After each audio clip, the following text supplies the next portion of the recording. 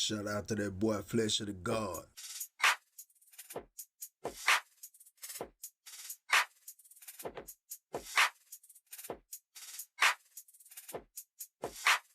Most people feel the way you feel.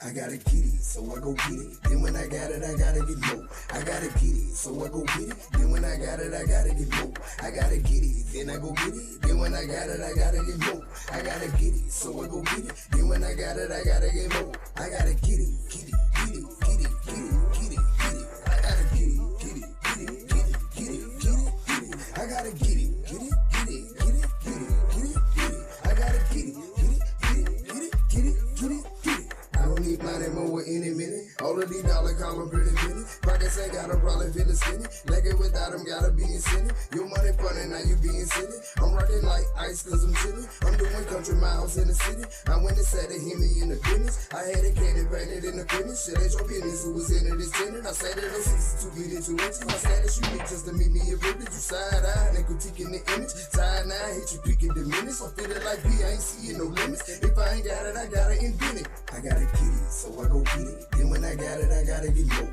I gotta get it, so I go get it. Then when I got it, I gotta get more. I gotta get it, then I go get it. Then when I got it, I gotta get more. I gotta get it, so I go get it. Then when I got it, I gotta get more. I gotta get it, get it, get it, get it, get it, get it, get it. I gotta get it, get it, get it, get it, get it, get it, get it. I gotta get it, get it, get it, get it, get it, get it, get it. I gotta get it, get it, get it, get it, get it, get it, get it. We ain't got it, walk with sex in the door. Keep it quiet, but we doing the most. Count it up till we moving the scope. Racks stacking up in columns and rows. The block got me looking better than before.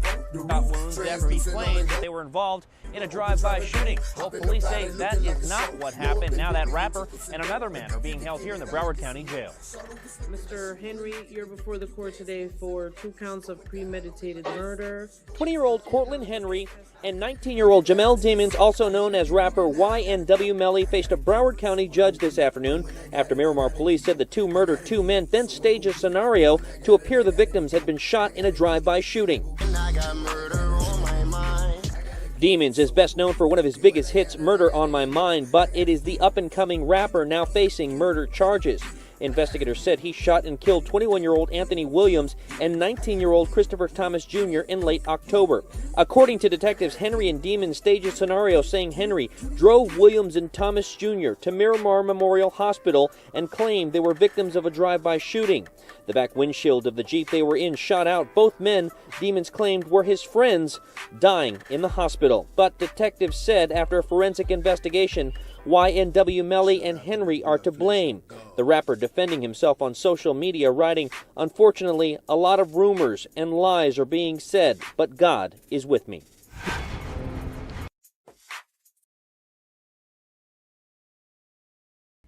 What up, family? Peace to the fam. Welcome back in. We're going to tap into some of that YNW MELLY today.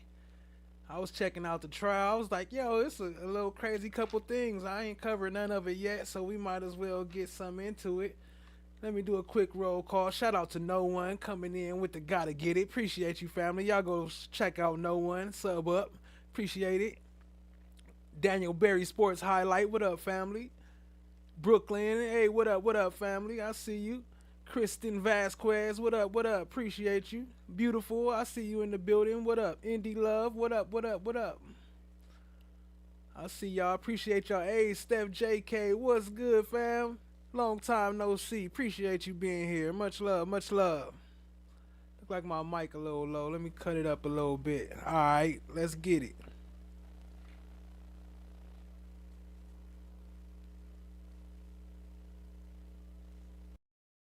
Another twist just released in the double murder trial involving South Florida rapper YNW MELLY.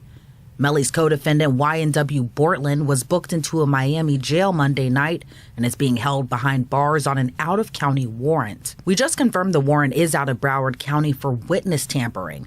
The warrant obtained by Law and Crime Network states as follows. On or about April 10, 2023, continuing through and including July 22, 2023, Cortland Henry, a.k.a. Bortland, along with others, did unlawfully and knowingly engage in misleading conduct toward another person with the intent to cause or induce them to withhold testimony. The warrant continues the alleged witness had been summoned by the legal process to the jury trial of Jamel Dimmons, a.k.a. YNW MELLY. The dates in the warrant are important. Jury selection for Melly started in mid-April, and a judge declared a mistrial on July 22nd, the same day the warrant claims Bortland allegedly tampered with the witness. Unlike Melly, Bortland has not been in jail since he was originally charged for the double murder of his two best friends, YNW Juvie and YNW Sack Chaser. Due to COVID and jail overcrowding, Bortland was conditioned to house arrest and was required to wear an ankle monitoring device. According to court records, earlier this year, Bortland moved to a new address that was approved by the court. However, details of where and exactly when are sealed. In March, a judge altered the conditions of his release, allowing him to go to church for 2 hours each week, stating otherwise he must remain at his house at all times. His attorney requested another hearing to change his conditions again, but a judge denied that request in June. Last week, YNW Bortland released a music video called Our Year, in which he mentions Melly, rapping, quote, "Melly will be out this year, now that's perfect timing." Though facing identical charges, Bortland and Henry's trials were severed after prosecutors said they would be seeking the death penalty against Melly, while Bortland faces life in prison. During Melly's first trial, prosecutors presented evidence to a jury that they believed proved Melly shot and killed Juvie and Sack Chaser inside a car, and Bortland was the driver. Surveillance footage showed all four leaving the studio together one early morning in October 2018. Hours later, Bortland drove to the Miami area hospital claiming he was just in a drive-by shooting. Juvie and Sack Chaser were already dead inside the car. Investigators would later piece together a double homicide puzzle they believed was built on a lie, testifying in court that the evidence in the case pointed to the deadly shots being fired inside the car and that there was no evidence of a drive-by shooting. Jury selection for YNW Melly's next trial is scheduled to begin next week on October 9th. The state hopes to have a jury seated by the first week of November. YNW Bortland's trial was supposed to start this fall, but the judge pushed it back to January 2024. Bortland. What's good, family? Sorry to hear that, beautiful. I hope things is getting better for you. What up, Steph JK in the building? I see y'all. Appreciate y'all. So now we're gonna get into some of this trial. Opening statements, day one. Becky Einhorn in the building. What's good? Dang. I hope y'all been doing better. My bad. What up, Chan? My black is golden. Sound like some of y'all been going through it. I hope everybody doing all right. I hope this brings a little bit of better time to y'all. But appreciate y'all. Let's get into it. This is day one. Opening statements of the YFN. What's his name? YNW Melly trial. Yeah, let's get into it.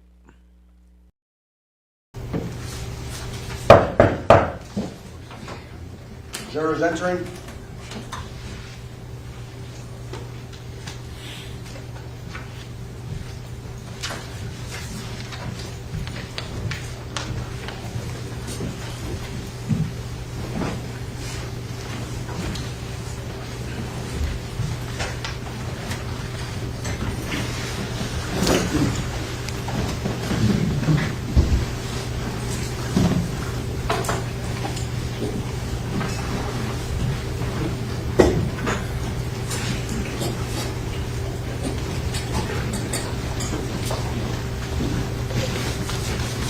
Okay, are all jurors present or accounted for? Yes, sir. Thank you. Please be seated. Let the record reflect the attendance of defendant Mr. Demons, State Counsel, the Assistant State Attorneys, ladies and gentlemen, the jury. Ladies and gentlemen, I trust you all had a nice weekend. We're about ready to begin today. At this time, the attorneys for the parties have the opportunity to make what are called opening statements, in which they may explain to you the issues in the case and summarize the facts that they expect the evidence will show. The statements that the attorneys now make and the arguments that they later make are not to be considered by you as either evidence in the case or as your instructions on the law. Nevertheless, these statements are intended to help you properly understand the issues, the evidence, and the applicable law, so you should give them your close attention. Counsel? Thank you, Your Honor. Good morning, ladies and gentlemen. Good morning. On October 26th of 2018, this defendant shot and killed two of his friends. He killed Christopher Thomas and Anthony Williams. So, ladies and gentlemen, I'm going to set out the story and how this unfolded. and lay out what I expect the evidence will show. Brigetta L, what's good? So real quick, this is the lady that got moved off the case or whatever. I guess part of the reason why they had a mistrial. But this is her first opening statements because she was pulling love moves. Y'all know how love do. During the course of this trial. First thing you are going to hear is that at 4:35 a.m. on October 26th of 2018, Cortland Henry, the co-defendant, shows up at Memorial Miramar Hospital. Hey, my bad. What up, Allie? I see you in the building. Brigetta L, what up, what up? I see y'all. Appreciate you, family. In his car, he has two dead bodies. In the front passenger seat is Anthony Williams. In the rear passenger seat is Christopher Thomas. They are dead, they are riddled with bullets, and the car is full of blood. Christopher Thomas is sitting in the rear. There is multiple defects to his body. Anthony Williams, who is sitting in the front, has two major injuries. Officer Jessica Amangor is working a detail at the hospital. Cortland Henry runs in, starts telling a story about a drive-by, quote unquote drive-by. Cortland Henry, and you're going to learn a lot about Miramar geography during the course of this trial, tells a story that he and his buddies, just the two that are in the car, were at a music studio here in downtown Fort Lauderdale at 805 Northeast 4th Avenue. He's going to tell law enforcement, and you're going to hear this statement, you're going to hear the actual audio of him telling law enforcement, we were at the recording studio, we drove home, because they lived out in West Miramar. You're going to hear Cortland say that they come across in the path of travel, that they're getting off the highway on I-75 southbound to go west on Miramar Parkway. And you're going to hear that on Miramar Parkway, sometime between 160th, which is also commonly referred to as Dykes Road, and 172nd, Cortland Henry says they were shot at. That he ducked down, and you'll see him doing that in the video, and that he didn't see any car, he didn't see any people, he has no information, and that he quickly went to the nearest hospital. So you're going to learn that when you go on Miramar Parkway and you take that right at 172, Memorial Miramar is just about 1 mile north. So the distance between most major intersections in Broward County is 1 mile. So you're going to learn that from 160th to 172nd, 1 mile. From 172nd to the next major intersection on Miramar Parkway, 184th, 1 mile.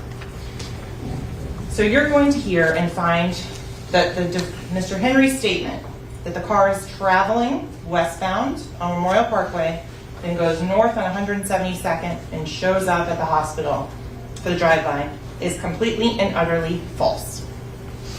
How can I tell you that, ladies and gentlemen? Well, the detectives from Miramar at this point. What up, Brooklyn? It's from 2023, I believe the trial started. What up, FFS in the building? I see you, appreciate you. Melissa in the building, what up, what up, what up? Survivor Speaks, what up, what up? Appreciate y'all. Much love, much love.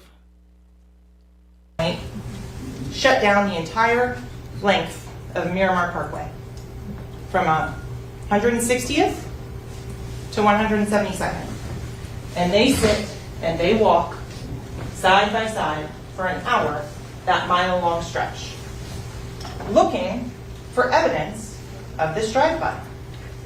Because evidence is the remnants a crime leaves behind. And in this case, the lack of evidence is very important.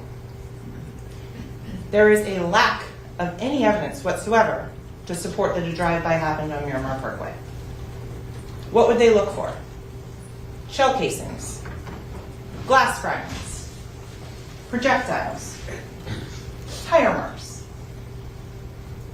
You're going to hear that there is none of that found whatsoever. So, Then they said, well, maybe we have the time frame wrong. Maybe we have the location wrong. So they walk an additional mile from 172 to 184th. Still nothing. No broken glass, no projectiles, no fire casings.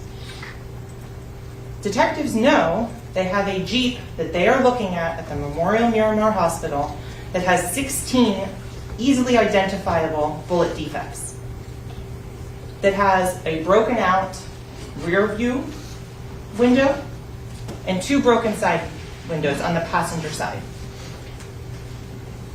Things aren't adding up. So detectives work backwards.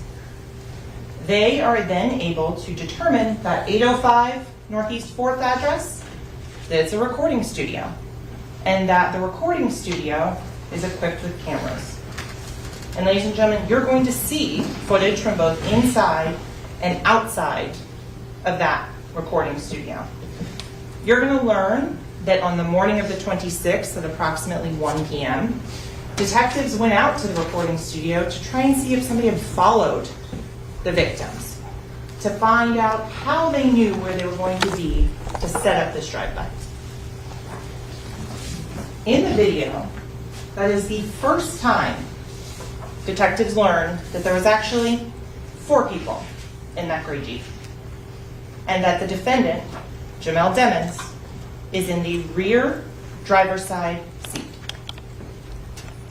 So let me set the scene for you at the recording studio, because there's actually 8 young men there. You're going to hear they arrived at the recording studio, not much was getting done. They were tired. They left at 3:19, and they got into 2 vehicles. So first vehicle is a red Mitsubishi SUV. In that red Mitsubishi SUV, 4 individuals get into it. Travion Glass, Dontavius Withers, Jacoby Mills, and Adrian Davis. They are in the red Mitsubishi. In the gray Jeep, you have the driver, Cortland Henry, rear driver's side passenger, Jamel Demons, Anthony Williams in the front seat, and Cortland Henry, again, the driver, Christopher Thomas in the rear. What you will find and what you will hear, ladies and gentlemen, is that this gray Jeep leaves the recording studio, goes over to I-95, takes I-95 south to 595, 595 across to I-75 south, I-75 south to Miramar Parkway. You're going to see traffic cameras from the Department of Transportation that show the cars going across 595, one after the other. In those videos, you're not going to see them stop. And it's just a small portion of which is covered by cameras on that. But then what you're going to see is the cell phone evidence. The digital leash. The item that is carried around in everyone's pocket, in everyone's car, you use on a daily basis. Because you're going to see, as Jamel Demons leaves that recording studio, he's got his phone in his hand, and he's playing on his phone. You're going to see on that phone information that Anthony Williams had his phone with him. And the interesting fact that's important to keep in mind is Anthony Williams, the deceased in the front passenger seat, and Jamel Demons, who is the shooter, in the rear driver's side passenger seat, have the exact same make and model of cell phone. Not only do they have the same make and model of cell phone, they are on the exact same cell phone plan. Lady L, what's good, family? I see you, Joni 4 in the building. What up, though? Appreciate y'all joining. They're using the same service, the same cell towers, everything like that. So you can compare the information from those 2 cell phones and see how they track together. Christopher Thomas who's the deceased in the rear passenger seat, he had an iPhone as well, and he was on the Sprint service at the time. In the other car, that red Mitsubishi, Dontavius Withers also had a Sprint service cell phone. So, ladies and gentlemen, you have individuals in two cars and all of the cell phone tracks together, going across 595, going until they get to Miramar Parkway and 184th. At 184th, the red Mitsubishi goes south, and you will then see it at 3:50 a.m. going through the guard gate at Sunset Lakes. That was the gated community in which the individuals were all living at the time of this homicide in October of 2018. On the Sunset. What up, though, at No One's Wife? Good to see you here. Appreciate you, family.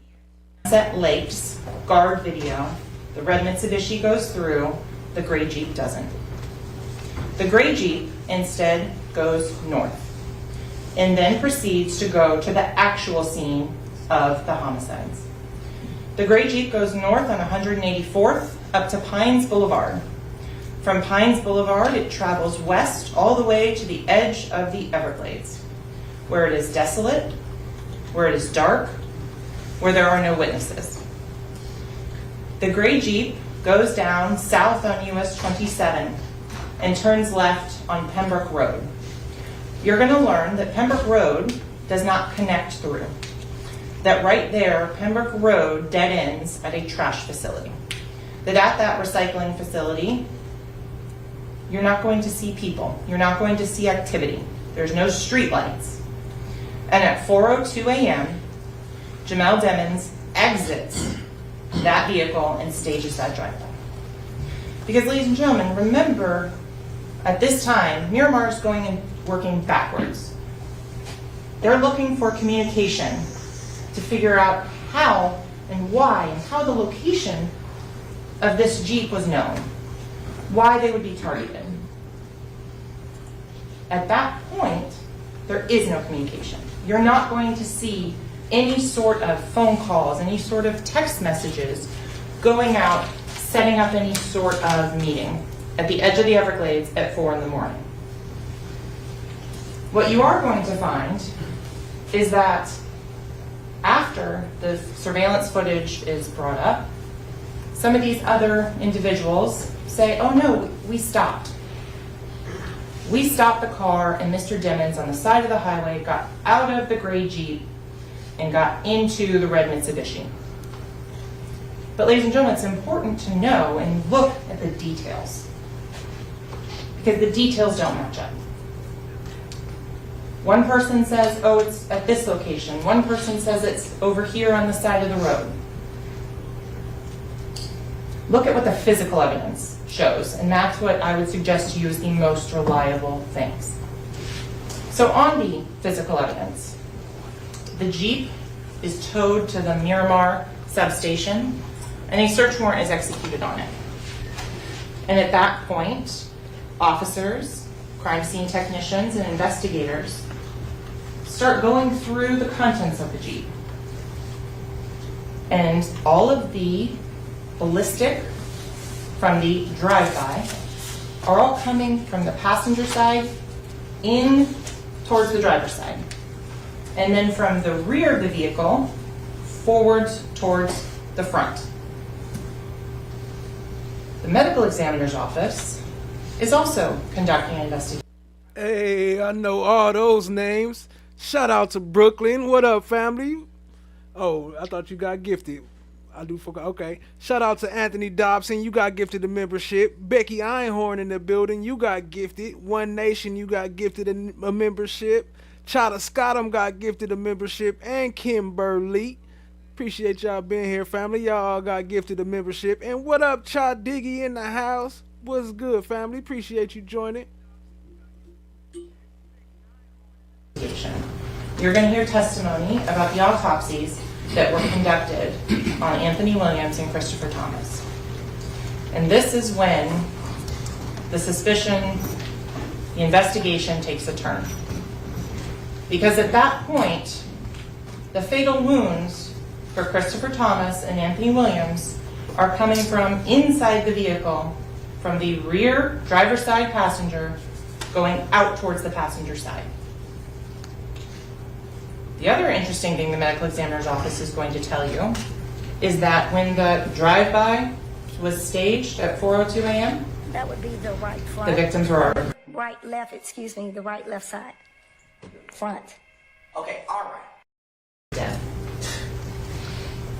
The medical examiner will be able to testify and tell you that the fatal shots to Anthony Williams, to his head, that enters in the back of his head and exits at the top, blowing out the front passenger window, was fatal.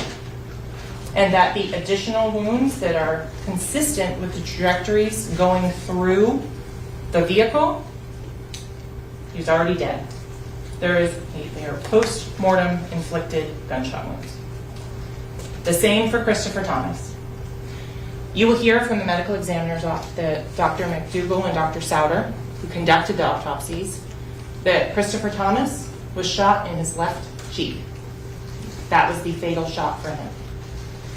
You're also going to hear about stippling.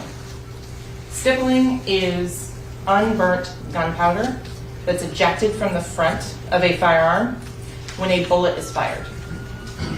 The best way to describe that and make it easy to understand, you have a handful of sand, soot, and a golf ball.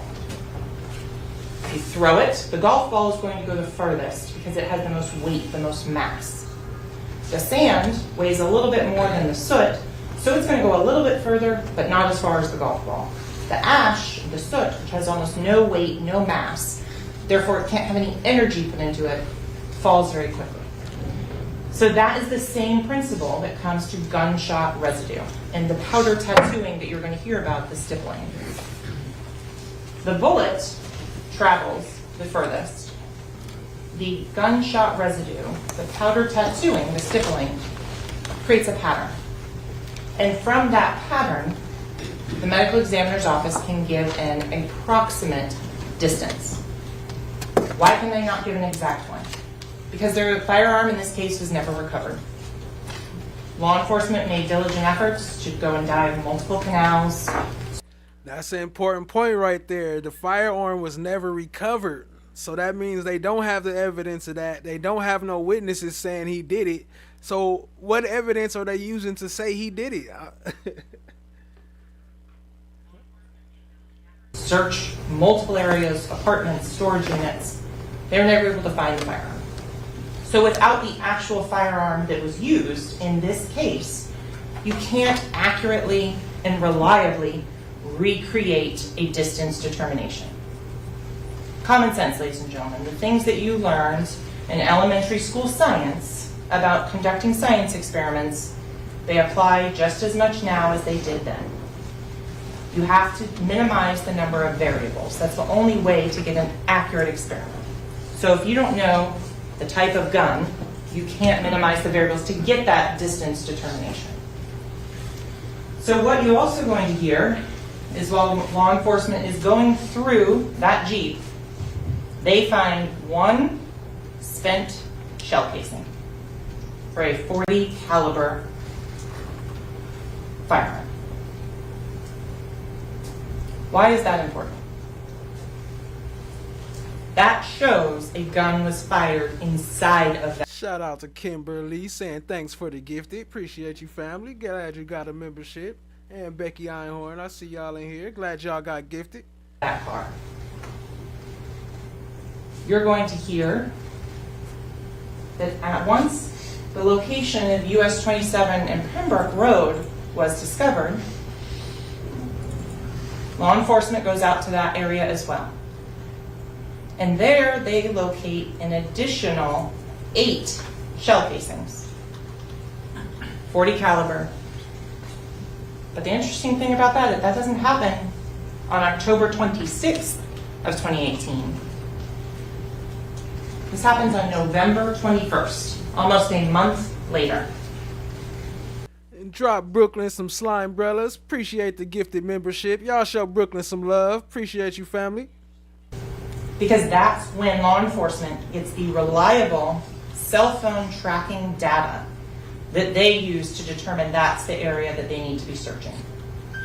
Because at that location is where the cell phones of Christopher Thomas, Anthony Williams, and Jamel Demmons all line up at 4:02 a.m. That point, afterwards, Mr. Demmons' phone tracks with the two victims until about 4:20. So 15 minutes before Cortland Henry takes the victims to the hospital. During those 30 minutes, you're going to hear as to where the path went. You're going to hear that law enforcement then searched that path again looking for trace evidence, such as firearms. They didn't find it. But you're also going to hear that Jamel Demmons, on the side of the road, made a FaceTime video chat. At that point, he starts setting up the story. He FaceTimes his girlfriend at the time, Mariah Hamilton. Mariah Hamilton gets the phone call and screams, waking up her mother, Felicia Holmes. Felicia Holmes also sees the defendant, Jamel Demmons, on that. She going a little slow. I'm going to speed up her part a little bit. Appreciate y'all being here, family. Hit the like, hit the subscribe, tap in, share with a friend. FaceTime video call. And you're going to learn, ladies and gentlemen, that that's a data event on a cell phone. That it's not a call for the purposes of the cell phone companies. It's using data, accessing the internet. Felicia Holmes and Mariah Hamilton see Jamel Demmons outside, and he is saying he's just been involved in a drive-by, and he thinks Anthony Williams and Chris Thomas are dead. So what you're also going to find out is while Mr. Demmons is out there on the side of the road, 4 in the morning, 4:42 specifically, he sends a drop pin, digital homing beacon, to his current location, to one of his friends, Frederick Gibbons. Frederick Gibbons is also involved in the music industry, and he asked to be picked up. Frederick Gibbons then, about 11 minutes later, is sent another drop pin, where Mr. Demmons has moved a couple of meters. What you're going to find out as well, though, is these digital leashes, they have more than just phone calls, accessing. She said digital leashes, like she walking a dog or something. What's wrong with these digital leashes?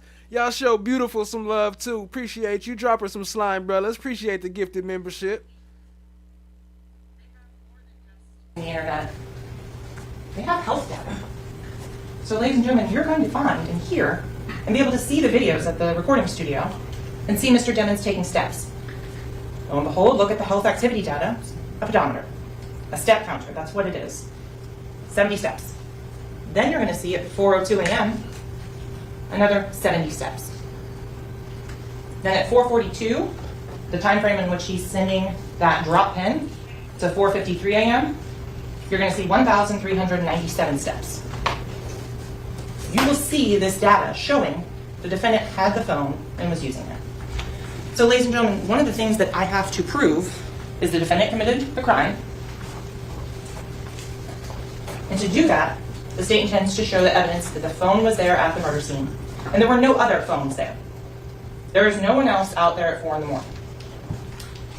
So, to do that, the state has to convince each and every one of you that this was the phone of the defendant.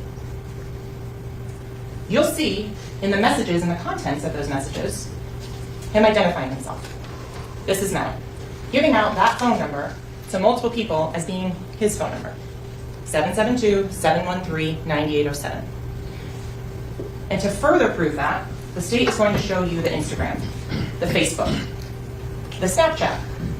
Because contrary to popular belief, Snapchat doesn't disappear. And detectives were able to write a search warrant and get contents of Snapchat.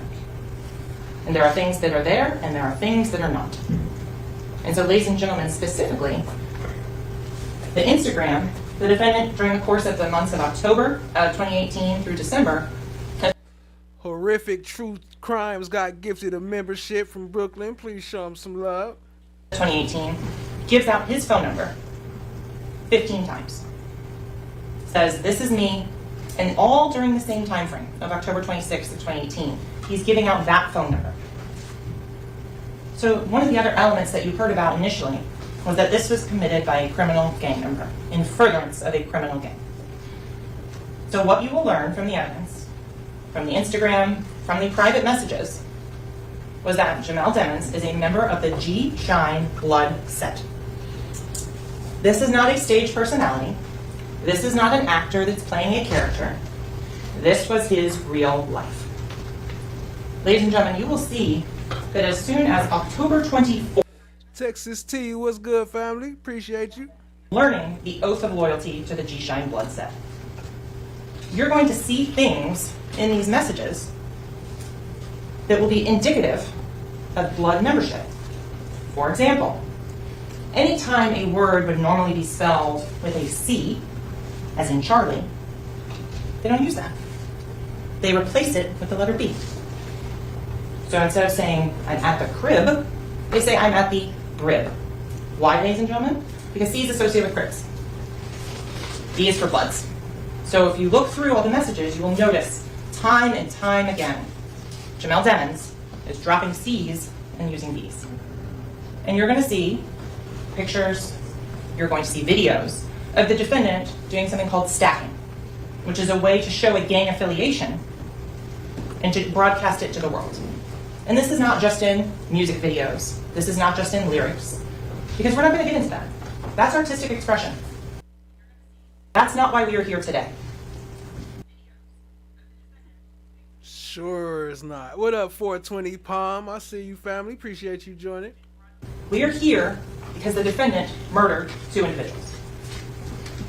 So in summary, the last thing I want to tell you that the evidence will show is that in the Instagram, because the defendant had a... The evidence will show. Remember, Love was the evidence will show. I got an evidence will show counter on Miss Love.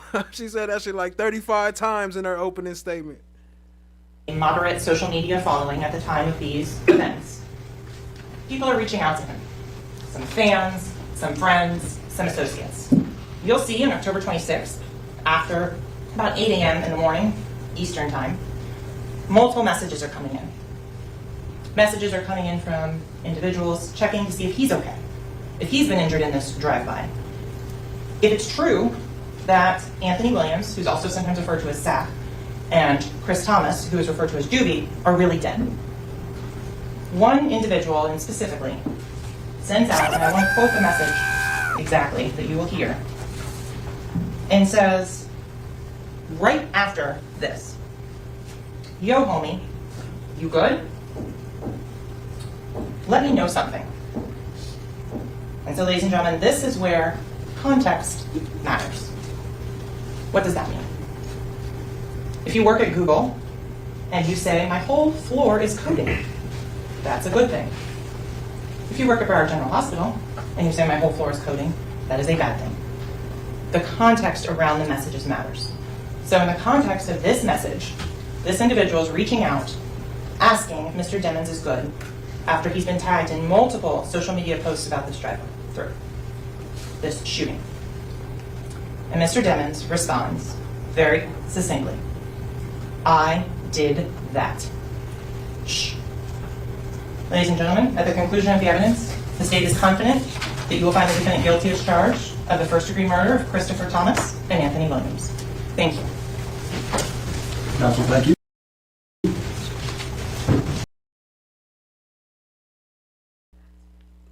She sounded like she was on some grimy, sneaky DA type stuff.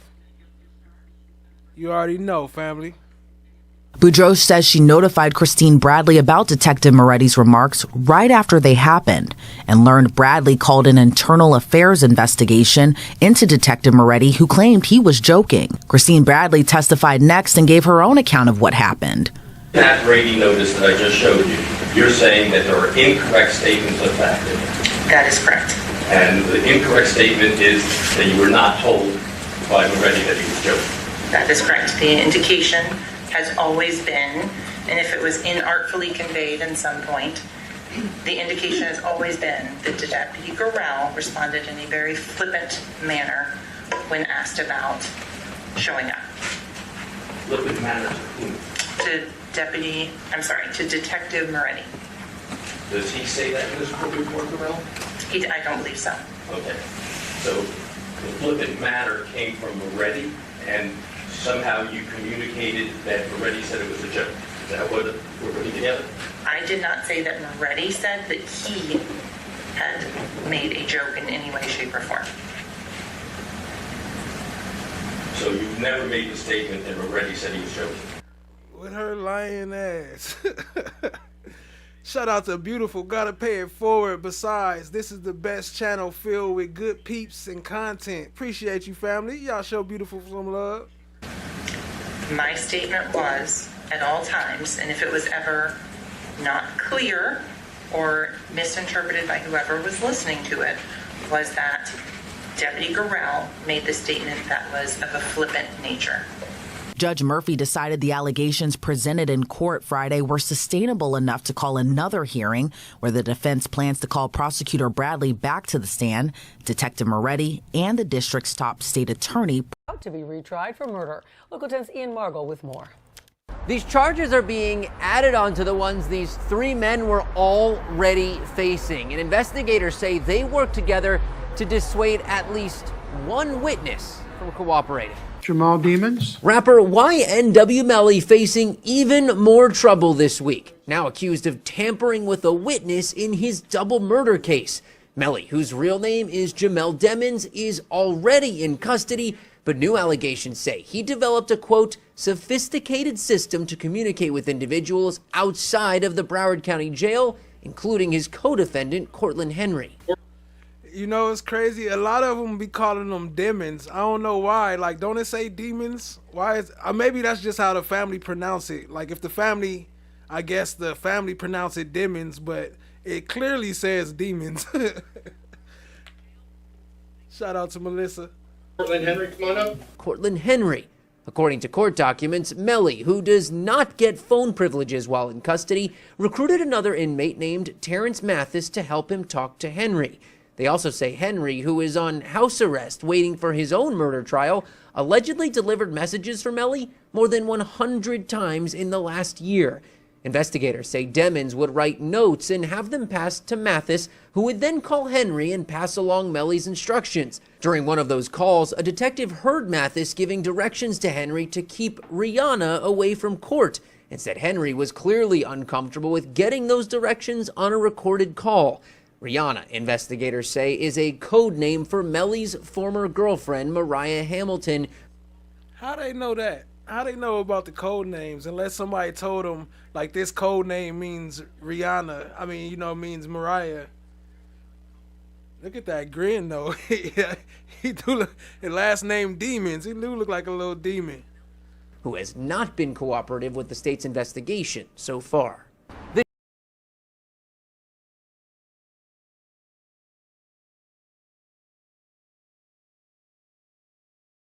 Ended in a mistrial. You'll receive a juror inquiry form.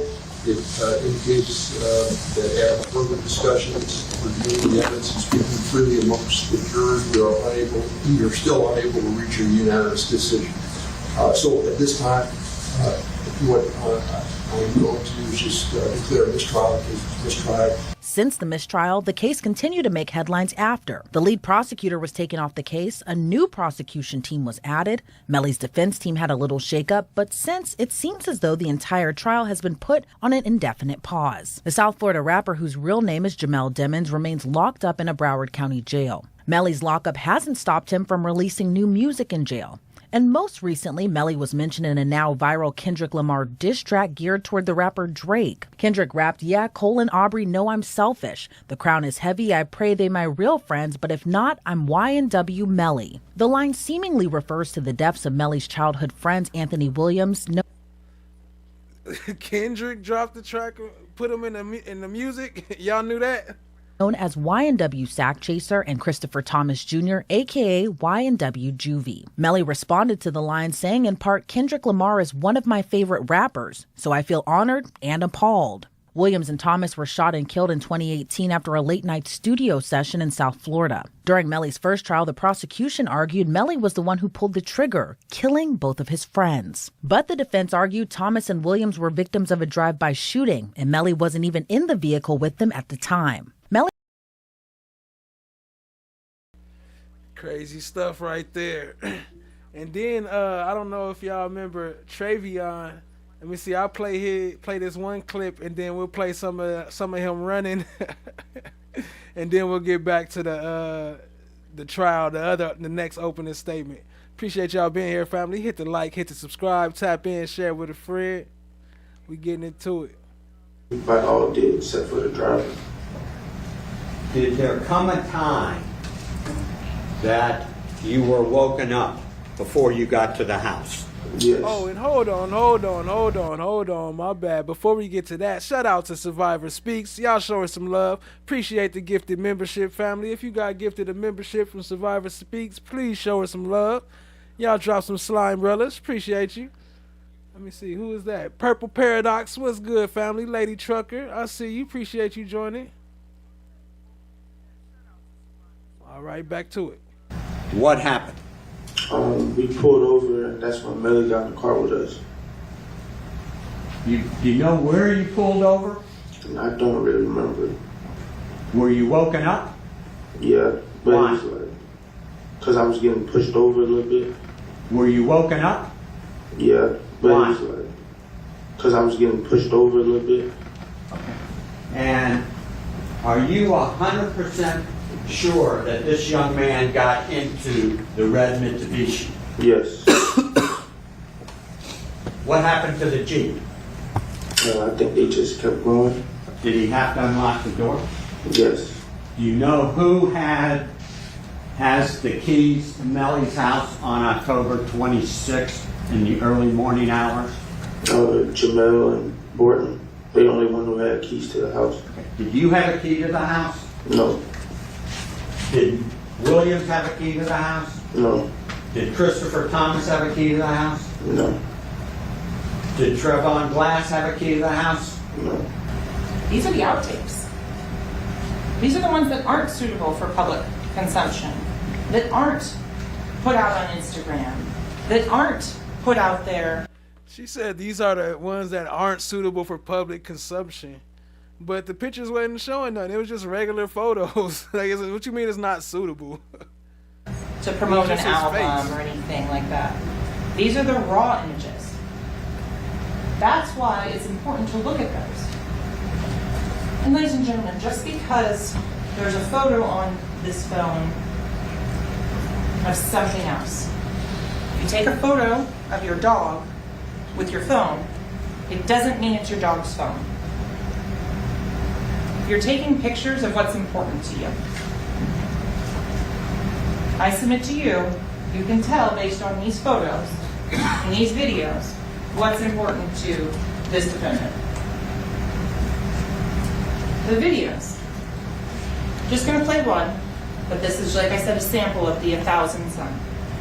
This one is interesting because you see the reflection of the phone in the glasses. You see, this is good. I clean this and lose the bird. I have a note to you look in the mama. That the mama.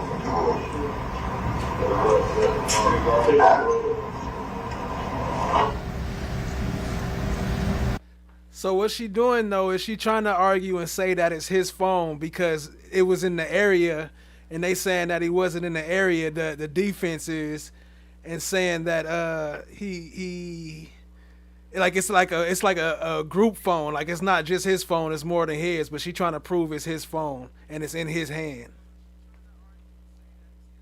The videos also show, if you recall, the video of the Western Union transaction. 772-713-9807. October 2nd of 2018.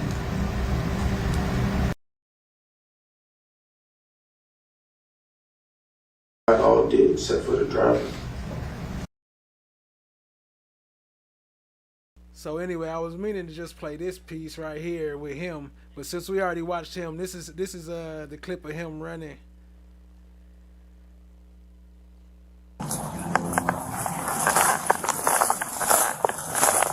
Just south of 4369 33rd Ave. Got a bunch of cars back here. Do you guys have somebody available to come back here with me?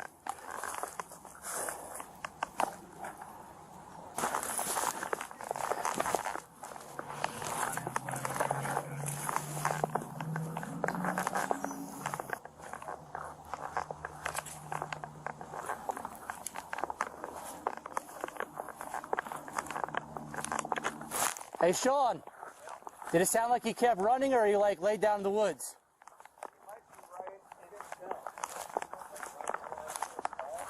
All right.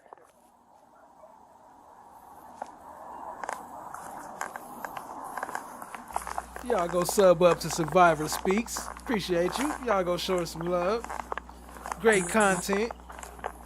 Cover some good trials over there. Y'all go show us some love. Get out. Get over here. I'm gonna tase you. 1190. I got him underneath this trailer. You better get out. I'm gonna give you about 4 seconds to get out from that trailer, and I'm gonna tase you. Climb out fast. Faster. Faster. Roll on your stomach. Hands behind your back. Hands behind your back. I got you. Get your arm. Get your arm out from underneath you. Got some blood on him, just so you're aware.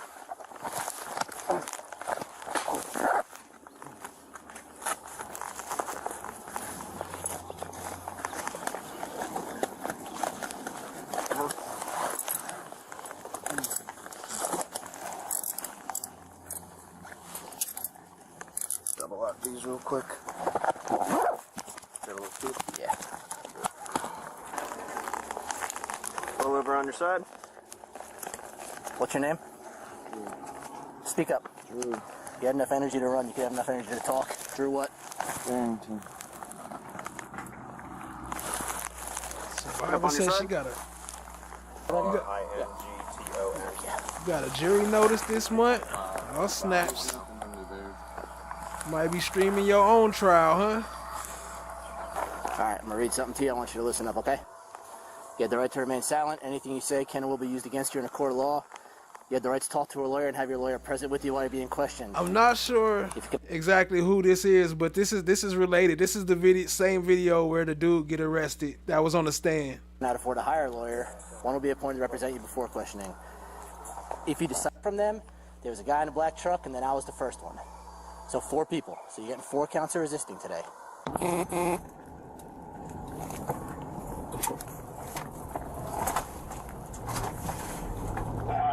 North pounds, 34, 30 seconds up.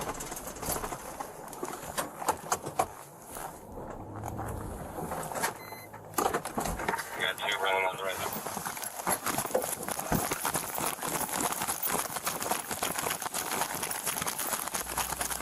FFS said this steak is slapping. Where the steak at? Slap it to your hands! Slap it to your fucking hands! Get down! Right there! Hey, sheriff's on K9! Get the guy! You're gonna get bit! Slap it to your hands! Slap it to your fucking hands! Get down! You got 1 back there. Hands behind your back. Hands behind your back. There's a K9 in that truck. You run, you're gonna get bit. You understand? What's going on, sir? Woo! Hey, make me run today. Ready, sir? I'll tell you in a second. Do you get that one?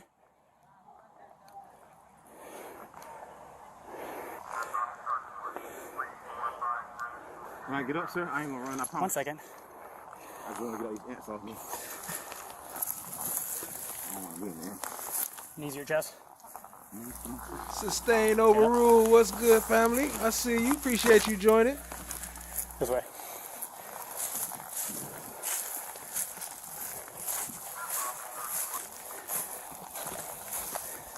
You can't, you got 1 of the runners. That's your question, sir? Yeah, there's a search warrant. You ran from it. Huh? It's a search warrant. I understand that. Well, search warrant for. You should have ran. Okay, but if I'm just on the porch, the search warrant, can I run? That's just. It's called resisting. Okay. And then, who the search warrant for? The whole house. The whole house? Yep. And anyone on it.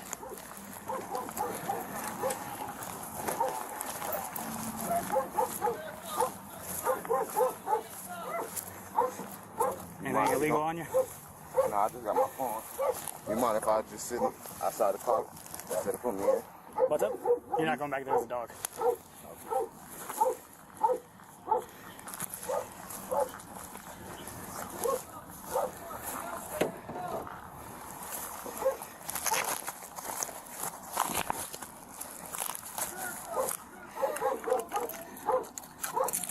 Sustain said, "Who is Rihanna?"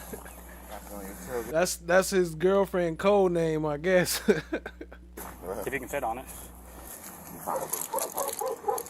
They're not too tight.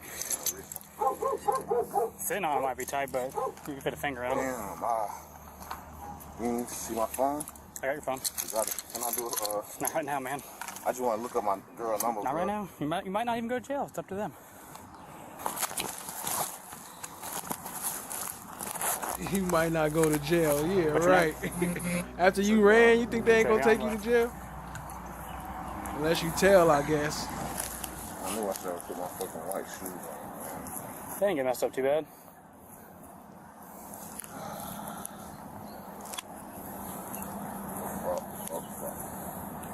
Head over here.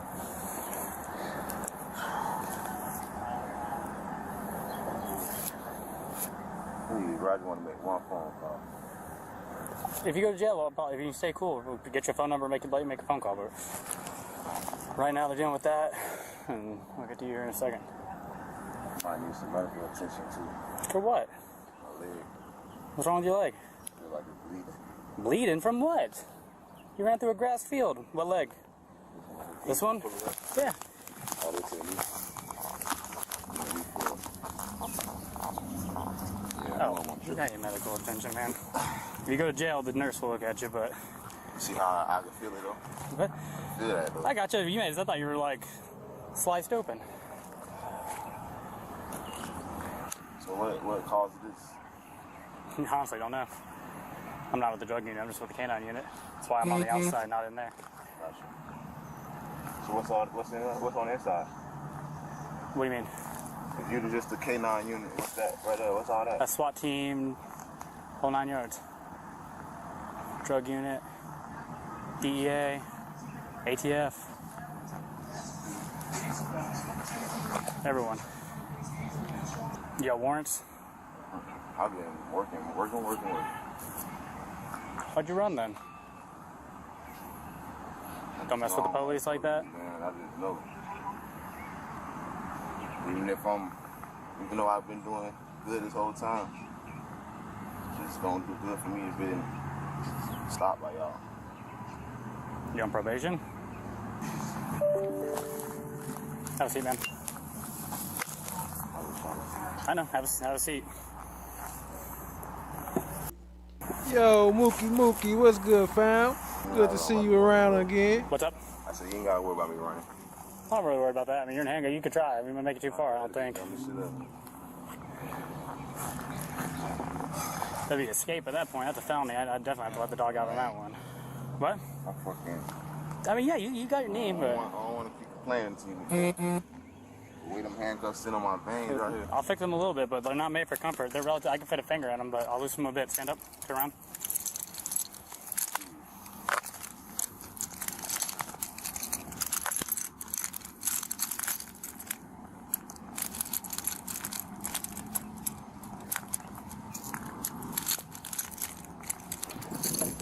Nah, you can't pick your membership. Pick who you gift. Only YouTube. YouTube does it randomly. I just got up. Got out the shower. Just got up and got out the shower. Put some clothes on. That's it. 10-4. My phone? Yeah, we're heading this way. Oh, my phone, I did that? I hold my phone. Yeah, well, we'll give it to whoever's taking custody of you. Going in? If they were taking custody of you,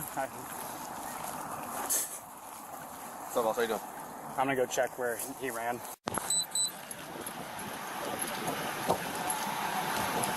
Transporting? Yeah. Him? Black shirt right here, and then blue shirt. Okay. Big on the chest in the back. Okay. Yeah, he loaded up on us. Okay. Where did they go? CID or jail? Just jail. They got warrants? No, just kidding. Do a header for resistance.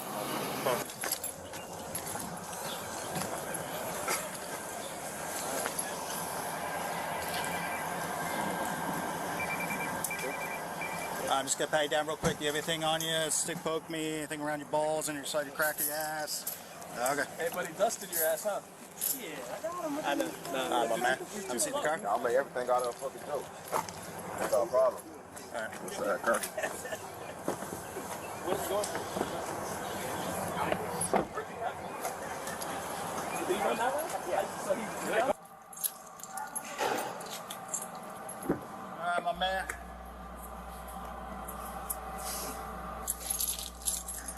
I got your phone.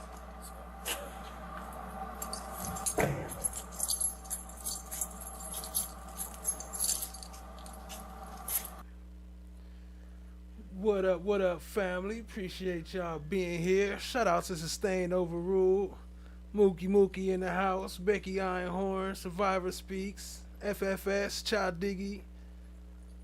What up? I appreciate y'all, family. Let's keep it rolling.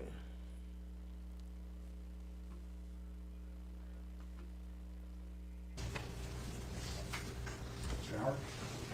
You have 5 minutes. Will you recess? 5 minutes. All right, ladies and gentlemen, we're going to take a short recess. We do not discuss the case, don't form any opinion about the case, or how we have to discuss the case in the button. Concerning no research. Prosecutors are given great power, endless resources to perform their mission of pursuing justice. But that's not what occurred here. What they will bring you is a case that is riddled with reasonable doubt, that is founded on an incompetent and incomplete investigation, and the exercise of poor judgment at every turn. The state cannot prove beyond a reasonable doubt the allegations that they have made. And there is a reason for that.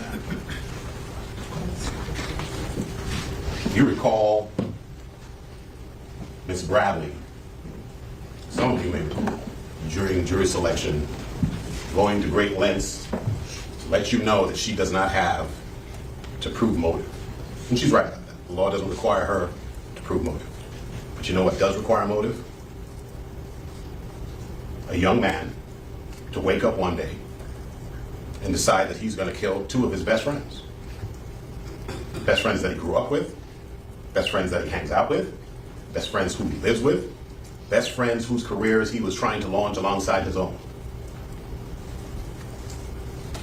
They have no reason for why he would do this, because there is no reason. And if there's no reason, it doesn't make sense. And if after 4 years of investigation, the state comes and says, hey, he killed 2 of his friends, his best friends, and you're wondering why, and their answer is, oh, I don't know. That's the first indication that they're just guessing and don't know what they're talking about. And that, ladies and gentlemen, by itself is reasonable doubt. Why he would commit such a heinous crime against his own 2 best friends for no reason.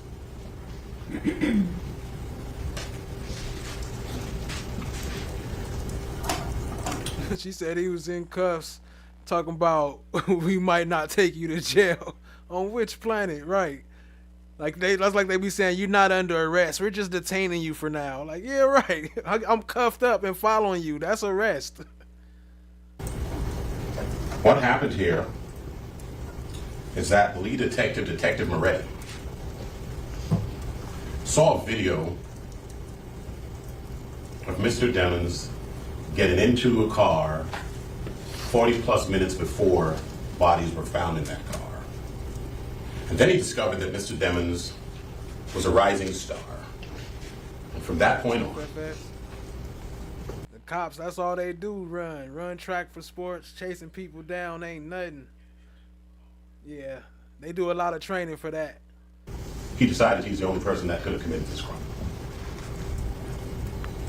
Because if you're involved in prosecuting a star, you become a star. This was his big break. And he had tongue. Hold up. Hey, except for AFFS, except for Officer Dusty, I don't know if you remember him, Officer Dusty, that SB left in the YSL trial. he wasn't training right. He was skipping training for them donuts. vision, he zeroed in on this person, this young man, as the only possible perpetrator of that crime, to the exclusion of all other leads and evidence. There's a difference between cases that are investigated and cases that are fabricated. When a case is investigated, the state uses all its resources, its investigators, its experts, and all its energy to identify leads and run them to ground. When a case is fabricated, first a target is chosen, and then the state uses all its resources, its investigators, its experts, and its energy to run that target into the ground. That's what occurred here, and there's a reason why I say that. There are a number of leads that you will discover. Hey, that's a fact, Sustained overruled. All you gotta do is have the right answer. Why'd you run? Because I was working out. What else can they say? They can't say you wasn't.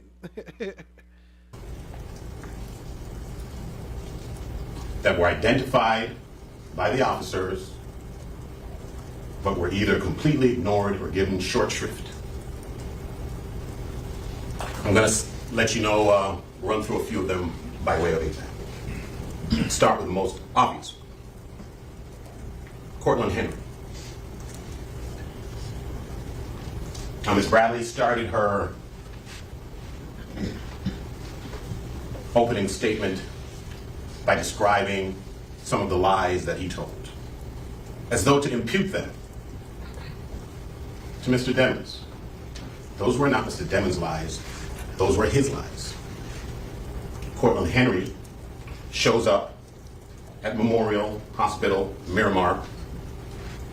You don't see him sitting there, but where you will see him sitting is in the driver's seat of a car with two dead bodies, a car riddled with bullets. And when he shows up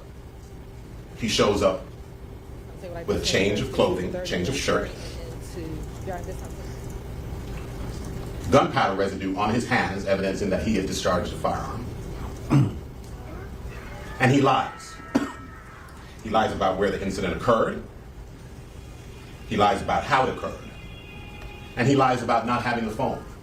I think it was Ms. Bradley herself who said, everybody has a phone in his pocket, not Cortland Henry. There were 3 phones in that car. There were 3 people in that car. So they take him at his word, despite suspicious circumstances, and they let him go on his way.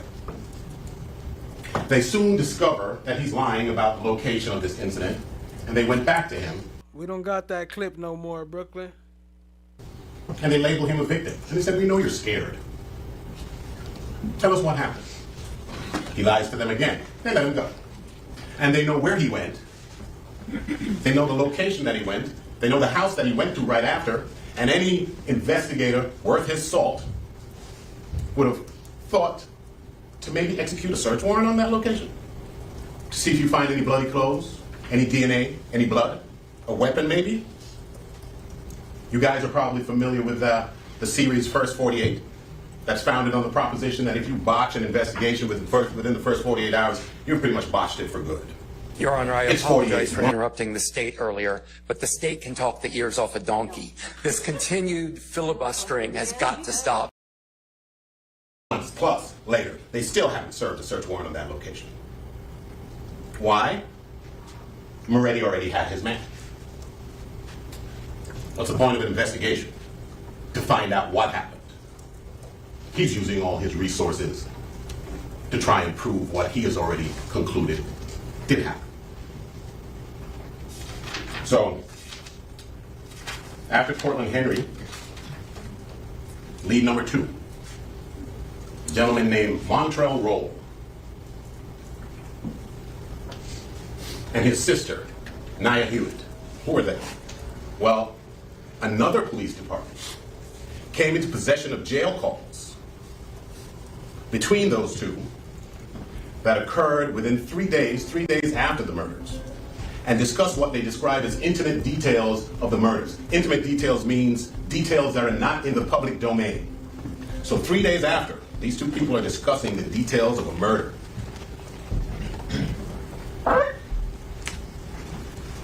They go out and interview Miss Hewitt. They don't interview Mr. Roll.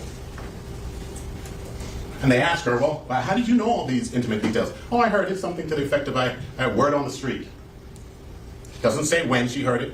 Doesn't say who she heard it from. Case closed. They move on.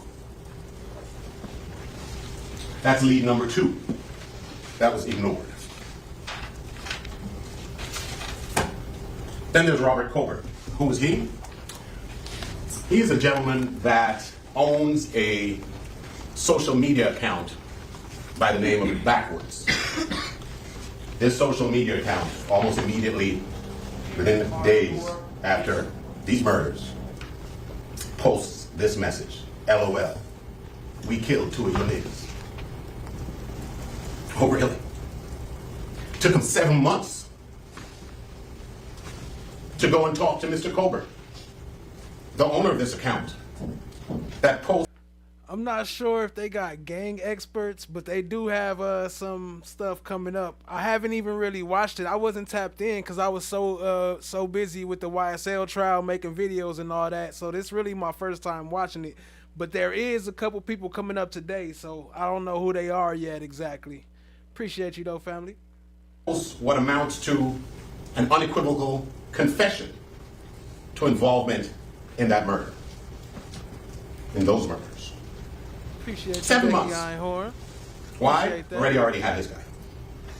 And when they go and talk to Mr. Colburn, what does he say? He said, oh, I created that account and I sold it for $20 to somebody else. Who'd you sell it to? Oh, I can't remember. Were you at the murder scene? No. Did you do it? No. Case closed. That's it. No more investigation. It would occur to a reasonable person, let alone a seasoned investigator acting in good faith. Why would somebody buy an Instagram account when you can create one for free on your own? If not to hide your identity. They bought an Instagram account for $20. Why $20 always popping up in these trials too? It's always a $20 deal somewhere. And if somebody goes to the trouble of buying an Instagram account to hide their identity and then confesses to a murder that you're investigating, maybe you ought to go and figure out who that person is and talk to them. And maybe there is no such person. Maybe it was not sold. Why would somebody create an Instagram account and sell it for $20? And if he's in the business of doing that, that's of interest. And how would anybody know to go to him to buy an Instagram account? These are all unanswered questions. No investigation. Case closed. Let's move on. She talked his ears off and got his nose too. Your Honor, I apologize for interrupting the state earlier, but the state can talk the ears off a donkey. This continued filibustering has got to...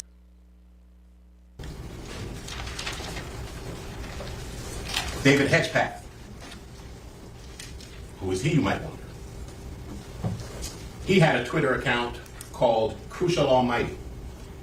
He posts a confession to this murder.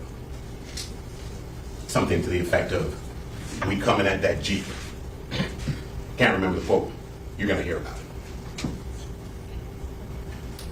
And essentially it was a confession to involvement in the murders. It took them 1.5 years to go and talk to him. They knew about it 1.5 years earlier. It took them 1.5 years to go and talk to him. Why do you do that unless you've already concluded that you know who committed the crime, you've already determined who your defendant will be?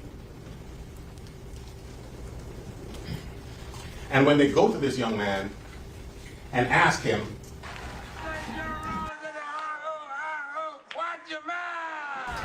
well, actually before, this is 1.5 years before, they said, oh, we've determined that he was just trying to start an internet beef to advance his career. Who told him that? We're not talking to a soul. So it took them 1.5 years to go down there and track him down. And when they do go and track him down, they say, hey, did you commit the murder? No. Were you in the area? No. Where were you? Well, I could have been at work. At work where? Any one of 3 places. Okay, could you give me a work schedule? As though that would prove anything. He said, well, I can get it now. Oh, no, don't worry about it. Just email it to me. Really? And he doesn't even do that. There is no report that he even follows up and sends them an email of this mysterious work schedule proving that he wasn't at the location. They conclude, oh, he's not there, wasn't him, case closed. Is that how we do this now?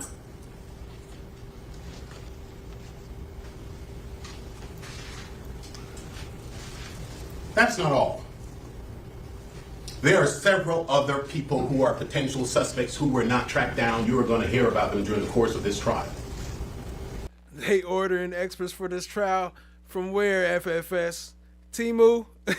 Let me guess, Timu? But beyond that, 3 years after arresting this young man and sticking him in a cell, the state looks at its case and says, oh man, this looks a little incompetent. Miramar Police seems to have botched this investigation, and they call the Broward Sheriff's Office and ask them to come and look at the investigation upon which this entire prosecution rests. And he looks at it, and he says he instantly knew he had to start from scratch. I think his words were, it was the worst thing I had seen in my life. This is the Broward Sheriff's Office evaluating the work product of the Miramar Police Department. And we have problems with the Broward Sheriff's Office redo as well, but you're going to hear about that during the course of this trial. Hey, was that this trial? Ladies and where the dude had a ski mask on? For real? I remember hearing about that, but I don't know. Was that for real, this trial? gentlemen, we gonna see. The murder of anybody and the murder of these two young men was a tragedy. You're not here to solve a crime. That's their job, and they have watched it.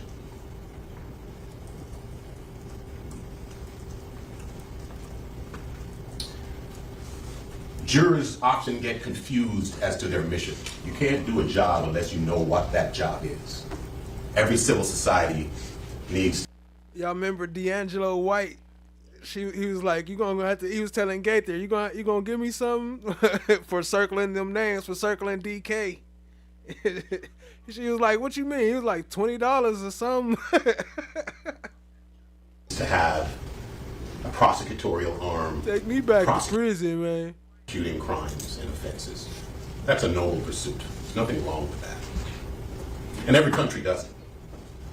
In some countries, the prosecutor decides who the person is. They send a cop to go arrest him. They throw him in jail. That's the end of it. We don't do that in this country. What we do is we ask, are you sure about what you're talking about?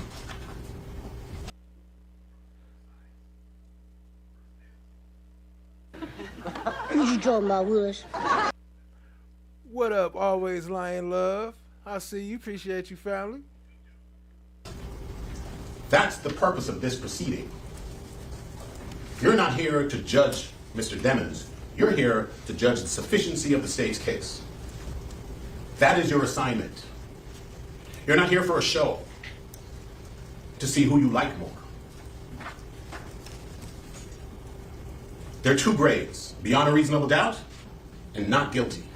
A+, everything else is an F. There's no A's, there's no A minuses. What's his name? You are akin to an FDA lab. Imagine a company saying, we're going to put on the market fat-free milk. And the lab, their mission is to determine whether or not. Polo always popping up everywhere. he gotta set the vibe. We gotta get the vibe. We need the Polo vibe. There is fat in the milk. And what do they look for? They don't look for milk. They look for fat. The state is telling you they have a state that is free of reasonable doubt. You're not here looking for proof. You're here looking for doubt. And if you're off looking for the wrong thing, you're going to miss what you are here to look for. He said, yes, this trial. So, okay, we might not see it today, but It's gonna be coming up soon, family. That's gonna be comedy when detective with a ski mask on.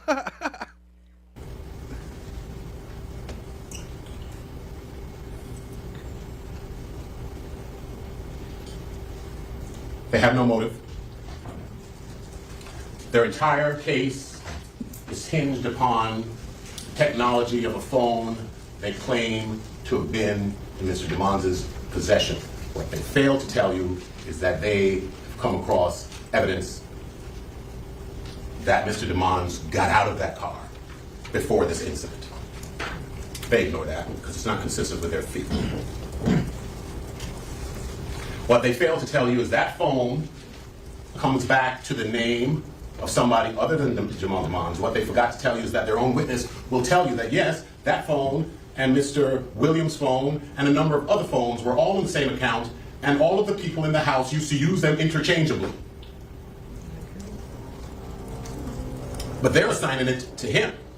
Yeah, Polo got severed. His case got severed, and they just went back. He was already in jail for murder, though. He was already in jail for life.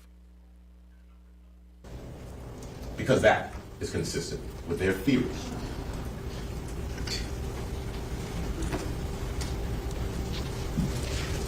They don't follow leads. They have no motive. Investigation was botched. Investigation, as a matter of fact, is still going on as we speak, up to a couple months ago. Yet they're here telling you they have proof beyond reasonable doubt and what you're still investigating for. The job of the state is to prove it beyond and to the exclusion of every reasonable doubt. And if you're a reasonable person and you have doubt, that's reasonable doubt. There's a song called Things That Make You Go, If you say that's reasonable doubt.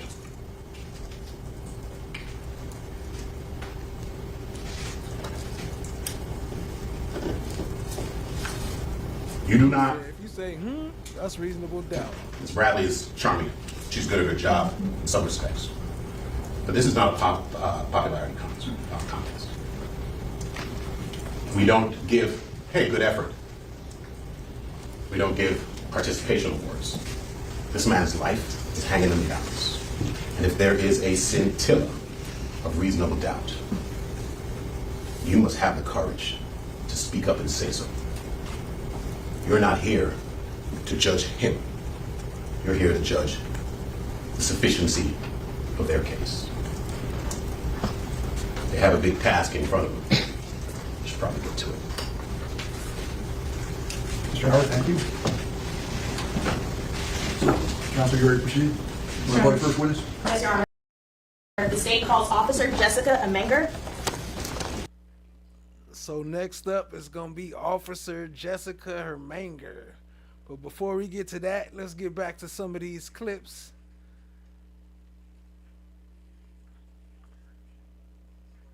Time. Melly was charged with 2 counts of first-degree murder along with his friend and music. Time. Let's see. Hold on. Let me switch the view so y'all can see. There we go.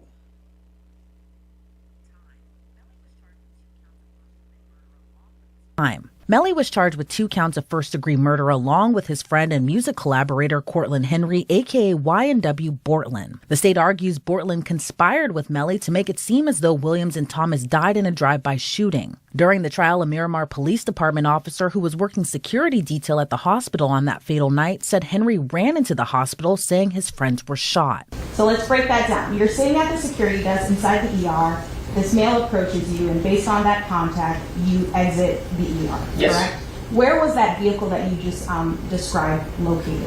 So imagine I'm sitting at the desk as this, and there's door here. So he comes to this door on the left. As soon as I walk out that same door he came through, the vehicle's parked in the drive-through lane, and I can see the right side of the vehicle. Okay, so it was immediately apparent upon you exiting the ER? Yes, ma'am. Okay, and what type of vehicle was this? It was a blue Jeep SUV. And you mentioned that there were some individuals inside. How many people occupied the vehicle at the time when you saw it? One gentleman in the front passenger seat and one in the rear right passenger seat. And when firearm already? And ladies and gentlemen, how do you know that they had the firearm already and the defendant had the firearm already?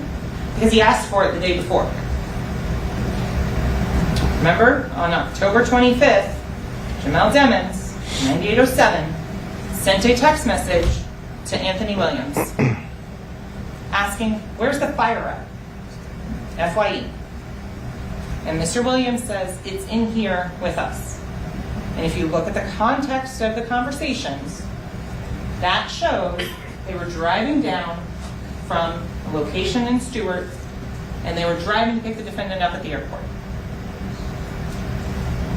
Mr. Williams brought his own murder weapon to the defendant. Look at the rest of the conversations. There's multiple discussions about this firearm. And for those who just tapping in, this is the love number 2. The love of his case, lying and stuff, got kicked off the case. Got part of why they had a mistrial. Where's the firearm? From Mr. Williams to Mr. Demons earlier on. It's in my closet, 3rd shoebox. This is discussed. That is not a lighter. That is not a really great song. That's a firearm, ladies and gentlemen. There is discussion about firearms. The presence or absence of adequate provocation. When you look at that and you're looking at this case, they were friends, right? They were buddies since they grew up. But look at the stress being placed on this defendant as the only one bringing the money in, as the only person who's paying the bills. Look at the tension on there, right?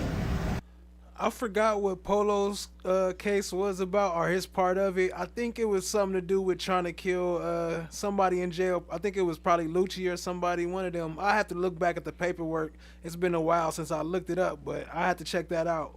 Good question.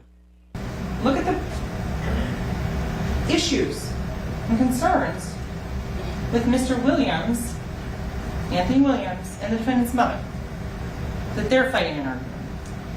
The messages on there to that effect. So look at, for premeditation, you can also look at the manner in which the homicide was committed. Anthony Williams was shot in the back of the head. That was planned for when he was sleeping so that he could not fight back. That was a premeditated, planned killing of Anthony Williams, where there would be an alibi already discussed. So then, Christopher Thomas. Premeditation, as the judge instructed you, does not require days, weeks, months of planning. Premeditation can be formed quickly. Example we used in jury selection. Going to your mom's house on Mother's Day. You forget to bring flowers. You reach down, pull some flowers out of her yard and give her to those.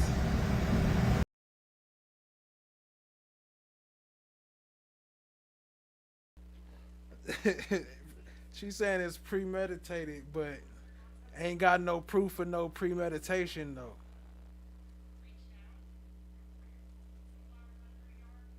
So subtract 4. So UTC 2,000 hours. You subtract 4 1,600 hours. You do the conversion. So 4 p.m. 4 p.m. I did whose phone that is.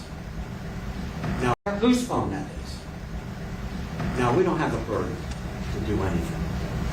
If you recall, we asked him to take out the SIM card of this broken phone. And there was a reason for it, to tell you the quality of the investigation. He took out that SIM card, read the serial number from that SIM card, which he had never done until you saw him open his phone in the courtroom. And he agreed that you can take that serial number to T-Mobile, Sprint, and what have you. Shout out to Mookie. Mookie, you got videos on deck now? I'm gonna have to check them out. And determine whose phone is, who is the owner, subscriber, and get a warrant for that phone. You've got warrants on a lot of phones. Get a warrant on this phone if you want to see what it is. Moretti doesn't want to do that because he's afraid. And then the state rests.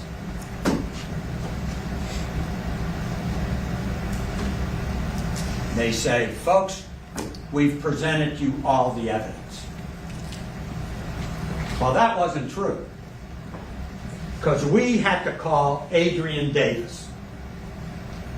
And you learned that Adrian Davis showed up in the state attorney's office and gave a sworn statement. They never told you this, we did. We don't have to do any of this. And Adrian Davis said, I told you, he got in the car. How do I know that? Because I was woken up when someone was crawling in the back seat. How do I know that? When we got to Melly's house, he's the one who had to open the door. Because only he and Cortland Henry had the key to his house. Why do we have to do that? Why did they conceal that from you? Why did they hide that from you?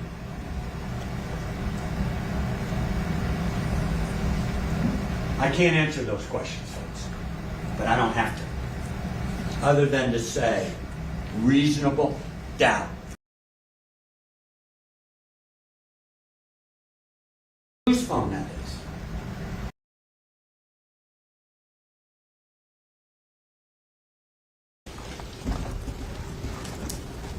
Reasonable doubt. That's all you need, is if you say, huh, then that's reasonable doubt. Or if you say, what, maybe, any of that, reasonable doubt, you're supposed to say not guilty. But they don't do that. They be choosing, like, I think he's guilty. Just look at him. Look at his hair. Look at his teeth. He's guilty. Yes, good morning, you are. Jessica Mengo. Welcome. Come on through this row and stand. What I'd like you to do is remain standing for a bit. You put your things down. Right, you just raise your right hand as best you can. Do you solemnly swear or affirm the testimony you should give in this case should be the truth, the whole truth, and nothing but the truth? Yes, sir. You state your full legal name for the record. Full legal name is Jessica Hyatt Member. You need to spell it as well? Yes, first and last, please. First is going to be Jessica, last name Amengor. Please have a seat. Mr. Mengo, that microphone doesn't move back and forth. It will only adjust up or down. Okay. Right? Are you ready to proceed? Yes, sir. Thank you. Counsel, you may. Thank you, Your Honor. Good morning. Good morning. Can you introduce yourself to the jury and tell them where you're currently employed? Good morning. My name is Officer Jessica Menwar. I work for Miramar PD in Broward County, State of Florida. Okay. And how long have you been employed by the Miramar Police Department? A total of 11 years. 5 years I was a community service aide, which is a non-sworn position, and then 6 years now as a sworn law enforcement officer. And what were some of your duties as a service aide, a non-sworn officer? So primarily respond to basic criminal investigations as well as traffic crashes, missing persons reports, lost property reports, basic thefts, and then for traffic crashes, with injuries, without injuries, and then actually I was able to get my traffic homicide certification. So any traffic crashes that responded into serious bodily injury or death, I was fine as well. And can you tell us about your training experience within the 6 years that you've been a sworn officer? So 6 years, basic law enforcement, police academy, several classes including field training officer, training officers as they get hired, continued my traffic homicide investigation courses, fraud investigation, injury and death investigation, case preparation, a number of certifications that I have for professional development classes, as well as my 4-year bachelor's degree in criminal justice from FIU. Okay. And back on October 26th of 2018, you were employed as a police officer, correct? Yes, ma'am. And as part of your duties as a police officer, do you often conduct detail or work details? Yes. So as a police officer, I'm allowed to work off-duty security details at various locations in the city. So if a business is having an increase in burglaries, for example, they'll pay for an officer to sit in the parking lot to prevent and deter crime. At the hospital, we're preventing services in the lobbies, newborn abductions, for example, anything that would occur with these kind of soft targets, they would want officers stand by to prevent things from happening. And then obviously anything that was transpired, call for additional resources to assist them.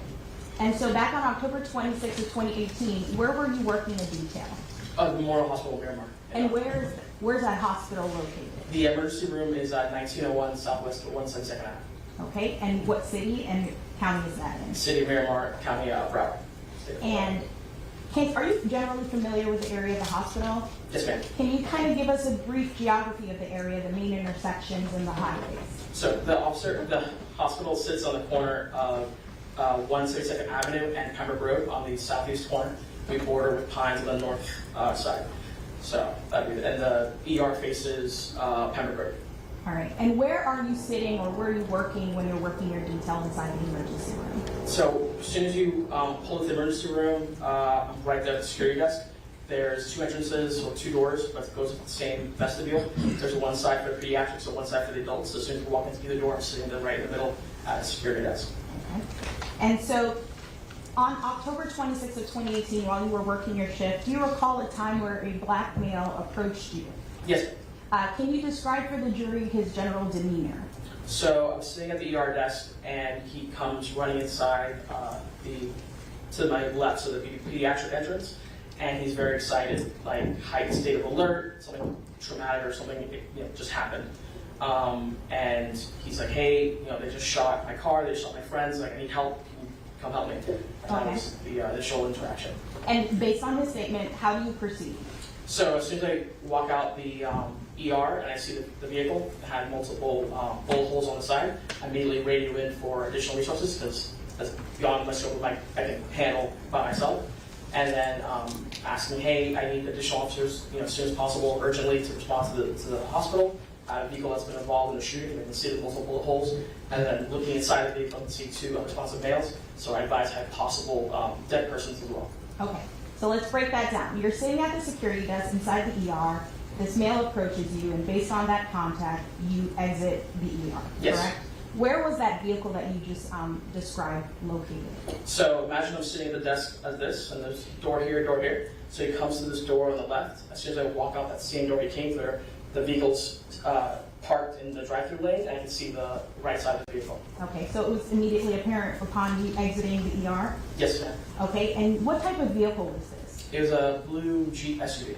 Okay, and you said that the vehicle was riddled with bullets, if that was your statement. We have several bullet holes on the right side. Okay, on the right side. Hold on. You know when she say riddled with bullets, who else say riddled with bullets? This time say what like the tender Stacy with 30 and into. Yeah, and this time say what like the tender Stacy. Side of the vehicle. And you mentioned that there were some individuals inside. How many people occupied the vehicle at the time when you saw it? One gentleman in the front passenger seat and one in the rear right passenger seat. And when you approached the vehicle, was it apparent their condition? Yes, they weren't moving. Okay. How so were you able to, I guess, determine whether or not they were injured? So immediately looking on the vehicle and, just the fact that there was multiple bullet holes in the side, they weren't moving. If somebody was able for me to help them, they'd be in obvious pain, screaming, moaning, and there's nothing. Did you attempt to render aid?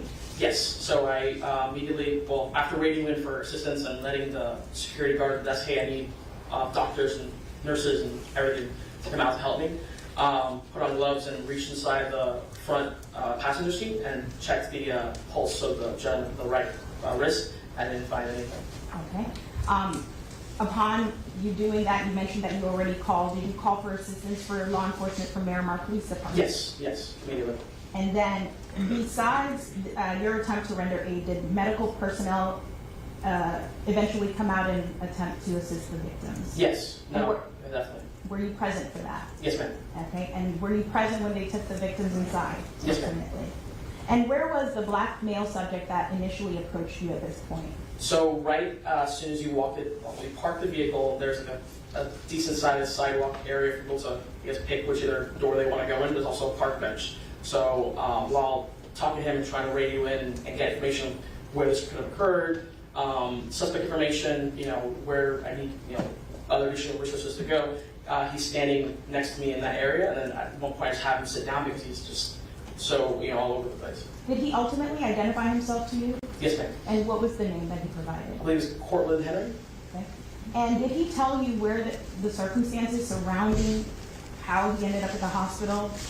So he advised he just left the studio with his friends in Fort Lauderdale, and that he wasn't familiar with the area, but he had just gotten off a highway because they're staying at a home somewhere near the hospital. After he got off the highway, he was stopped at a light, and then the car, he couldn't tell me exactly what kind of car it was, just started shooting at his vehicle. So he multiple times reenacting a story. He's going like this because he's saying that he had to duck down in the driver's seat as he was driving to avoid being hit. And again, along those lines, you said that it was immediately apparent as to the other victims inside the vehicle. Were you able to observe any injuries to Cortland Henry? No. Were you able to observe any blood? No. I actually told him several times that he was lucky because for that many bullet holes, I was surprised he didn't get hit. And you had worked a detail at Miramar Hospital prior to October 26, 2018? Yes, ma'am. Are you generally familiar with their video surveillance system? Yes, ma'am. Have you had a chance prior to today to review the video surveillance? Yes, ma'am. Your Honor, permission to approach? You may. I saw one. How many bullets? How many is riddled? One bullet. Crazy. Stacy with 30 and That would be the right front, the right left, excuse me, the right left side. Front. I'm sure that opposing counsel what's been pre-marked as States 8 for identification. Officer, do you recognize this? Yes, ma'am. How do you recognize it? My initials are on the top there. And is it a fair and accurate depiction of the events that occurred back on October 26th of 2018? Yes, ma'am. Any alterations or deletions based on your memory? No, ma'am. Your Honor, at this time, the state moves into evidence what was pre-marked as States A as States 1. Is there any objection? No objection. Thank you. It will be admitted. Ladies and gentlemen, as you heard, this video has been accepted into evidence. Witnesses may testify about or refer to this or any other item of evidence during the remainder of the trial. This and all other items of evidence received in evidence will be available to you for your examination during your deliberations at the end of the trial. Your Honor, permission to publish? You may publish. Charles said, what happened if I was summoned for jury duty and don't go? You better hope that ain't Glanville. You better hope Glanville ain't summon you, because you know he sent him to your house. And he'll have you write a 30-page essay. Or lock you up for 5 hours and say 3 days. Need lights there, Councilman? Yes, Your Honor.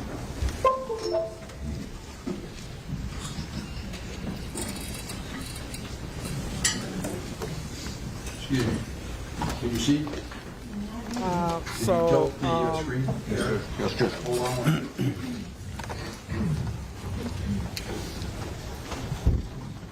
The gatekeeper.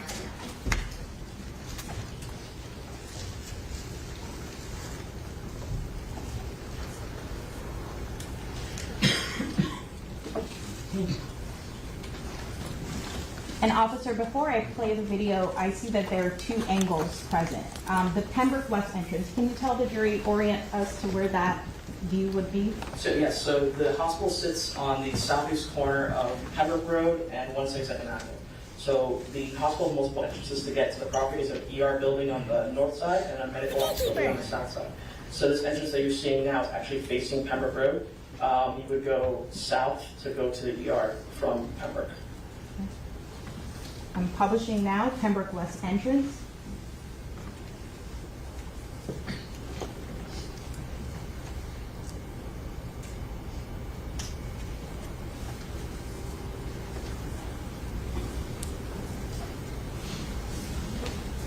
I don't know what I said. I was high every day for a whole year, and I was at anything. And officer, so we don't have to go through the entire video. Did you recognize the vehicle that just entered the hospital? Yes, ma'am. And was that the vehicle that you observed, that you testified to earlier? Yes, ma'am. Going to publish the outside ER entrance.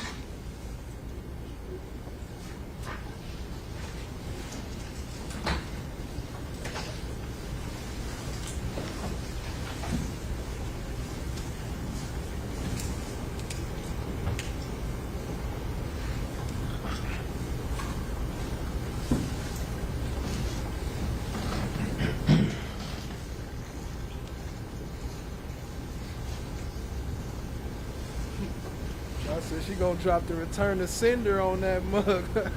This person does not live at this address. I thought, well, that's, oh yeah, you must be registered to vote out there voting for Fanny, huh?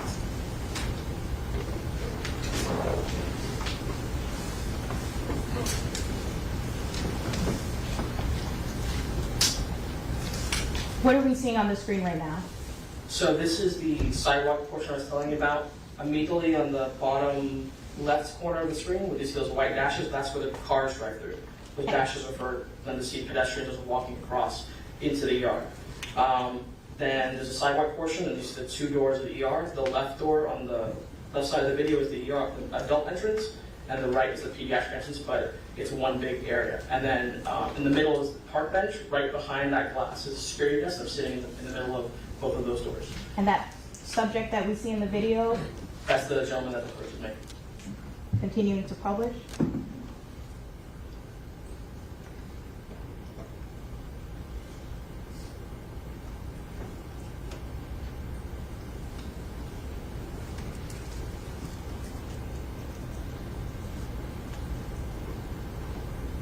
I'm going to pause the video at 4:36 and 11 seconds.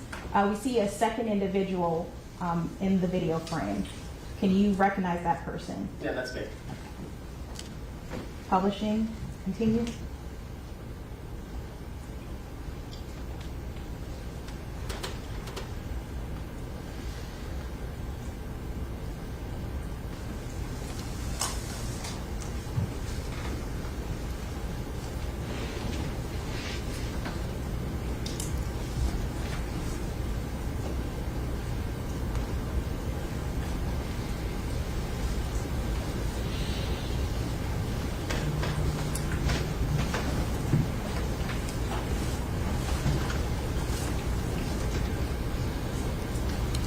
I'm going to pause the video at 4:36:51. Is this the where you indicated to us earlier that you had him sit down, Cortland Henry? Yes, ma'am. Now, we can't see the Jeep in the video frame. Is that correct? Yes.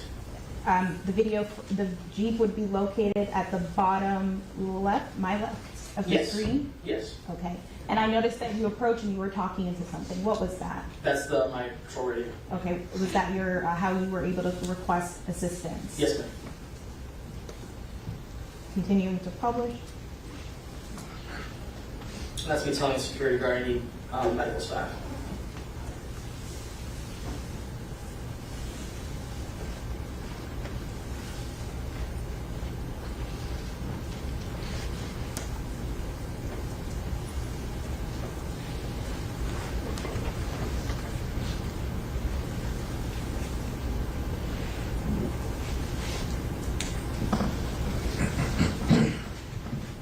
Y'all drop some sign umbrellas for Survivor Speaks. Appreciate you, family.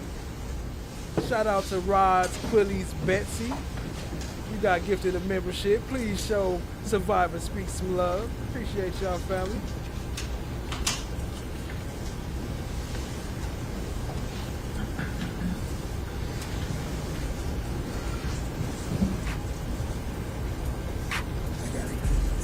Put envelopes to check for ripples.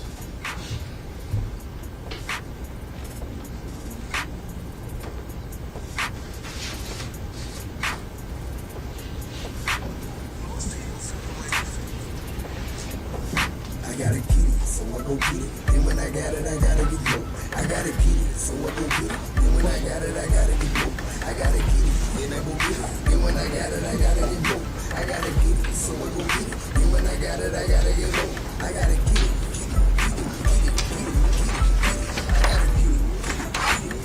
And I see you're continuing to talk to that subject that you identified as Cortland Henry. I got a key. I don't need money more any minute. All of these dollars call them pretty pretty. Pockets ain't got a problem in the city. Nigga without them gotta be silly. You money running, now you being silly. I'm running like ice cause I'm chilly. I'm doing country miles in the city. I'm in the city, he me in the business. I had a kid and traded in the business. Shit ain't your business, shit ain't your business. I said it is too easy to reach. I said it should be just to meet me in business. Side eye, side eye. Some nigga like me ain't seeing no business. If I ain't got it, I gotta get it. I got a kid, so I go get it.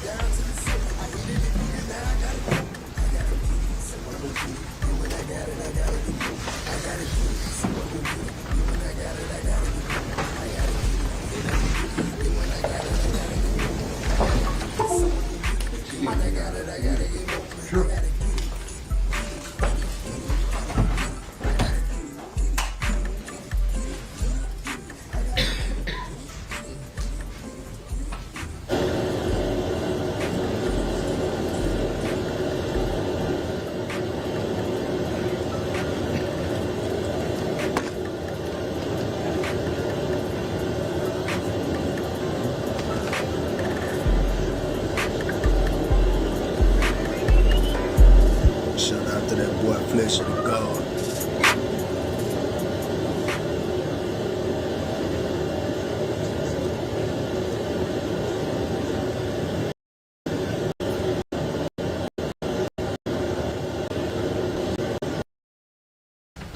I'm asking him, trying to establish where this actually occurred. I'm asking him, he told me the story, he said he's not familiar with the area. So every time you see him going like this, he's finishing the story, but every time I'm asking him and trying to ask him if he recognizes certain landmarks, and obviously I've been working for the city for a while, so I remember. I'm very familiar with geography. There's several highways that go through the city. So I'm asking him specifically, asking him about these landmarks so he can narrow down which highway he actually came off of. And was that information ultimately information that was conveyed to you, conveyed to the other Miramar police officers? Yes. So that particular night, the way our schedule works, it's an overlap of both of our overnight shifts. So at that point, you have about approximately anywhere from 15 to 20 officers working the road. So because of that nature of the call, the entire city was responding to various job duties. So several would come to the actual hospital to work that crime scene, along that, and as well as the primary officer to take over the investigation and detectives. And you have everybody else canvassing for evidence. So we have east to west, State Road 7, University, there's an exit from the turnpike.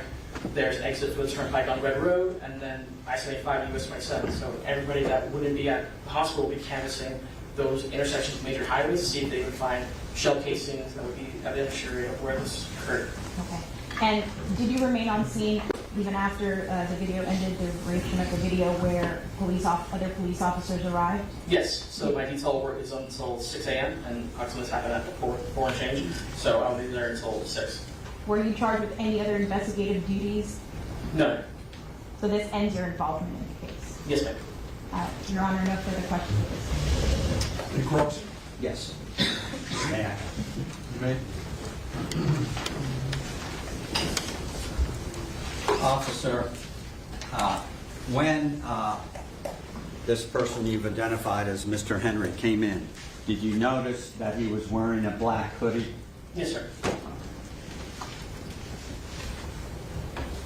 And I assume that whatever he said would be documented in your report. Is that correct? What it said initially, yes. And the questions that you asked him, you would document his responses if he said anything, correct? Whatever you responded to, I put out evidentiary-wise, I put it on the radio, but I did not write a complete report of our entire dialogue, no. You did not? Our entire dialogue, no. You did not document the location or streets, signs in your report? I didn't know exactly where this took place, so whatever I could put on the radio for the officers to canvas, I did. Approximately what time was Mr. Henry taken to a patient room? I don't know. Were you aware he was taken to a patient room? Yes, sir. Do you know what officers or what doctors saw him? No, sir. Were you present when Mr. Henry left the hospital? No, sir. Are you aware that he left the hospital? Eventually, I assume he had to leave the hospital, but I don't know exactly what time he left the hospital. When this vehicle first arrived, it was nighttime, correct? Yes, sir. What time did you get off? 6 a.m. Was it still dark outside? I don't recall. Do you recall anybody or any Oh, she hit him with the I don't recall. persons arriving other than police officers? It's a hospital. They remember them shutting down the ER because of the situation. So anybody would be routed through the main hospital entrance to in and out. But in terms of law enforcement staff, you have other officers, detectives, crime scene techs. I'm primarily asking you, by the time you got off at 6 a.m., did you see any civilians, not police officers, any civilians arrive at the hospital? I don't recall. If they did, they could have been rerouted to the front. Okay, but to your knowledge, there were no civilians that came where you were, correct? Inside the crime scene? No, inside the hospital, where we saw Mr. Henry walking towards your desk, or words to that. So like I explained, the hospital entrance, the ER was shut down because of the nature of the crime scene. So it's still a hospital. So anybody Googles it, it's open. So any civilians could have walked up to the ER or rerouted to the front, but I wasn't in charge of the crime scene. I have no idea if anybody passed the threshold of the crime scene taken into that particular The area. crime scene was the Jeep. The drive-through, so including the Jeep. Was the crime scene also inside the hospital where Mr. Portland Henry was? Yeah, the whole ER was shut down. Okay, so in other words, no one was allowed in that area that we saw. Unless they were needing emergency care, that would go to another room, but the ER was shut down. So I'm real clear. Do you know the names of all, did you document the names of all the officers and detectives that responded? No, I didn't.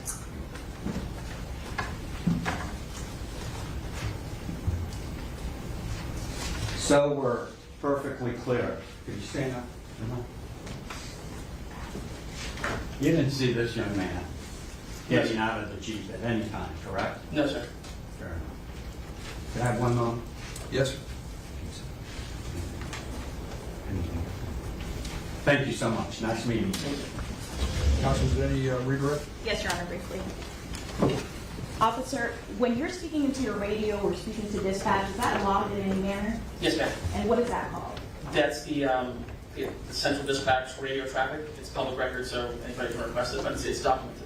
So everything you were saying or everything you communicated from what Mr. Henry told you would be documented in your dispatch log? Yes, ma'am.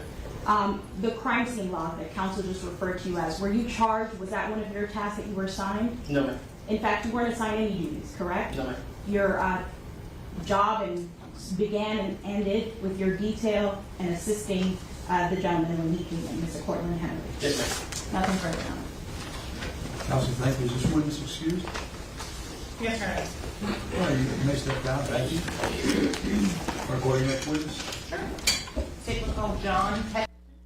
Y'all tap in and know one. There go the link to that song y'all just heard. Y'all go tap in, show them some love.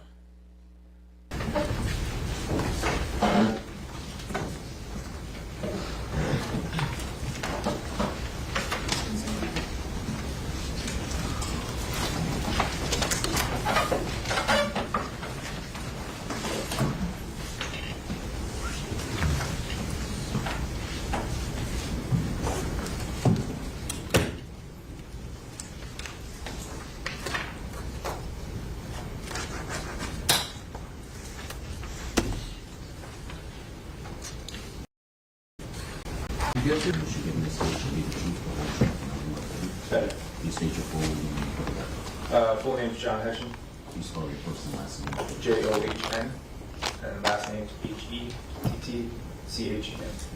Yep. Have a seat. That microphone in front of you will not move back or forth. It just goes up or down, just up or down. Yes, sir. You all set? Yes, sir. Counsel, you may. Thank you. Good morning, Officer Hutchin. How are you today? Good morning, how are you? Very well, thank you for asking. Where do you work? I'm currently employed with Boca Raton Police Department. How long have you worked for the Boca Raton Police Department? Going on 4 years. What hats have you worn at Boca? When I first started, I was assigned to road patrol, and now I'm assigned to their tactical team. Prior to joining the Boca Raton Police Department, have you had any other law enforcement experience? Yes, with Miramar Police Department. How long were you with the Miramar Police Department? A little over 2 years. Can you describe to the ladies and gentlemen of the jury the type of training and education you had before becoming a police officer with Miramar? Yes, I went through the academy. Did 6 months in the academy. Once I got out of the academy, did 3 to 4 months on FTO with Miramar Police Department, and then throughout my time with them, we had in-service training, which is additional training, on top of all that stuff. Any particular reason for switching to the Boca Raton Police Department? Just personal reasons. Back on October 26th of 2018, were you employed by the Miramar Police Department? Yes. What was your job description? Road patrol. Do you remember what shift you were working? Yes, night shift. And Sashay Tucker, what up, family? I see you. Appreciate you joining. 12 midnights. I worked from 9 p.m. to 7 in the morning. on October 26th of 2018, did you have an occasion to respond to Memorial Miramar Hospital? Yes. Why did you go there? That was my assigned zone for the night. So I responded to that. If you can explain to the ladies and gentlemen what you mean by assigned zone. Each officer is assigned a zone for a specific area in the city. And Memorial Regional, or Miramar Memorial, happened to be my zone. Do you recall about what time you arrived at the hospital? Around 4:30 in the morning. When you arrived, what did you see? When I got there, I saw an SUV in the Sally Port area of the entrance of the hospital, the emergency bay. The doors were open to the vehicle. So I got out of the vehicle. I immediately saw hospital staff running back and forth to the vehicle. So I went over to assist them. When I got to the vehicle, I saw two victims, one in the right passenger seat, one in the back right passenger seat, appeared to be suffering from gunshot wounds. So what I did is assist hospital staff with quickly getting them to the stretcher and into the hospital to receive medical treatment. After you did that, what was your job assignment there at the hospital? After that, I stayed by the vehicle. At that point, we had a crime scene. So I started a crime scene log and stayed by the vehicle to make sure no one tampered with anything or anything of that nature. When you said you started a crime scene log, you explained to the ladies and gentlemen of the jury what that is and how it works. Crime scene log, basically, for this particular incident, one of the officers that arrives on scene, preferably one of the first officers that arrives on scene, starts a log.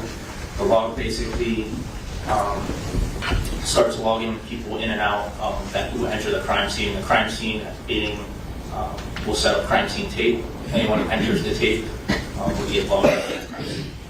And did you do that in this case? Yes. Okay. Do you have a copy of that crime scene log with you? Yes, I do. Could you be so kind as to name the individuals that are documented on your crime scene log? Yes.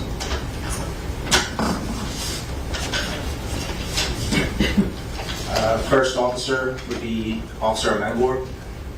When you do the documentation, do you put the times of which they enter and leave? Yes. Do you put a reason as to why they're on the crime scene? Yes. Yes. Okay. As to Officer Amangor, what time did she arrive? I believe she was already on scene. She was the detail officer, so on the actual crime scene log, I just have her listed as the detail officer. YP Com Chick, what's good, family? I see you. Appreciate you joining. Myself. After that? Officer Cox. After that? Officer Luna. And in terms of the time frame that we're at now, are we still before 5 a.m.? Yes. So after Officer Luna, who's next? Officer Malad. Who else? Officer Valdez. Then the next person on the list, who is that? Holly Henderson, who is a security officer. Do you document that purpose there? Yes. With regards to the time out, for Officer Amangor, do you document on there what time she left at? I believe she stayed past the time I was there. I was relieved by another officer on scene who took over the crime scene log. And do you recall about what time you turned over the crime scene log?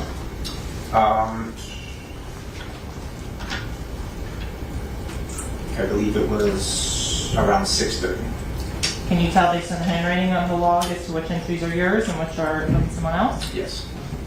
So continuing on to the next officer or employee of Miramar Police Department that you documented on the crime scene log, who is that? Sergeant Stepp.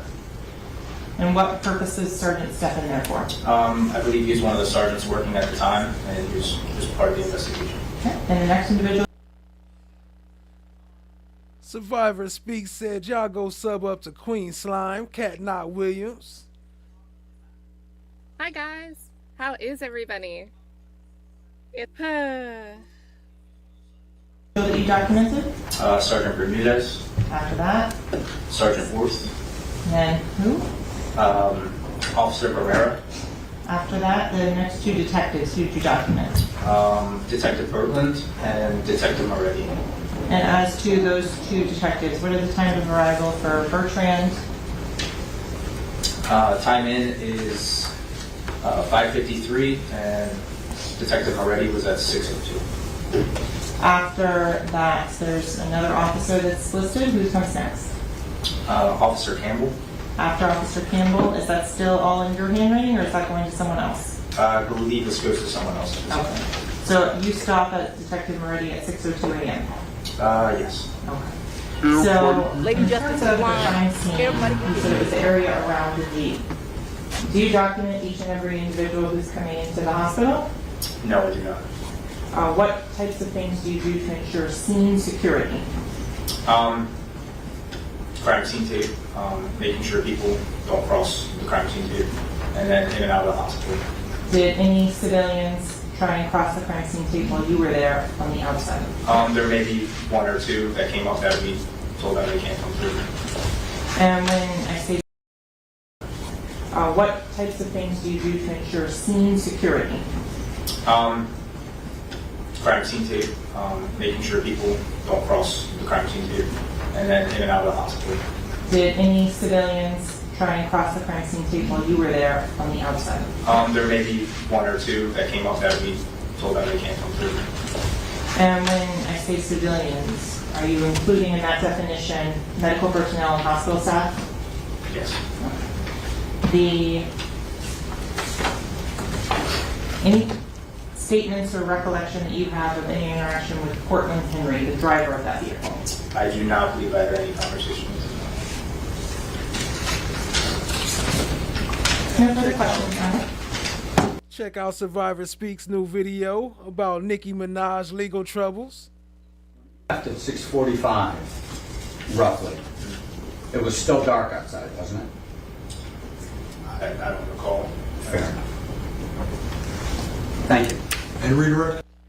Not that I don't recall. No, Your Honor. Is this witness excused? Yes, Your Honor. Thank you, sir. You may step down. He hit him with the I don't recall. That's crazy.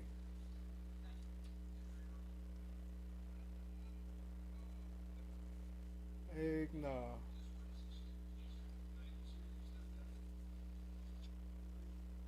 Whose phone that is?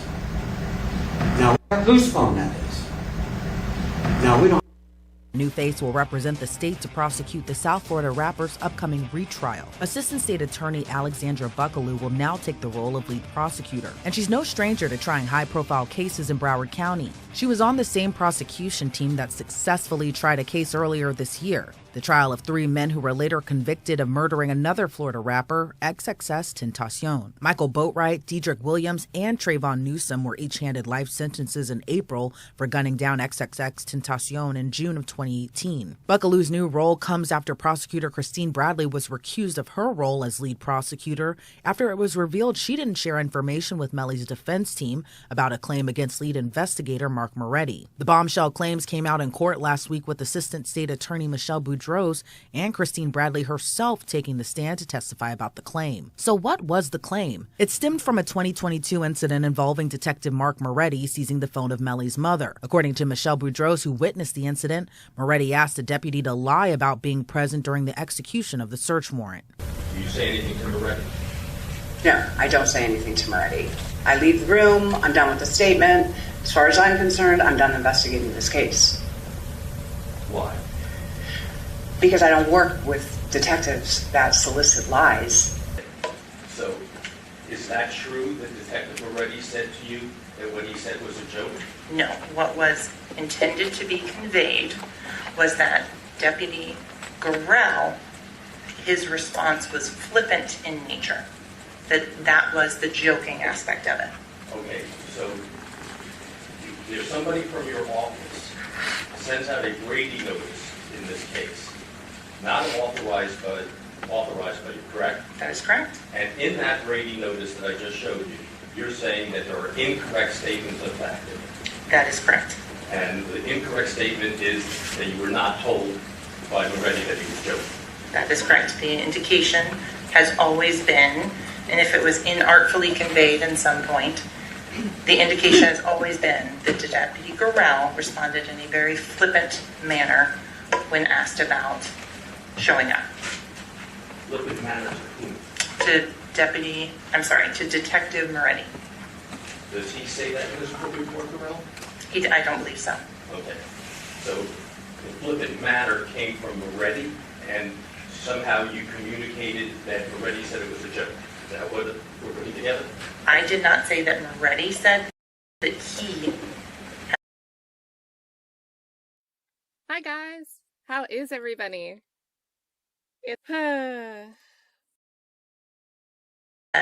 Made a joke in any way, shape, or form.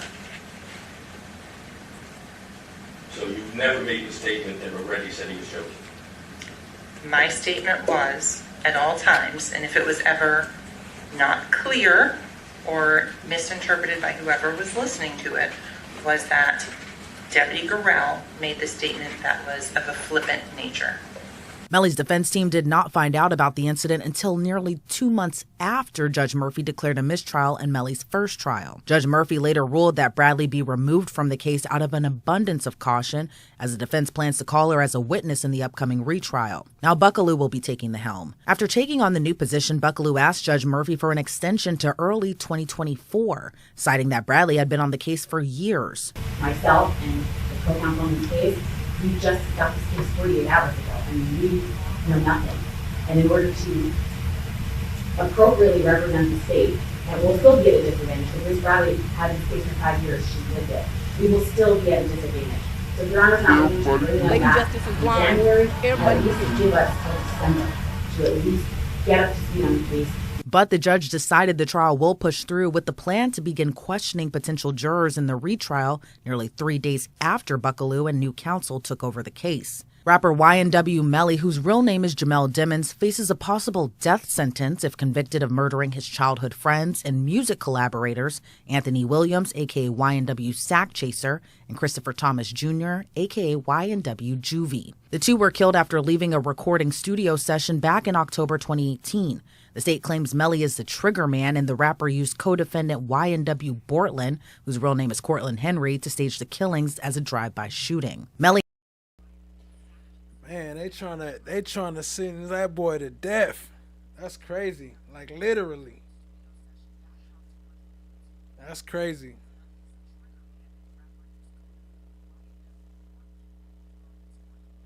Men who were killed before this murder happened. These murders happened, in fact. His name is Travion Glass, and he was there with Melly and several others that night more than 4 years ago at this point at the New Era recording studio in Fort Lauderdale. Surveillance video they played at trial today shows Glass and 3 others getting into a red Mitsubishi as they were leaving, while Melly, Christopher Thomas Jr., Anthony Williams, and Cortland Henry got into the darker Jeep Compass. And it was in that car that investigators say Melly shot and killed Thomas and Williams and then tried to cover it up by staging a drive-by shooting. On the stand today, prosecutors had Glass talk through what he saw that night, including the frantic moments when he found out his friends had been killed. Okay. Safe to say that your phone was getting a lot of phone calls, blowing up. Yes. So essentially what he was saying there is he woke up because he was getting phone call after phone call after phone call, and it was people calling to tell him his friends had been shot. By the time he got to the hospital, they were already passed away. Another interesting thing he mentioned was that when he saw Melly soon afterward, he was in different clothes than he had seen him just hours earlier. Now, shout out to Survivor Speaks. Y'all show her some love and drop her some slime umbrellas and some coins and slimes and all that. Some pink hearts with the ribbons and the bows. She says, I appreciate you at Flesh of the Gods, the hardest working man on YouTube. You know, I appreciate that. I don't think I'm the hardest working, but I'm working on it. I'll be there soon, but I appreciate that, though. I appreciate the motivation. Y'all show her some love. Shout out to Survivor Speaks. Go sub up. She got a new video out about Nicki Minaj. Y'all show her some love. All right, we're going to get back to it. Let's see.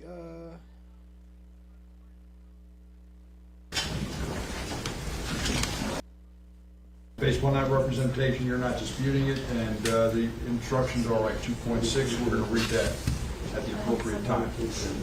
All right, so Gary, you can just put one on each of their chairs. Yes, sir. Your Honor, may I approach first, Your Honor? Would you like a copy? That's fine. I'll take it. Madam, you want?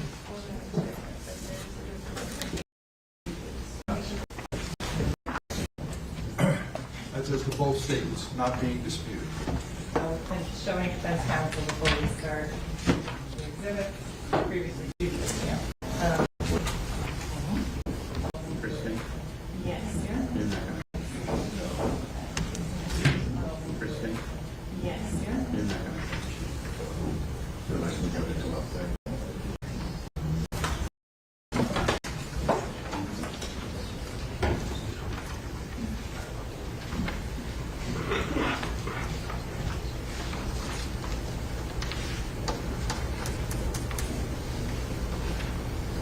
Appreciate y'all being here, family. Hit the like, hit the subscribe, tap in, share with a friend. I'll go check out No One with the tracks. Gotta get it. Fire music. Shout out to that boy Flesh of the God.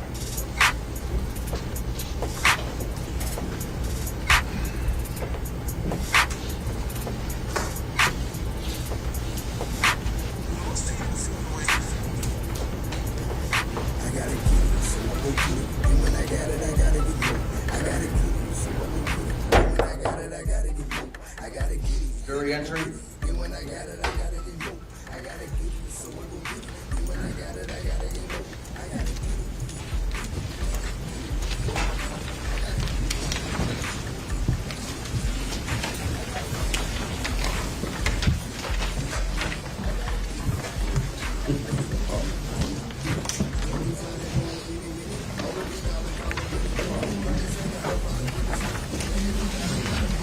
Thank you. Let the record reflect the approach of the defendant, his counsel, the state attorney, as well as ladies and gentlemen, jury, please be seated. Ladies and gentlemen, jury, in your absence, I had Gary leave two transcripts on your chairs. We're going to get to those in a few moments. When it's appropriate, I'll ask you to open those up, and I'll have an instruction to read before we do that. But at this time, I'm going to ask the state to call its next witness. Hector Bertrand, Your Honor. Mr. Bertrand, please. Do you solemnly swear or affirm the testimony you should give in the state shall be the truth, the whole truth, and nothing but the truth? I do. So state your full legal name for the record. Hector Bertrand Please Jr. spell your first and last name for the court report. Hector, E as in boy, Bertrand. Thank you. Please be seated. Mr. Bertrand, that microphone in front of you only adjusts up or down, not back and forth, all right? See a little too high? All set, ready to go? Counsel, you may. Thank you. Good morning. Could you please introduce yourself to the ladies and gentlemen of the jury? Retired detective, homicide detective, Hector Bertrand, during our police department. Congratulations on your retirement. How long have you been retired? About 2.5 years. Prior to that, how long did you work for the Miramar Police Department? 28 years. Can you tell the ladies and gentlemen of the jury some of the different hats you wore while employed for the Miramar Police Department?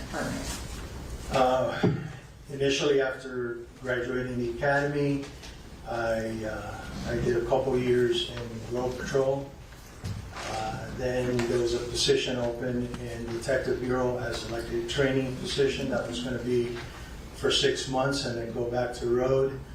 I never left the Detective Bureau. I did a couple years in juvenile and sex crimes.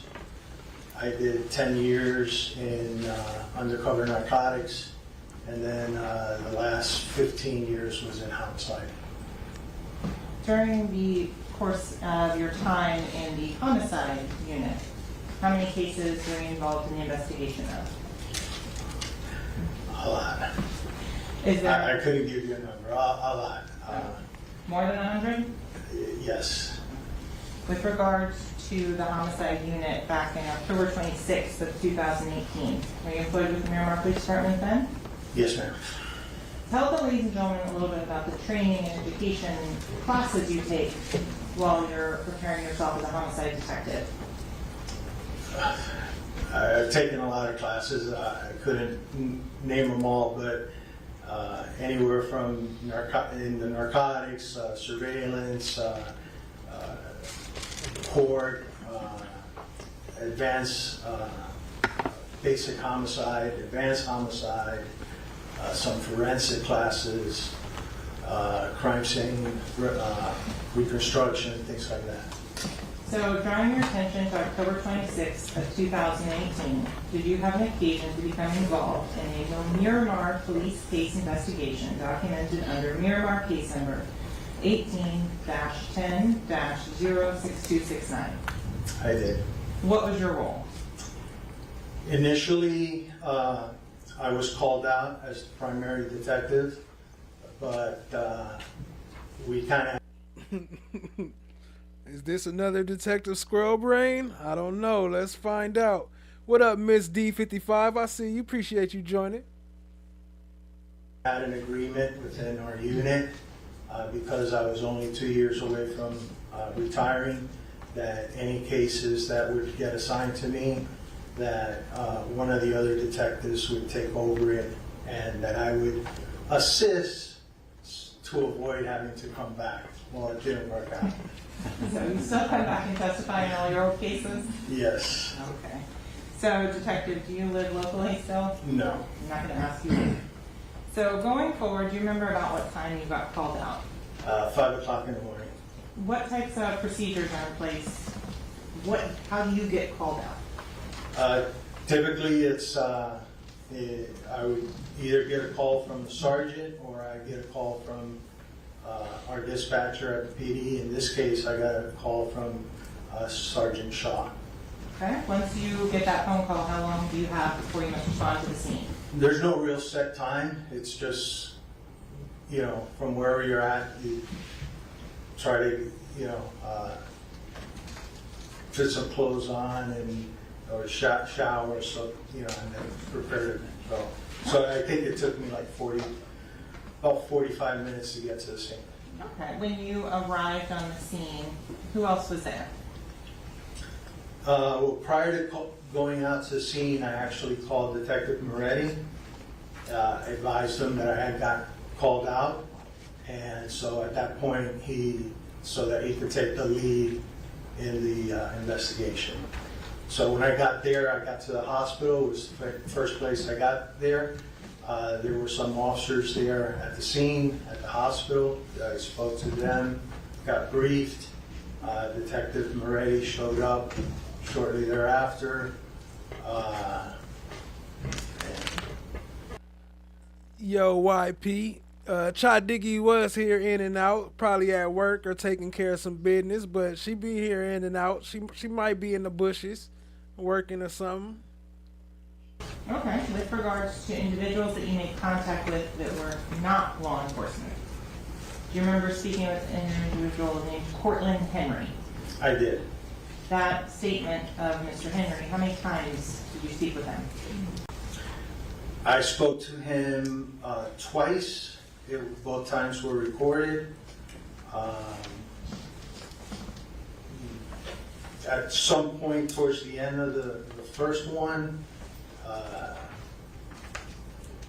don't know if I got called out to something else or I just briefly walked away, turned off the recorder. Then I came back, asked a few more questions just to verify location, and wish I recorded that portion, but it was very short, maybe a couple minutes. So I wanted to go back to set up the geography. You said you worked in Miramar for 28 years. Yes, ma'am.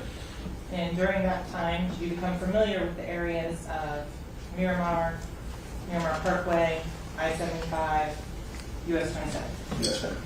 Can you describe to the ladies and gentlemen of the jury what is the northern boundary between the city of Miramar, your jurisdiction, and Pembroke Pines to the north? Typically, it's Pembroke Road, what divides Miramar and Pembroke and Pines, Pembroke Pines Police Department, Pembroke Pines. But there are sections within the city that kind of encroaches like a block or two into Pembroke Road. That's on like the east side of the city by the turnpike. But other than that, it's Miramar. Yo, Becky, we don't got burrito in the bushes, but We got Burrito Supermodel pick though. I could pull that one back up for you. I don't got the Bushes one though. That's a Cat Not Williams. Shout out to Cat. Y'all go sub up to Queen Slime. There you go, big burrito for you. I mean, county line to the south and Pembroke Road to the north.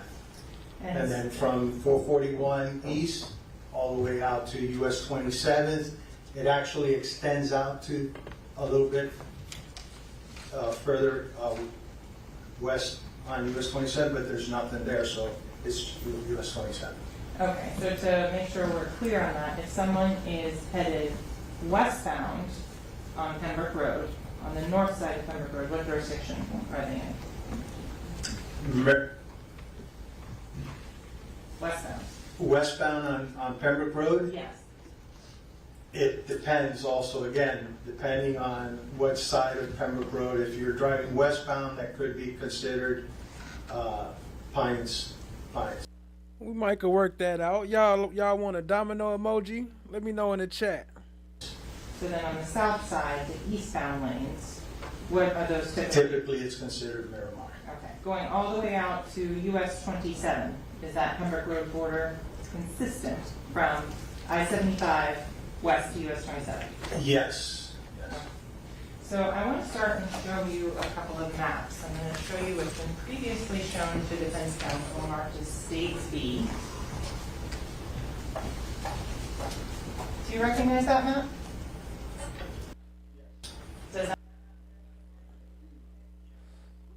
It's your birthday or what? It's your birthday tomorrow? Shout out to YP Com Chick. Happy birthday if it is. Y'all show her some love. Unless you was talking about something else. Oh, sorry. I'm sorry. Does that map fairly and accurately depict the Miramar geography from I-75 through 172nd from Miramar Parkway north to Pembroke Road? Yes, ma'am. Your Honor, at this time the state would request to move States B in as States 2 and publish. Any objection? No objection. It's submitted. If I may. You may publish.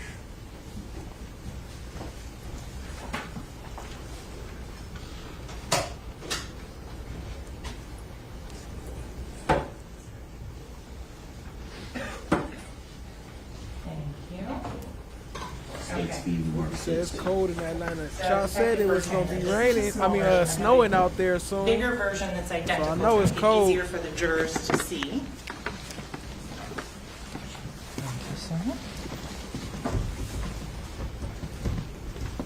All good, Becky.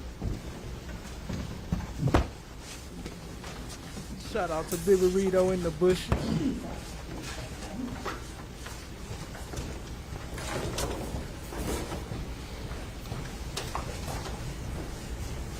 So a large copy of what's been shown as admitted as State B. If you could show on here exactly which area is I-75 and Miramar Parkway. This is I-75, and there's an exit here from Miramar Parkway. And what? Gary, one second. Gary? Yes, Judge. Can you move the screen back a little bit? Yeah. Thank you. You're welcome. So kind of Right here. Yes. East and west. Restaurant. Okay, Bo Campers is, I believe, right around here. Okay. You're pointing to an area north of a water feature. Yes. What other locations and restaurants are in that area? There's a Marshall's around here. There's a Home Goods. There's a Chick-fil-A. There's a gas station here in the corner. There's a Benihana's. There's a Home Depot. Anthony's Cold Pizza. There's a bunch of places. So you said Chick-fil-A and Home Depot. Those are the two I'm going to stick with over here. Okay. Moving along, can you show the ladies and gentlemen what is Southwest 160th Avenue on the map? This is 160th, which is also Dykes Road. Does the name change depending on the jurisdiction of which marker? He said around the Tropical and liquor store. Okay. So Pollo Tropical. Sunset Lakes and runs west. And Sunset Lakes you're indicating is west of 184. Yes, ma'am. Okay. When you were speaking with Mr. Henry, did he give you an address at what location he was residing? He did. Do you recall that address as to where he was living? It was in Sunset Lakes. Okay. Is there anything that would refresh your recollection as to exactly what address was given? In his statement. Okay. So I'm going to first start, I'm going to show you what's been marked as State's D for identification purposes only. Look at that and do not show that to the jury. Does that map fairly and accurately depict Miramar from from State Road, Pembroke Road at the north, south to County Line Road, from I-75 west to the western edge of the Sunset Lakes development? Yes. Here at this time, the state would request to move States D in as States 4 and Any request objection? permission to publish. No objections. It'll be admitted. States need Version of States 185. Yes. There and This address. Your Honor, I have a request. Come sidewalk.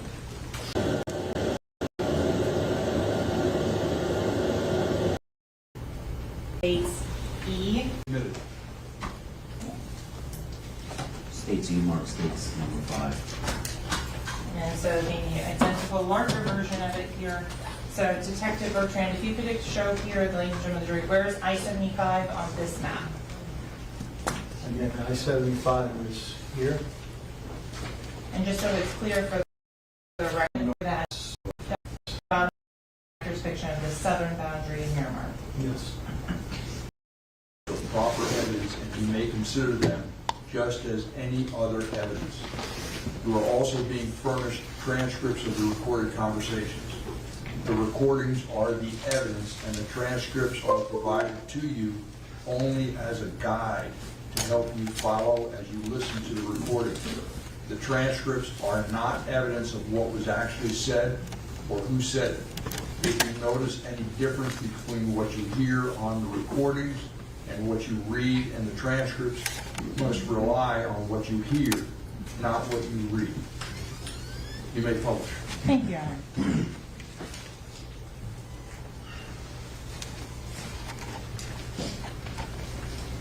We're about to get some recordings action.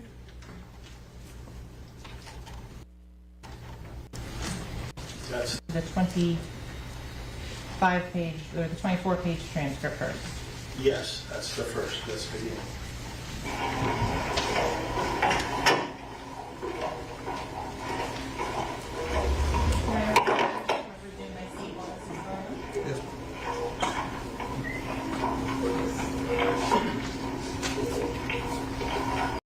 Henry? These officers. Who got to the left? Okay, tell me what happened. When I was playing music, getting up late. I was already tell me what happened. Okay. My understanding, you told these officers something, but the evidence doesn't show that it happened there. So what happened? Right off there. Who got to the left? Okay, tell me what happened. When I was playing music, getting up late. I was already getting sleepy.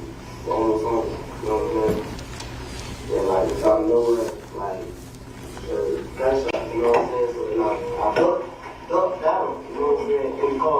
That's almost cut. Let me back you up a few minutes. Where were you coming from? From Fort Lauderdale. Fort Lauderdale Studio. Which way did you take? I took I-75, 5-9. That name is crazy. Bram Stoker's Dracula.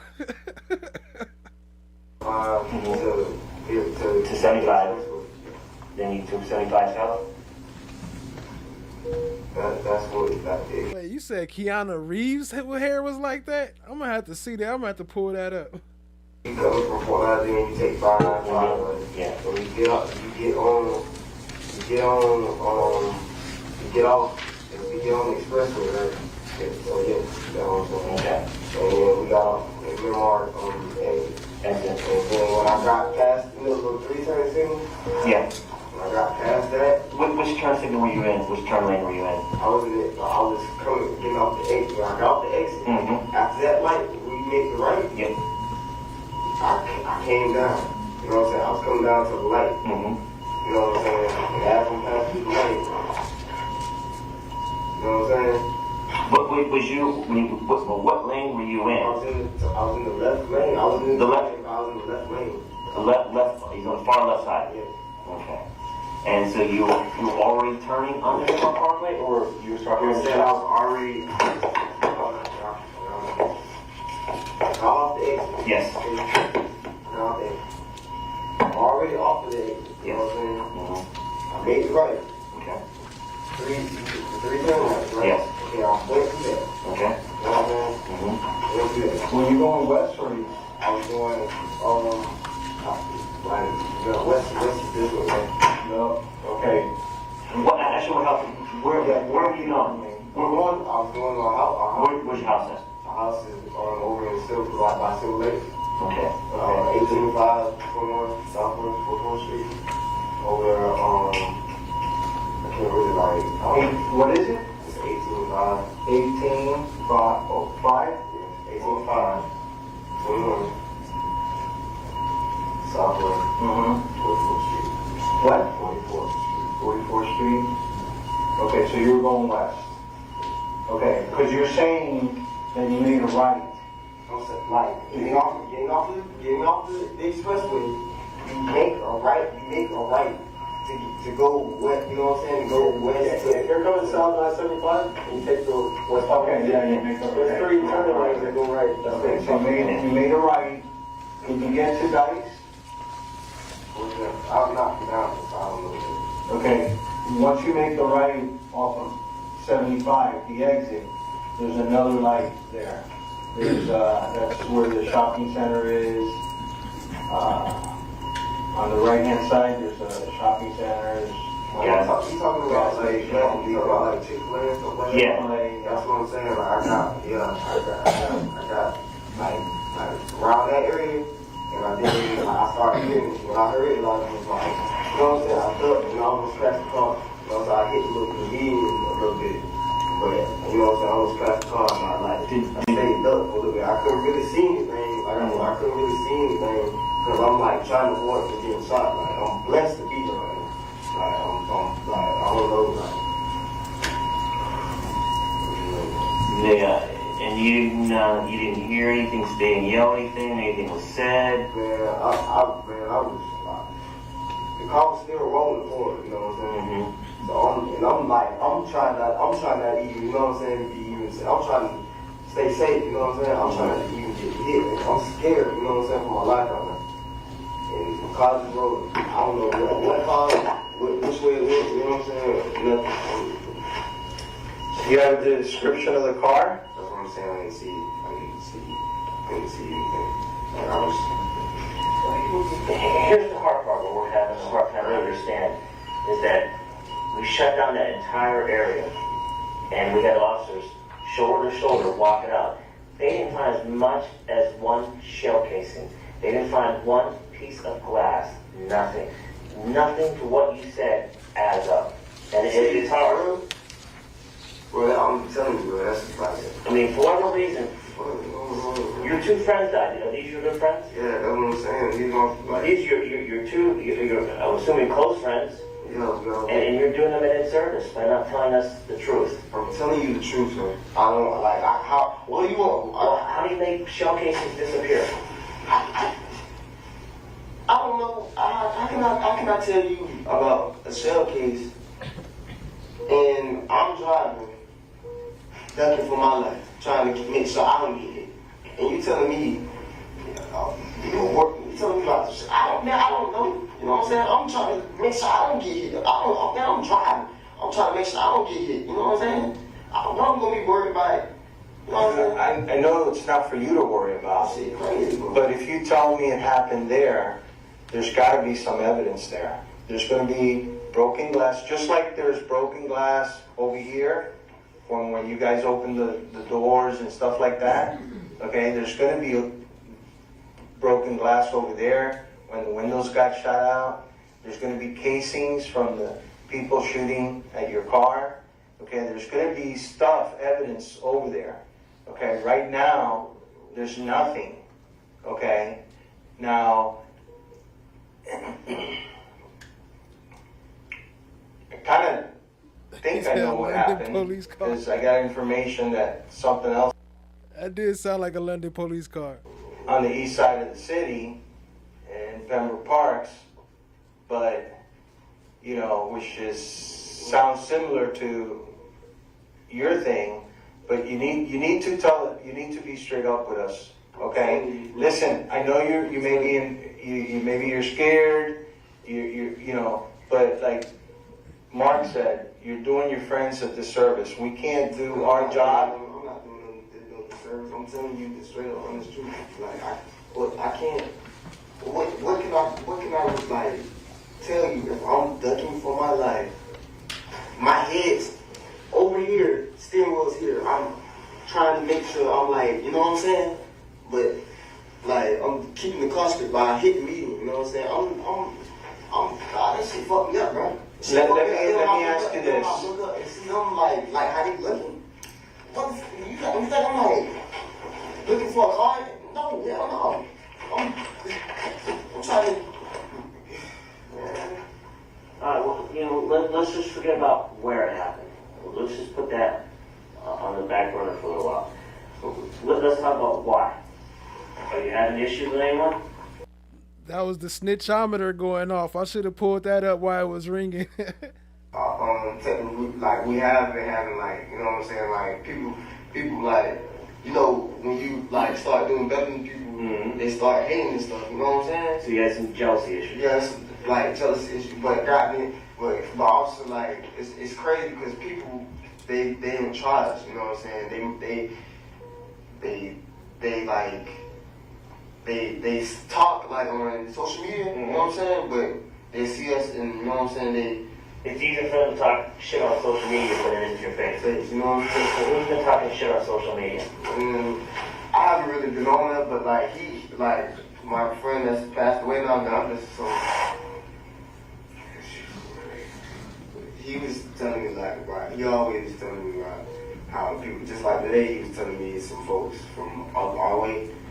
What's up your way? Like girl, like that's where I used to stay. You know what I'm saying? So I grew up there. So that's our hometown. You know what I'm saying? So what did your friend say about from Vero Beach? What did he say to you? He was saying he basically just like they don't own like Instagram, just through Facebook, like snippets, like folks like that's like don't even really like I know. Like they were just hating basically. First of all, if you're an up and coming, you know, in the music business, you're gonna be all over social media. That's how you make your mark. Yeah. So I know you know more about what's going on social media.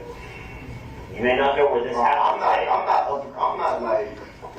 not big. I don't be there. I don't even have a phone, so I'm not like on it. Like I'm just working, making music. You know what I'm saying? Making music and stuff. Bro, that's what we're all doing. I don't really be into that stuff. I'm trying to feed into it because like. What's the name of the room and stuff? YNW. What is it? YNW. YNW? Yeah, but like. YMW or YN? Jerome Street in the house. What's good, family? Always good to see you. Appreciate you joining, family.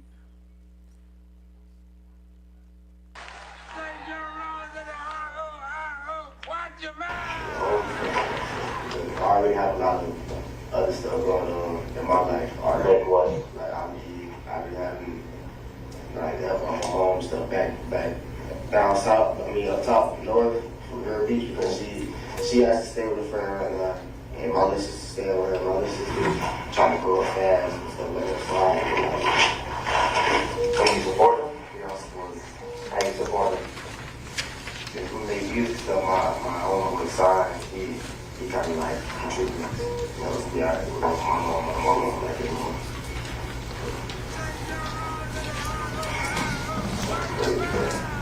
With Anthony Williams,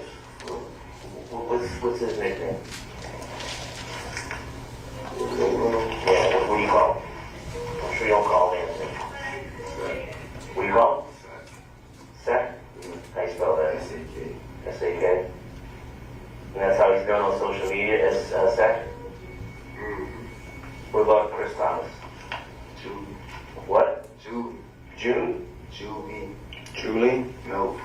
Juvie. Juvy. Juvy?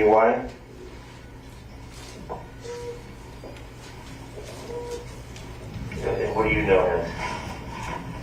I'm just known as my name. My man? My name. They call me my name. My name? My name. By your name? Of course. Okay.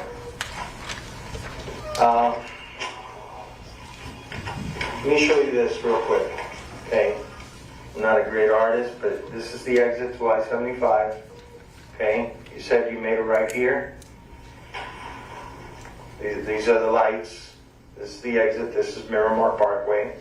This is Chick-fil-A. That's this like is the gas station. That's like the curb. You part that curb. Yeah. And That goes like that. Yeah. It's like on down. You know what I'm saying? Huh? It's on down. So did you pass Chick-fil-A? Yeah, I passed. Did you pass this light here? Yes, that's what I was telling you. I passed. Oh, so you passed that light? Yeah, I got on down. That's what I was telling you. I got on down. Did you hear the Chili's? Where's Chili's? Like Polo Tropical. Polo Tropical's on the other side of 75. No, they have a new one close to 172. Hey, do me a favor. Yeah, they have Go to Google Maps. I can't do it on my phone. Yeah, all right. It's close to 172. Jerome Street and I was about to say YSL Becky Becky Einhorn. I hope y'all feeling better, family. Yeah. You know where the Target is at? That's where the Pollo shop is. Where the new Pollo Tropical is being built? That's the Okay, the new one that's being built on Miramar Parkway. Did you get to that place? Yeah, I got around the area. Is that where the shooting happened? Close to 172. So you know where Target is at?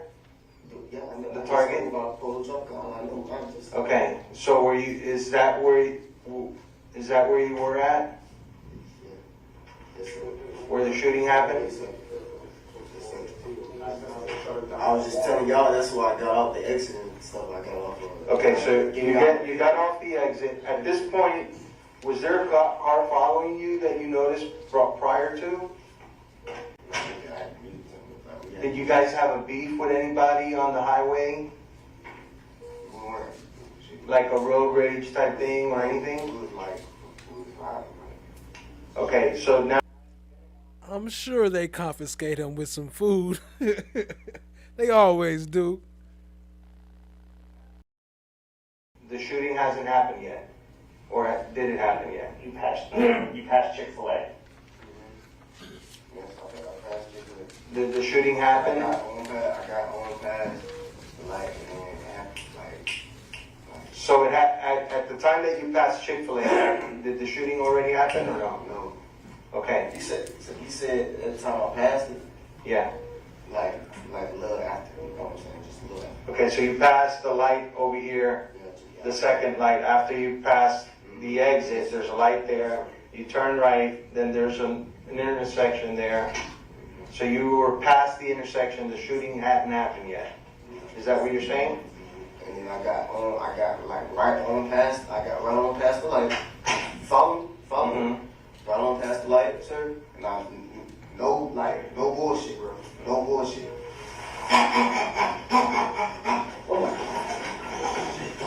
You know what I'm saying?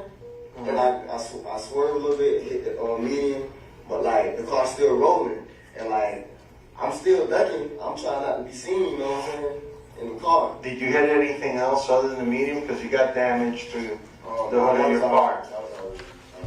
The damage to the hood of the car was already there?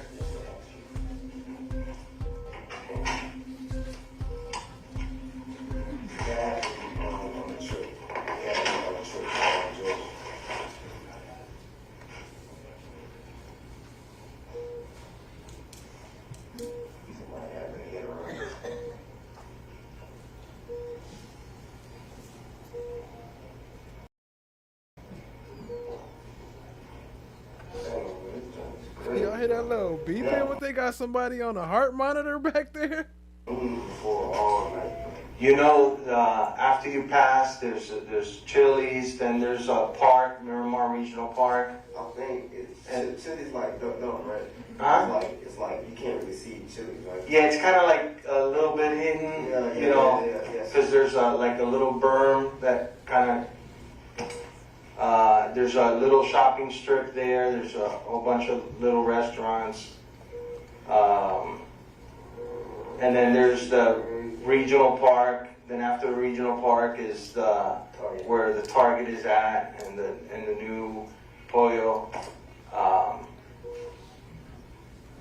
We're just trying to figure out, you know, for you to give us a little bit better pinpoint where you think it happened. YSL Finkel. The regional park. It was like right,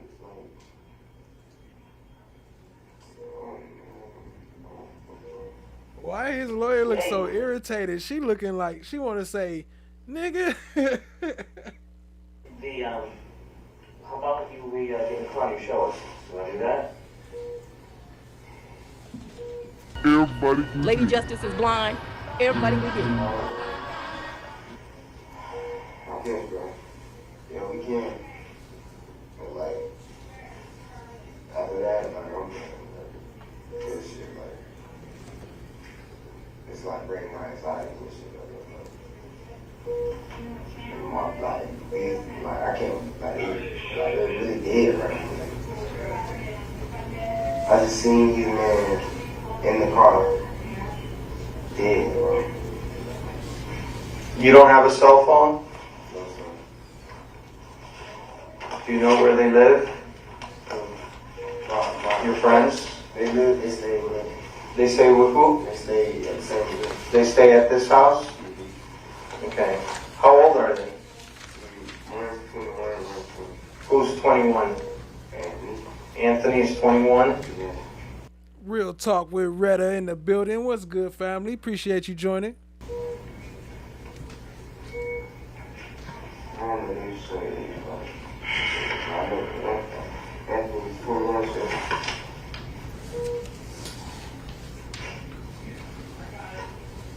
You can't give me any names that you guys were beefing with,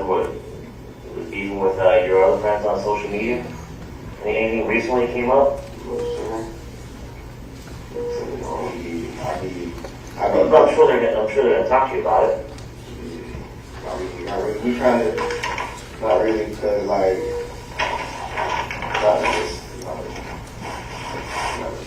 What do you use for social media? What sites? I use? Yeah. I just be on like Instagram. Really. That's the only thing I be on. They be on everything else. They be on everything. What's your Instagram name? YNW. Yeah. YNWM? Huh? YNW band. Band? B-A-N-D? B-A-M. May I ask me? Just to help us figure out what's, like the beat and stuff? Yeah. I'm not really seeing it on my page, like, my page is like, yeah, but then we'll get your friend's page, we'll get your friends. Oh, okay. Yeah, I understand that. What about Anthony's?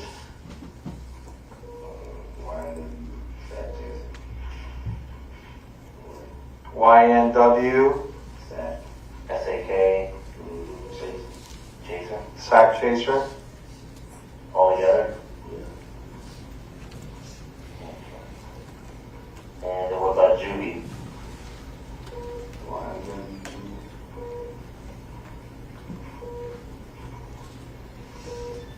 What's YNW stand for?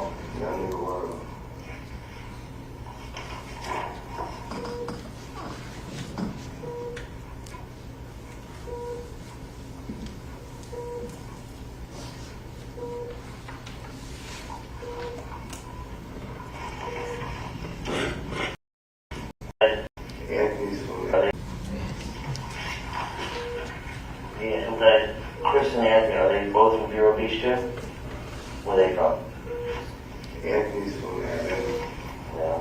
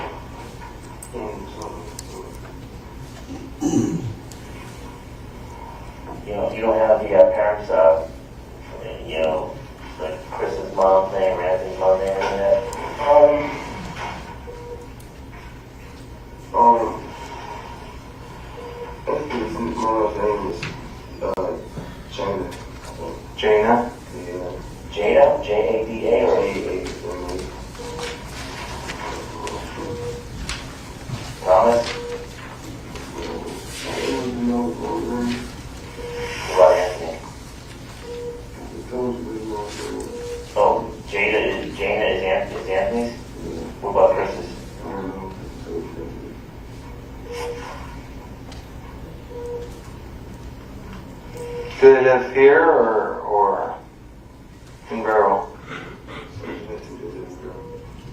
The mom. Who lives with you at 18521 Southwest 44th Street? Them two. Janelle.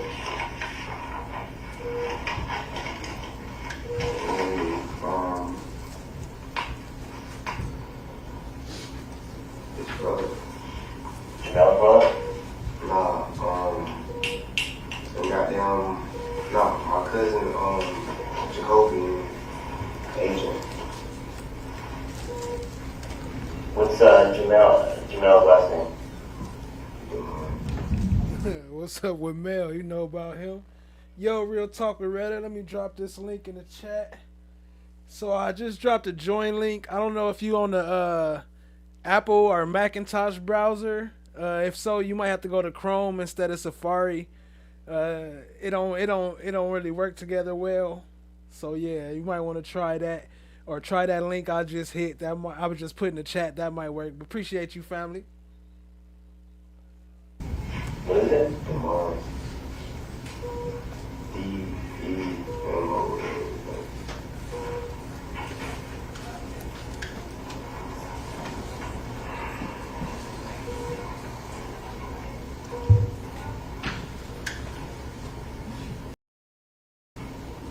And they haven't had enough calls with anyone lately? Who? Your roommates.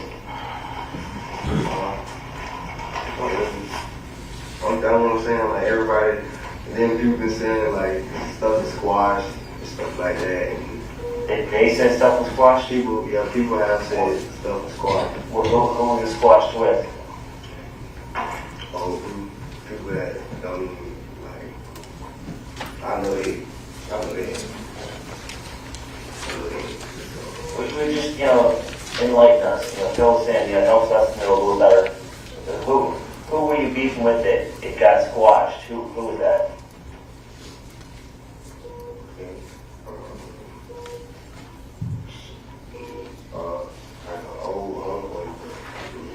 What's the old homeboy's name?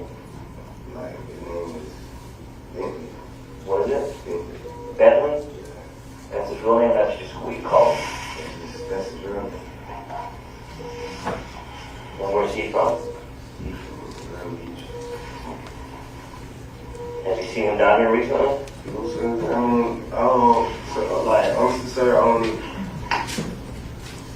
We did get jumped in Walmart a couple months back, so but I don't know who the kick guys were. Which Walmart? The one right here in Grandma. The Walmart close to your house? Like, yeah. Is that the one in Pembroke Pines? Yeah. Did you guys report it?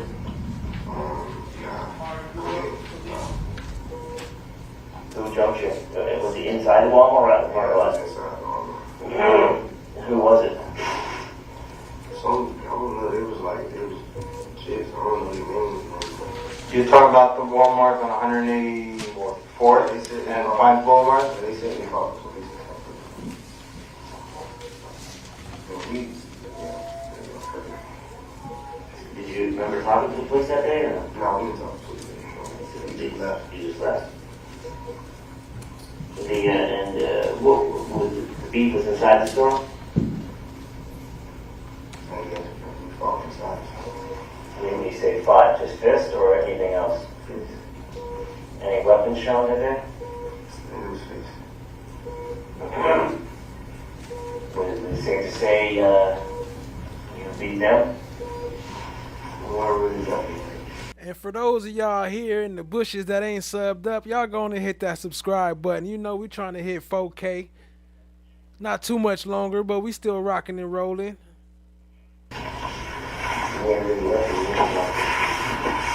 We got 2 dicks and they stole, my homeboy's chain popped and they picked it up and they started flexing on Instagram. So after the fight, they. So this was on Instagram? Yeah, they posted it on Instagram. I didn't delete it because who's that? I think the people that took it, they have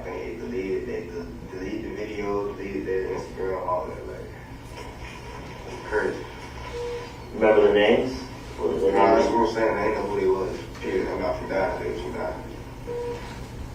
But you know it was, but you knew it was on social media posting. Yeah, that's what I'm saying. I seen the post, but like, of course, anybody can go on Instagram, and you know what I'm saying, simply just go on Pembroke Pines and.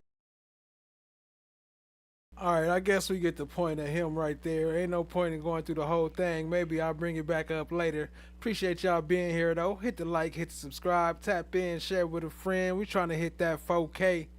We need your love, need your support.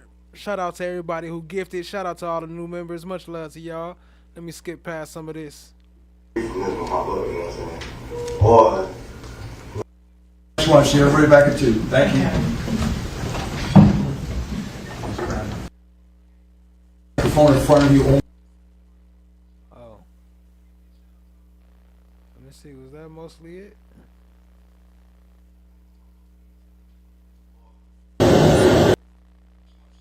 Steps. I accompanied Detective Moretti. He asked me, based on some phone records that he got back, he asked me if I could accompany him to search an area, and we did. Shout out to Chan Ma Black is Golden. Appreciate you being here.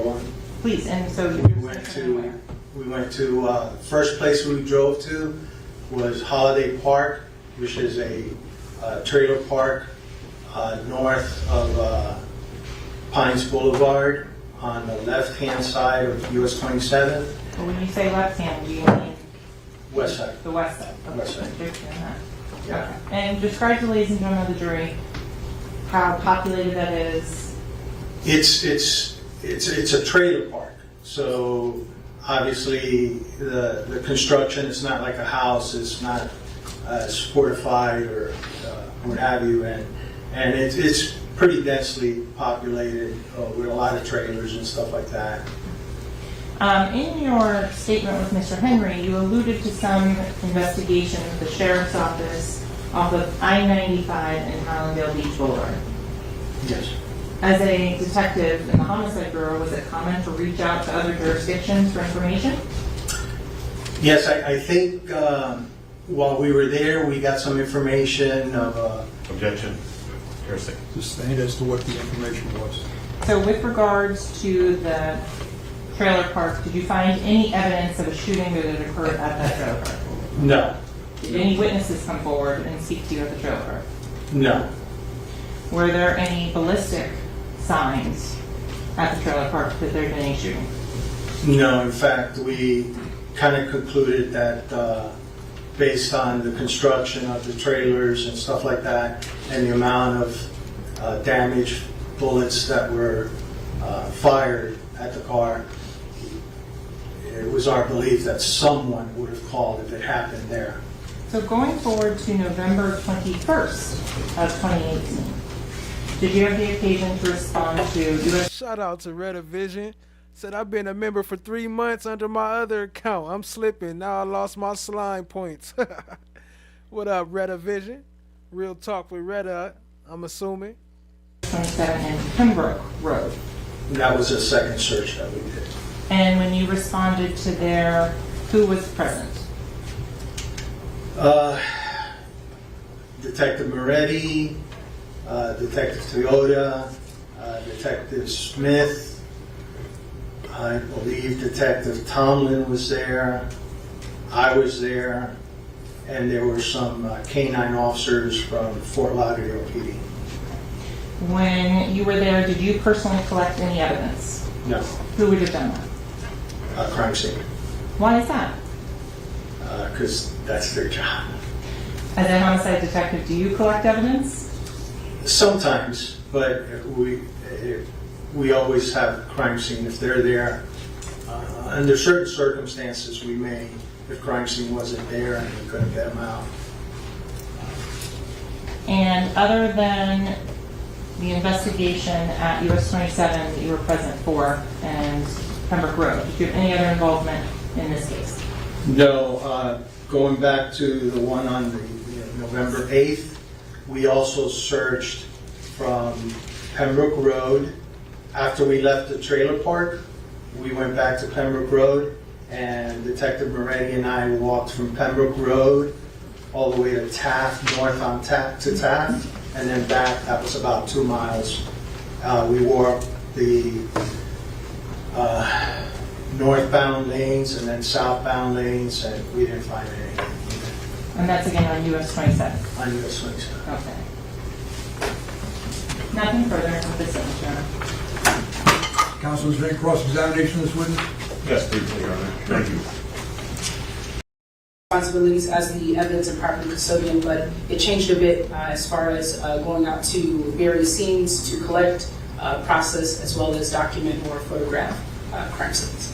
Did you take classes or trainings? Yes, I did. And so what ones did you take at Miramar Police Department? Specifically at Miramar, completed a 16-week on-the-job training with crime scene documentation, as well as photography and other crime scene principle training. And then also throughout my employment there within the 2 years, just continued with additional advanced trainings. Okay.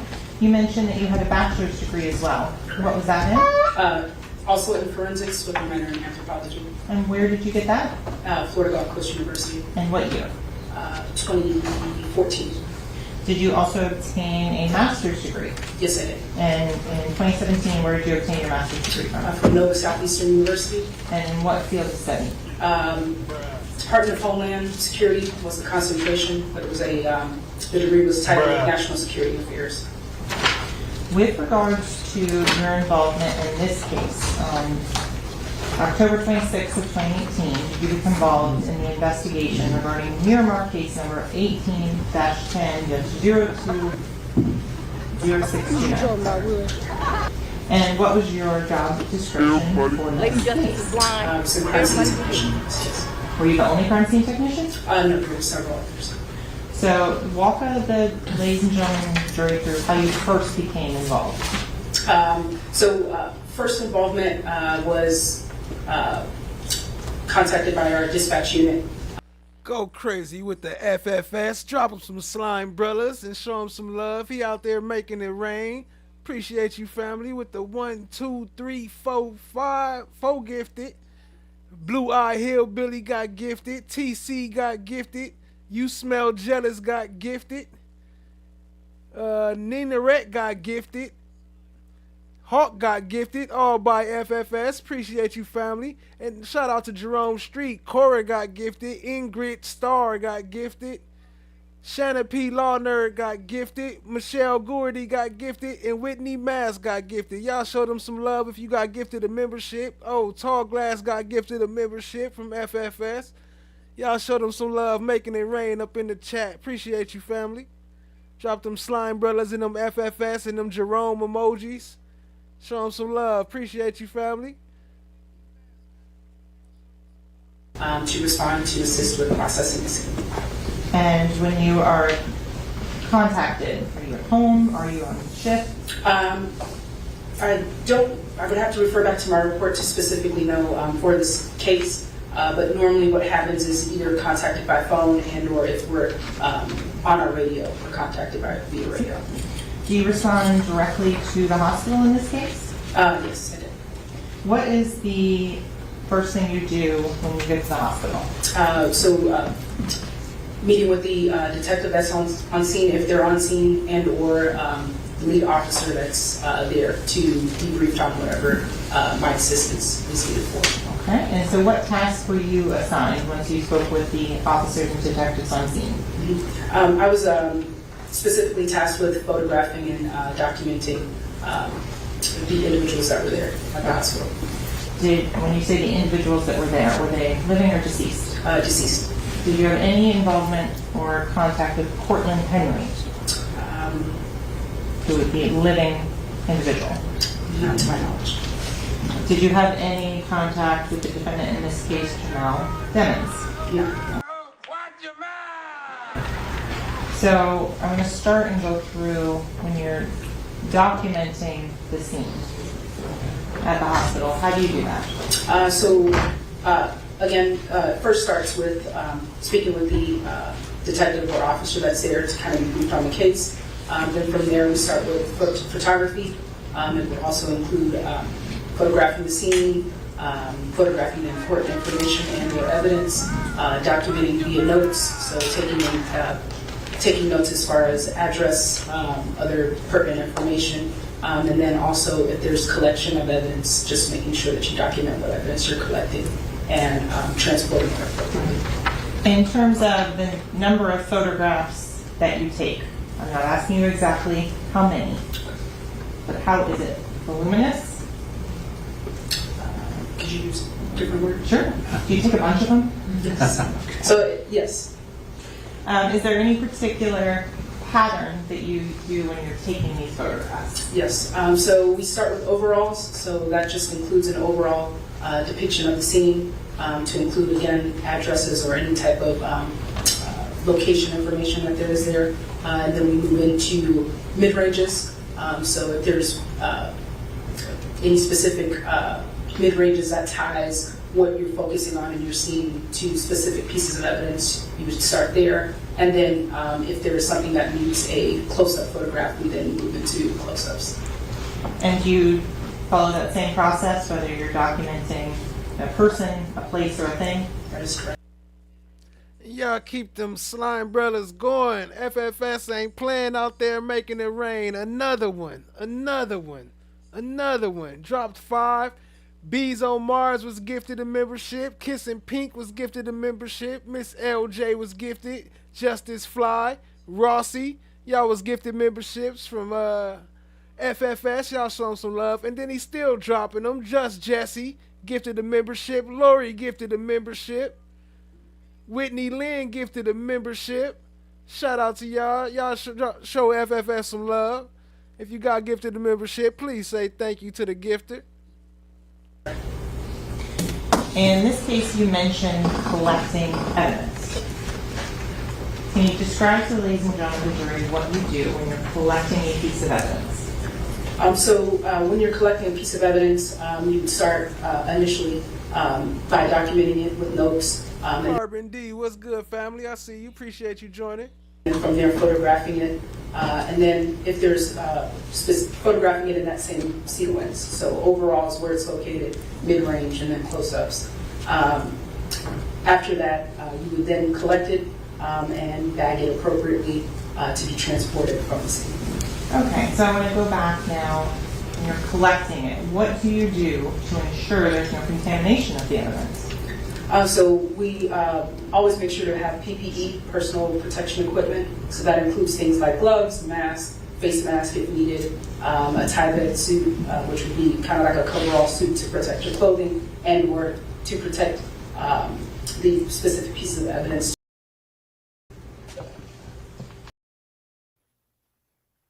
Presentation.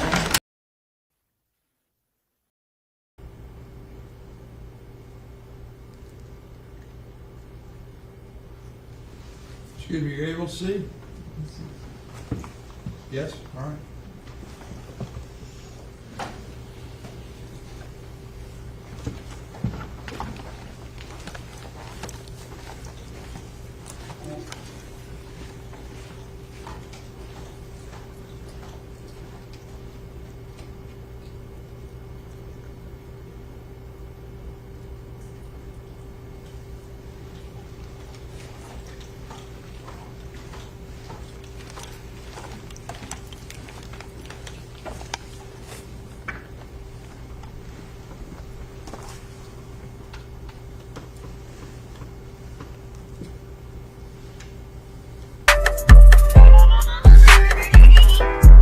Shout out to that boy Flesh of the God. Is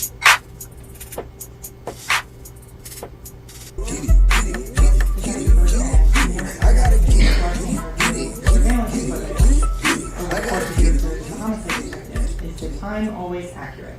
No. Is it your recollection that this was off by 1 hour due to not Objection. adjusted? What's the objection? Foundation. Sustain, rephrase. When this video was recovered, was there a determination made as to how far off the time was from meal time? Same objection. Why don't you come sidewalk? Detective Bertrand, when you arrived on scene as Detective Toyota, was there a process? 15. Curry, if you could be so, I'm sorry, Investigator Curry, if you'd be so kind as to states 13, the t-shirt, show the ladies and gentlemen of the jury the defects that you documented.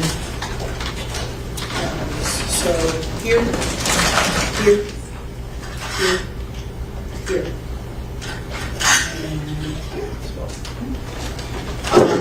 What's been admitted as states 14, the black Stranger Things jacket. You can do the same on the back of that.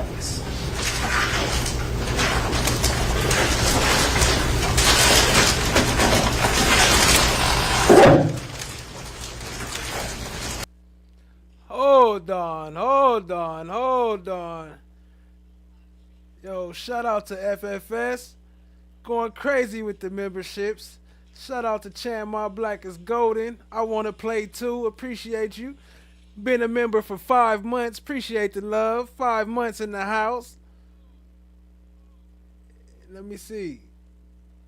10 gifted by Jerome Street up in here. Hold on. Let me catch up. There's a lot of names. Must the names be named? Fuck it. Let's get them.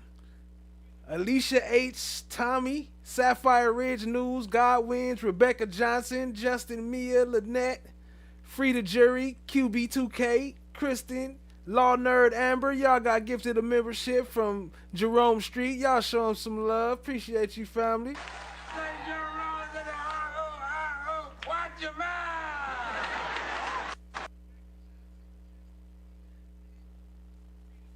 Chan My Black is Golden up in the house.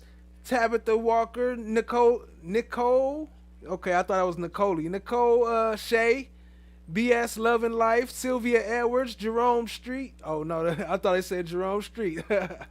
Shout out to you. Then another 10 from FFS, Barry Anchor, Miss First, Net 418, TV Therapist, AI, GMG, OTF, Lily 777, Tanya Carr, Allie B from Tennessee, Butt Nuggets Mom. Y'all all got gifted a membership. Then next up, V Baby, Loretta, Sapphire Ridge News already in there. Yo Banks, Fighting Lupus, Kenya Savage, Stephen Crabte, Michelle K, Hood Tycoon, Tamika, TMC Perch, Quiana Shaw, What, Why, and Who's, NRS, Joni, CC, yo, Jimmy Kimmel, Gina Camino, JC. I'm getting confused. I'm reading too many names. Yo, y'all show FFS some love. Go crazy with the Slime Brothers and the FFS. Show them some love for the 20 gifted and the 10 gifted. Yo, he going crazy tonight. He's showing out. Y'all show him some love. Go crazy with the FFS. Spam the chat. Appreciate you, family.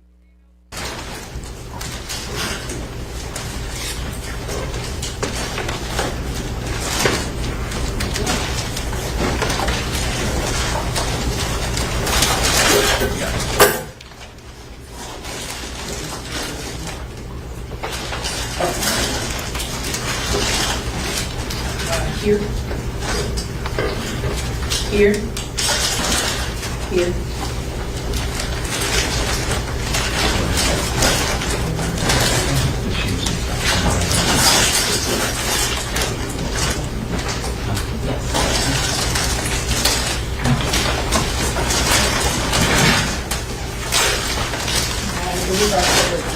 What up, Sapphire Ridge News? You got gifted a membership. Show some love. I think it was Jerome Street that gifted you. Thank you. And investigators are now approaching what has been previously marked as states P and shown to defense counsel. Do you recognize that? Yes, I do. What is that? Additional clothing collected from the scene from Christopher Thomas. And are those items still in the original packaging? Yes, it is. Is your seal still intact with your name, ID number? Yes, it is. No objection. Here at this time, the state requesting states P in. There's no objection, so they'll be admitted. How many items are in there, Counsel?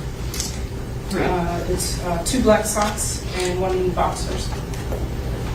They'll be admitted. Thank you.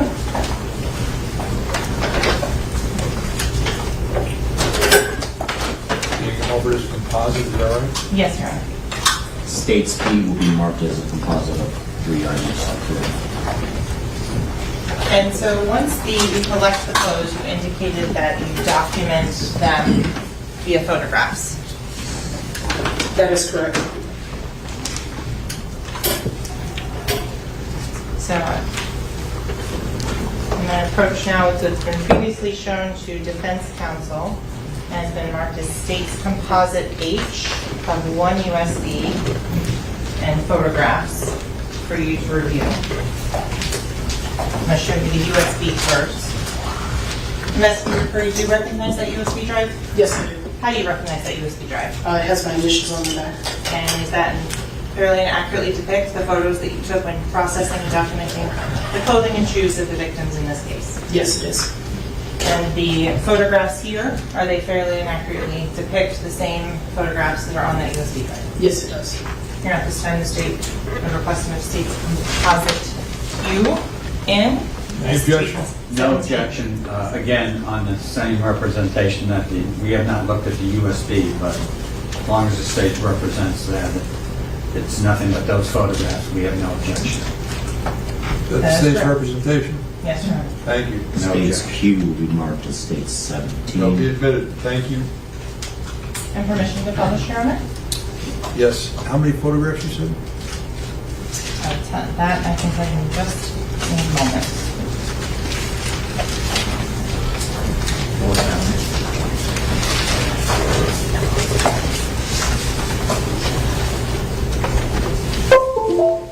Investigator Curry, if you have the clothing, why is it important to document it at the time of collection? To be able to document how they were received, as we weren't the individuals that collected the clothing from the deceased. So on photograph number 1 under Anthony Williams. Shout out to FFS and Jerome Street, still making it rain. Drop them slime brothers, don't mind the chat flesh, we playing a game. Okay, I'm loving this game. We should play this every day. It has a G down here at the bottom of the photograph. Why is there a G?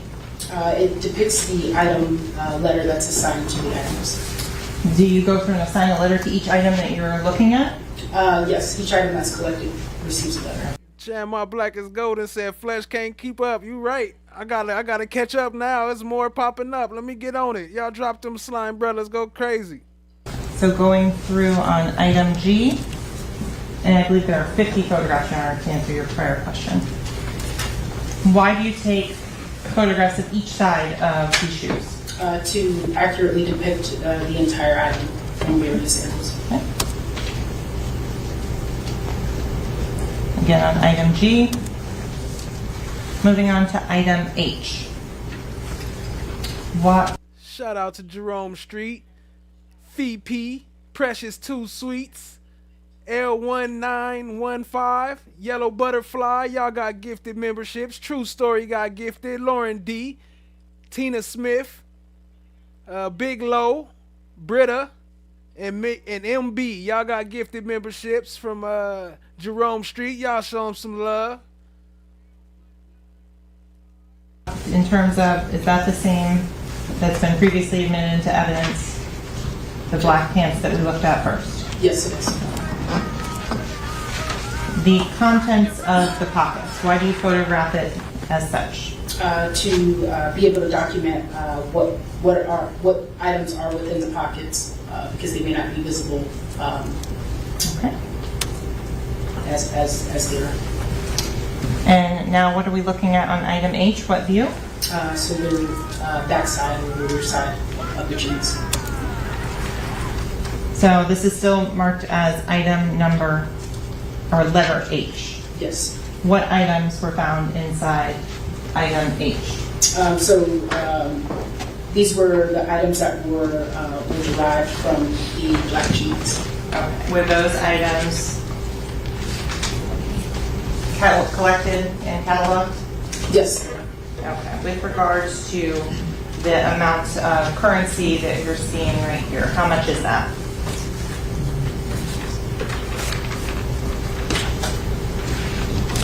$97. They got it laid out on the table. Boy had $87. Why they got it laid out like he was doing a major drug deal or something?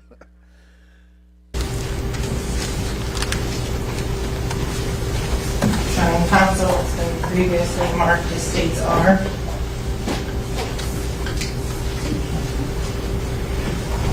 Investigator Curry, do you recognize this item? Yes, I do. It's been marked as states R for identification purposes.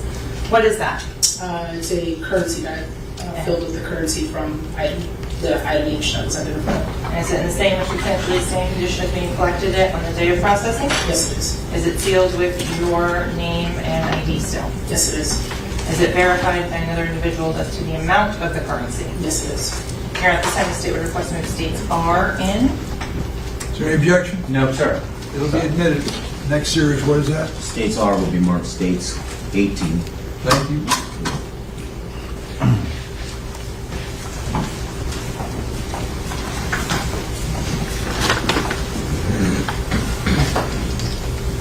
On to what's been labeled here as states your Miramar item I, previously admitted into evidence.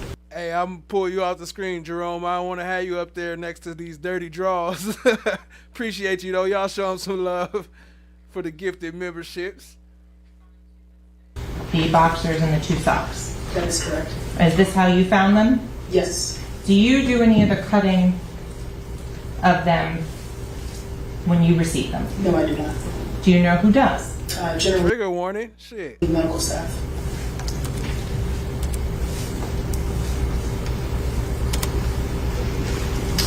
What's item J? Picture of the jean jacket that was provided by medical staff of the deceased, or from the deceased. With regards to this next photo of item J, there is an arrow indicating a circular area.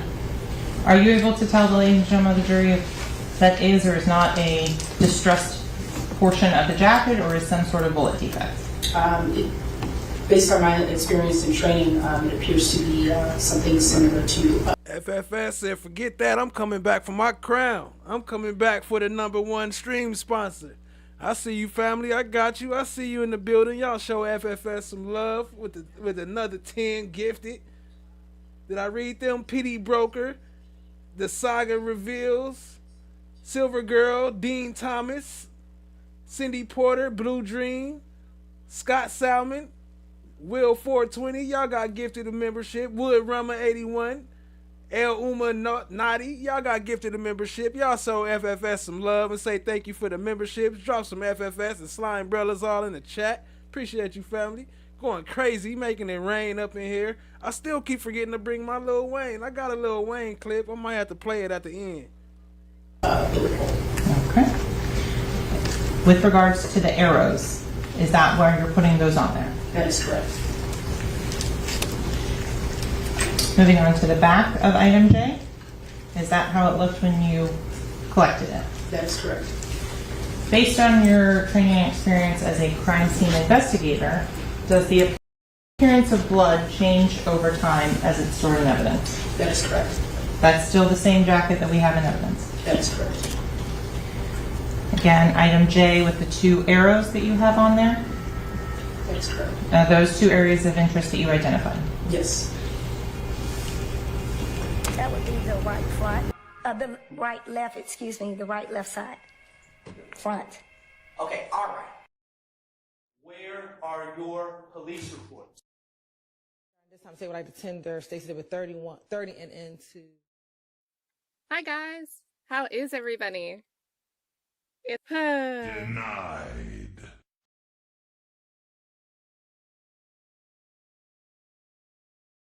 To go crazy real quick. Another 10 gifted by FFS. Appreciate you. Going crazy. Lanita Cooper, Yak Mommy, Welsh Lady Reeds, Gerald L, Tammy K, Una. Y'all was gifted a membership. And shout out to Law Nerd. Came in here and said thank you. Just got my notification. So she said thank you for the gifted. Shout out to Eat Geek. You was gifted. Ashley Redhead, King Cooley. Y'all was all gifted a membership. Show FFS some love. He going crazy, making it rain. Drop them slime brellas. This is a close-up of the one item J defect. What can you tell about this particular item that makes you, based on your training experience, say that it's a bullet hole? Just based on the size, the distress in the jeans, or I'm sorry, in the clothing, and the diameter of the specific defect. Y'all check out Sapphire Ridge News. Go sub up. We going live at 3 p.m. Eastern. So going on to the black shirt that's been placed in evidence. That is correct. That's item K as you documented it. And the little letter K that you put on each of these photos. Why do you put it on the photos? Because it's a close-up, just to be able to identify that this particular close-up pertains to the overall item K. Okay. Now looking at the other side of that same t-shirt. Correct.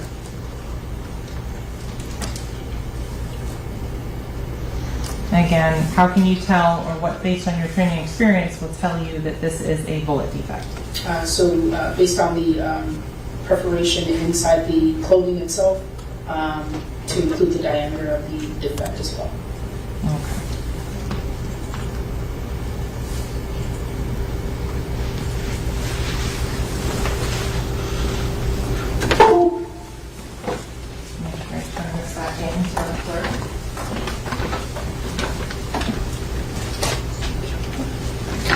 So with regards to Christopher Thomas's clothing, did you recover money and currency from his clothing? I would have to have my memory refreshed. Okay. If I may approach what's been previously marked as State S after showing it to the defense counsel? Yes, counsel.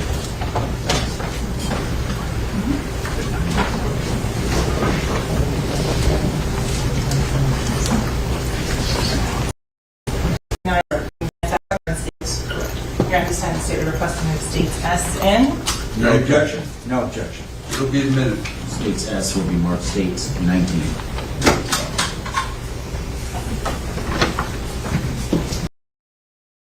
Of the same caliber when you collected them? Yes, they were. Okay. Again, last photo here of number 7. That's the case. Moving on to the north side of the street on 8, 9, and 10. What did you collect at photo marker number 8? Glass fragments. Is that a view of those glass fragments? Yes, it is. Moving on to photo marker number 9. What did you collect at this location? Glass fragments. Moving on to photo marker number 10. What did you collect at this location? Glass fragments. We're looking here now at one of the last 2 photos. What is this photo depicting? Measuring, or a detective utilizing a measurement device. And what is that measurement device? It measures distance. It's a yardstick or meter stick.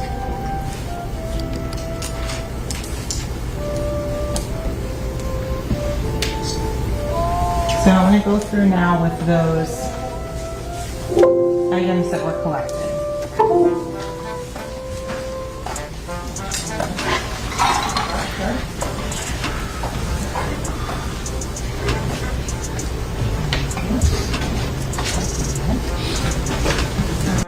Correspond to, with regards to the previous photographs you just looked at? It corresponds to the yellow photo marker that was within the previous photograph. Do you photograph each casing from all sides and angles? Yes. So that's item number 1. 3 photos of that. And now, so if you tell the ladies and gentlemen of the jury what item we're looking at now. Spec casing, identified as photo marker number 4. With regards to the writing that's on the back of each of these spent casings, were they all consistent with one another? Yes, they were. And what type of writing or markings were on each of these casings? Laser, 40, S and W. As a crime scene technician, what is a Blazer 40 S&W mean? It refers to the caliber of the spent casing as well as the brand. Moved on to item number 5 in these photographs.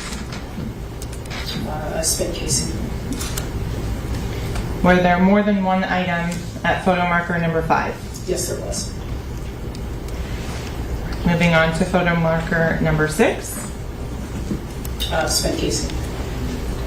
Again, was there more than one spent casing at photo marker number 6? Yes, there was.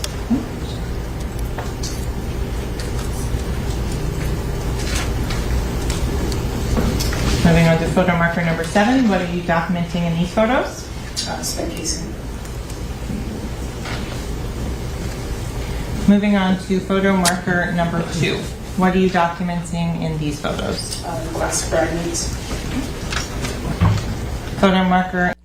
Yeah, I got the emails. Appreciate you, family. Also, Purple Paradox. I got your email. I'll check it out in a minute. Yo, I sent the. I posted the picture of Dracula. You didn't see it? Number 3. Glass fragments. Photo marker number 8. Now we're back on the north side of the road. Is my recollection correct on that? That is correct. Okay. Again, photo marker number 8. Glass fragments. Photo marker number 9. Glass fragments. And photo marker number 10. Glass fragments. So going forward, after you photographed these, I want to go to your investigation when you were in Margate, Florida, with regards to this case very briefly. Did you assist with a search warrant in Margate, Florida?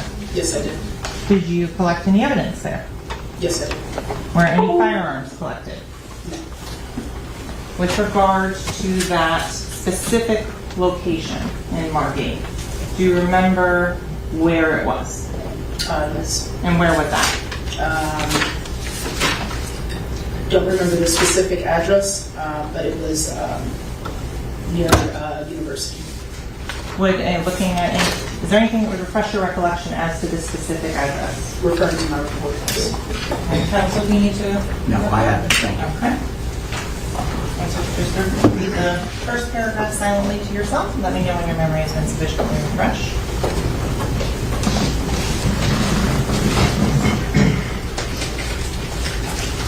Refresh.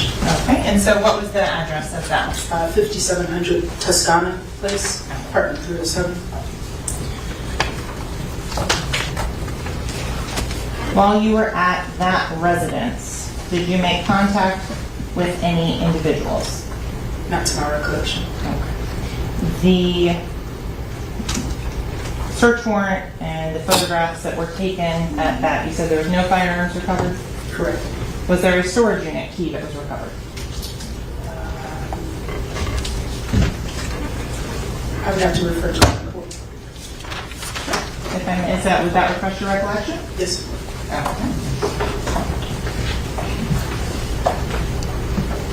And then we have the 6th paragraph, if you just read that silently to yourself. Thank you. So was there a storage unit key that was collected? Yes, there was. Was there mail collected from that location? Yes, it was. The individual that was named on the mail, who was that? Jamel Demons. With regards to later on that day, did you then help and assist on the execution of a second search warrant? Yes, I did. So that second search warrant at a storage unit location, did you recover any firearms there? No, we did not.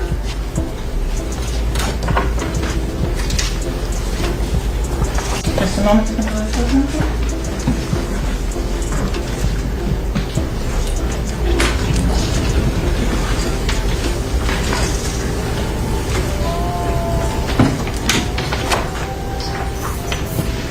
So I'm going to show you what's been show counsel.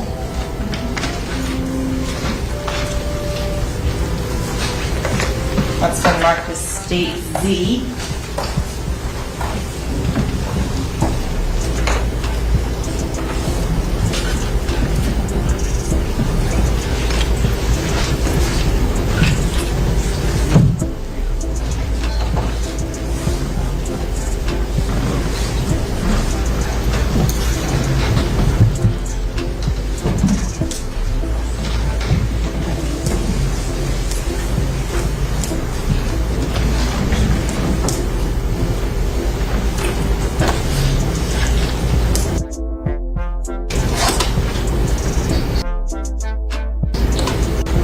Those items? Do they are the same or substantially same condition as when you collected them on the state road?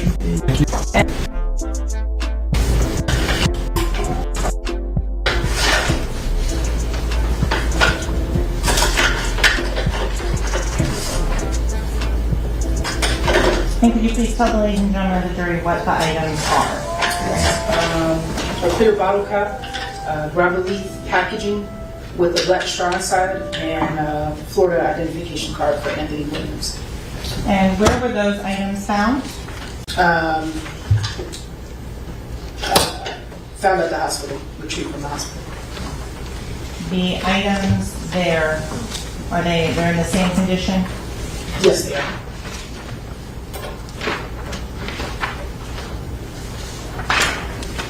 With regards to what's been previously marked for identification as states AA, do you recognize that item? Yes, sir.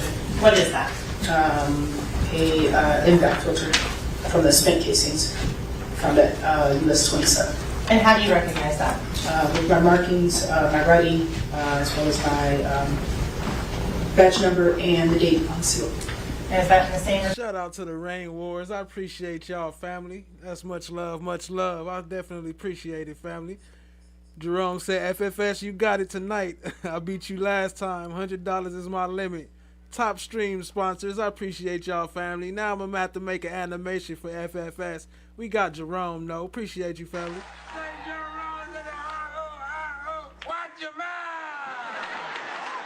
Substantially same condition as when you packaged it and processed it in November of 2018.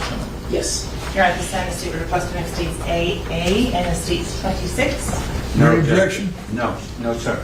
It'll be admitted. States AA marked 26.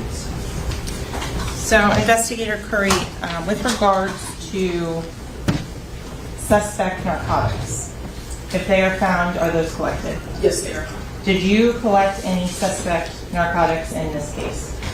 Not to my recollection. Is there anything that would refresh your recollection as to that? Yes, my report. Okay. If I can approach, I have a copy of the property receipt with me. Sure. Would that help in assisting you? Yes. Okay. Can you explain to the ladies and gentlemen of the jury what is a property receipt? Yes. So a property receipt identifies any type of evidence or items that are obtained or collected. Is that something you document at the time when you were collecting the items? That is correct. Looking at that property receipt, are you refreshed as to your action if you collected any suspect narcotics? That is correct. Did you collect any suspect narcotics from the person of Christopher Thomas? Yes, I did. And what was that? Cannabis. Okay. And that item, was it packaged? Yes, it was. Do you have the ability to test suspect narcotics at the Miramar Police Department? Yes, we do. In terms of, is it analysis for a chemical certainty or is it a presumptive test? It's a presumptive test. Additional testing for any such information as to what that substance was, what agency does that to your knowledge? It's sent out to the BSO lab. Yo, we almost up out of here. Shout out to Wood Rummer saying thanks whoever gifted me a membership. And it was a membership for 1 month already, so I'm not sure how that worked. You must pay for a membership and got gifted a second month free or something like that. But either way, appreciate you. Shout out to you and the gifter. How do you preserve those photographs? They are burned to a disc, whether CD or DVD, and stored in our evidence facility. After you did that in this case, did that conclude your involvement in this investigation? Yes. Okay. No further questions at this time, Your Honor. Counsel, can I see sidebar, please? Yes.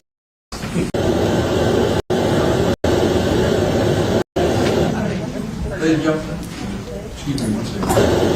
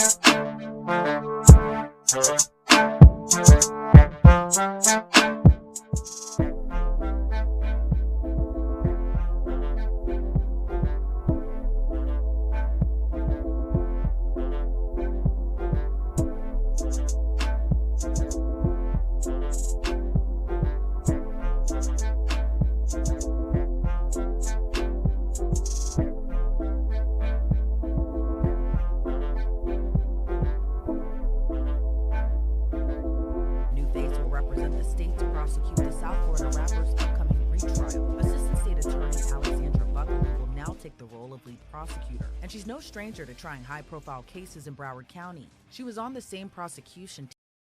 New face will represent the state to prosecute the South Florida rapper's upcoming retrial. Assistant State Attorney Alexandra Buckaloo will now take the role of lead prosecutor. And she's no stranger to trying high-profile cases in Broward County. She was on the same prosecution team that successfully tried a case earlier this year. The trial of 3 men who were later convicted of murdering another Florida rapper, XXS Tentacion. Michael Boatwright, Dedrick Williams, and Trayvon Newsom were each handed life sentences in April for gunning down XXX Tentacion in June of 2018. Buckaloo's new role comes after prosecutor Christine Bradley was recused of her role as lead prosecutor after it was revealed she didn't share information with Melly's defense team about a claim against lead investigator Mark Moretti. The bombshell claims came out in court last week with Assistant State Attorney Michelle Boudreaux and Christine Bradley herself taking the stand to testify about the claim. So what was the claim? It stemmed from a 2022 incident involving Detective Mark Moretti seizing the phone of Melly's mother. According to Michelle Boudreaux, who witnessed the incident, Moretti asked a deputy to lie about being present during the execution of the search warrant. Do you say anything to Moretti? No, I don't say anything to Moretti. I leave the room, I'm done with the statement. As far as I'm concerned, I'm done investigating this case. Why? Because I don't work with detectives that solicit lies. So, is that true that Detective Moretti said to you that what he said was a joke? No, what was intended to be conveyed was that Deputy Gorell, his response was flippant in nature. That was the joking aspect of it. Okay, so there's somebody from your office sends out a Brady notice in this case, not authorized by you, correct? That is correct. And in that Brady notice that I just showed you, you're saying that there are incorrect statements of fact in it. That is correct. And the incorrect statement is that you were not told by Moretti that he was joking. That is correct. The indication has always been, and if it was inartfully conveyed at some point, the indication has always been that Deputy Gorell responded. Who else inartfully speaks love again? Inartfully. In a very flippant manner when asked about showing up. Flippant manner to whom? To Detective Moretti. Does he say that in his report, Gorell? I don't believe so. Okay. So the flippant matter came from Moretti, and somehow you communicated that Moretti said it was a joke. Is that what we're putting together? I did not say that Moretti said that he had made a joke in any way, shape, or form. So you've never made the statement that Moretti said he was joking? My statement was, at all times, and if it was ever not clear or misinterpreted by whoever was listening to it, was that Deputy Gorell made the statement that was of a flippant nature. Melly's defense team did not find out about the incident until nearly 2 months after Judge Murphy declared a mistrial in Melly's first trial. Judge Murphy later ruled that Bradley be removed from the case out of an abundance of caution, as the defense plans to call her as a witness in the upcoming retrial. Now Buckaloo will be taking the helm. After taking on the new position, Buckaloo asked Judge Murphy for an extension to early 2024, citing that Bradley had been on the case for years. Myself and the co-counsel on this case, we just got this case 48 hours ago. I mean, we know nothing. And in order to appropriately represent the state, and we'll still be at a disadvantage, because Bradley had this case for 5 years, she's lived it. We will still be at a disadvantage. So if Your Honor's not willing to bring them back in January, at least give us till December to at least get up to speed on the case.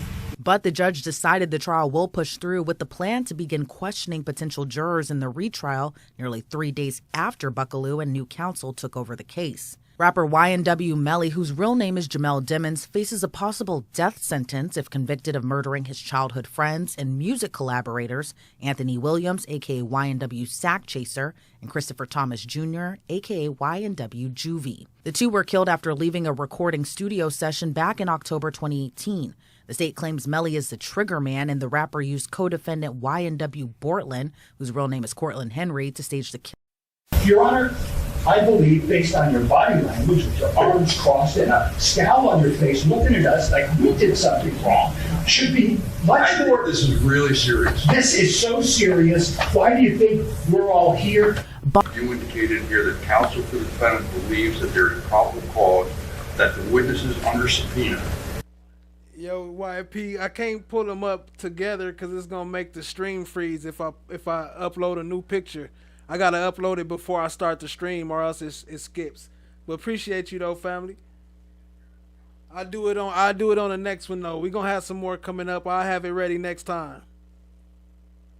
The members of the state attorney's office and the elected state attorney to have committed obstruction of justice and attempted witness tampering and felony pursuant to FS 838.022 for misuse of public office due to their actions since October of 2020. That's what it says, Your Honor. That's right. Very serious allegation. Very serious allegation. Very serious. A 10-page motion filed by the defense on September 26 says the state had possession of evidence that would have impeached the credibility of a lead investigator in the case, Detective Mark Moretti. The motion goes on to say the state should have presented the evidence to the defense prior to the trial. Maybe they should get their own lawyer. Maybe they should take the fifth. But we need to ferret it out. But before the court could figure it out, Judge John Murphy, the same judge from Melly's first trial, demanded lead prosecutor Christine Bradley be at the hearing because so many of the defense's claims center around her. Typically, what I do when I have a brain or some issue about it, the prosecutor who's involved in it tells me, she comes in here, she's got an obligation of candor to the court, and I ask her a question, and she advises me as to what's going on and why there's a change, why something like that. But she's not here. This is her case. We spent 2-3 months trying the case originally. It came to a hung jury, but she's not here for this. I don't understand. Well, look at that. I got it for you, family. Bradley is eventually brought into the courtroom to testify, but not before the judge hears from the woman, Assistant State Attorney Michelle Boudreaux, who waved the flag reporting concerns about Detective Moretti's credibility. Detective Moretti said to Deputy Morrell, "You need to say you were here when I served that search warrant." And it was kind of like an awkward moment. Someone described it just kind of getting punched twice in the head. So there's a search warrant that gets served. And I'm like, what's going on? And then the next thing, he's asking this deputy to lie for him. And again, I'm like, this isn't like, I'm in the twilight, so I'm like, this can't really be happening. Here's where the allegations start. In October 2022, Detective Moretti met with Jamie King, YNW Melly's mother. Investigators were trying to determine whether or not she was involved in witness tampering before Melly's case went to trial. Boudreaux was there. Miss King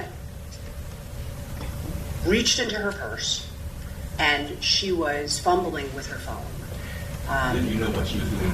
You know, it's a phone, so she has this phone. It's, you know, I couldn't tell you what type of phone she had. She was pressing buttons on it, and Detective Moretti was saying over and over again, "Don't turn off that phone. Don't turn off that phone." I knew she was doing something on her phone. I just couldn't swear to exactly what it was that she was doing on the phone. It looked like she was turning off her off her phone or sending a message or doing something on it. I just couldn't tell there was a scuffle going on. Okay, and what did Detective Moretti do?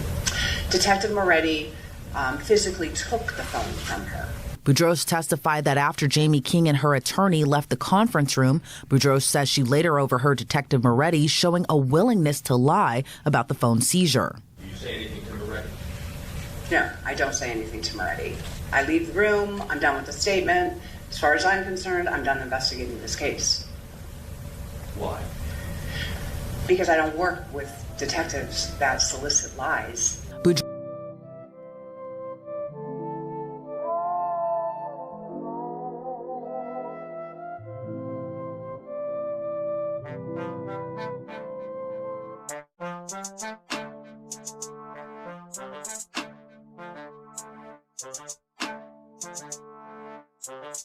Ended in a mistrial.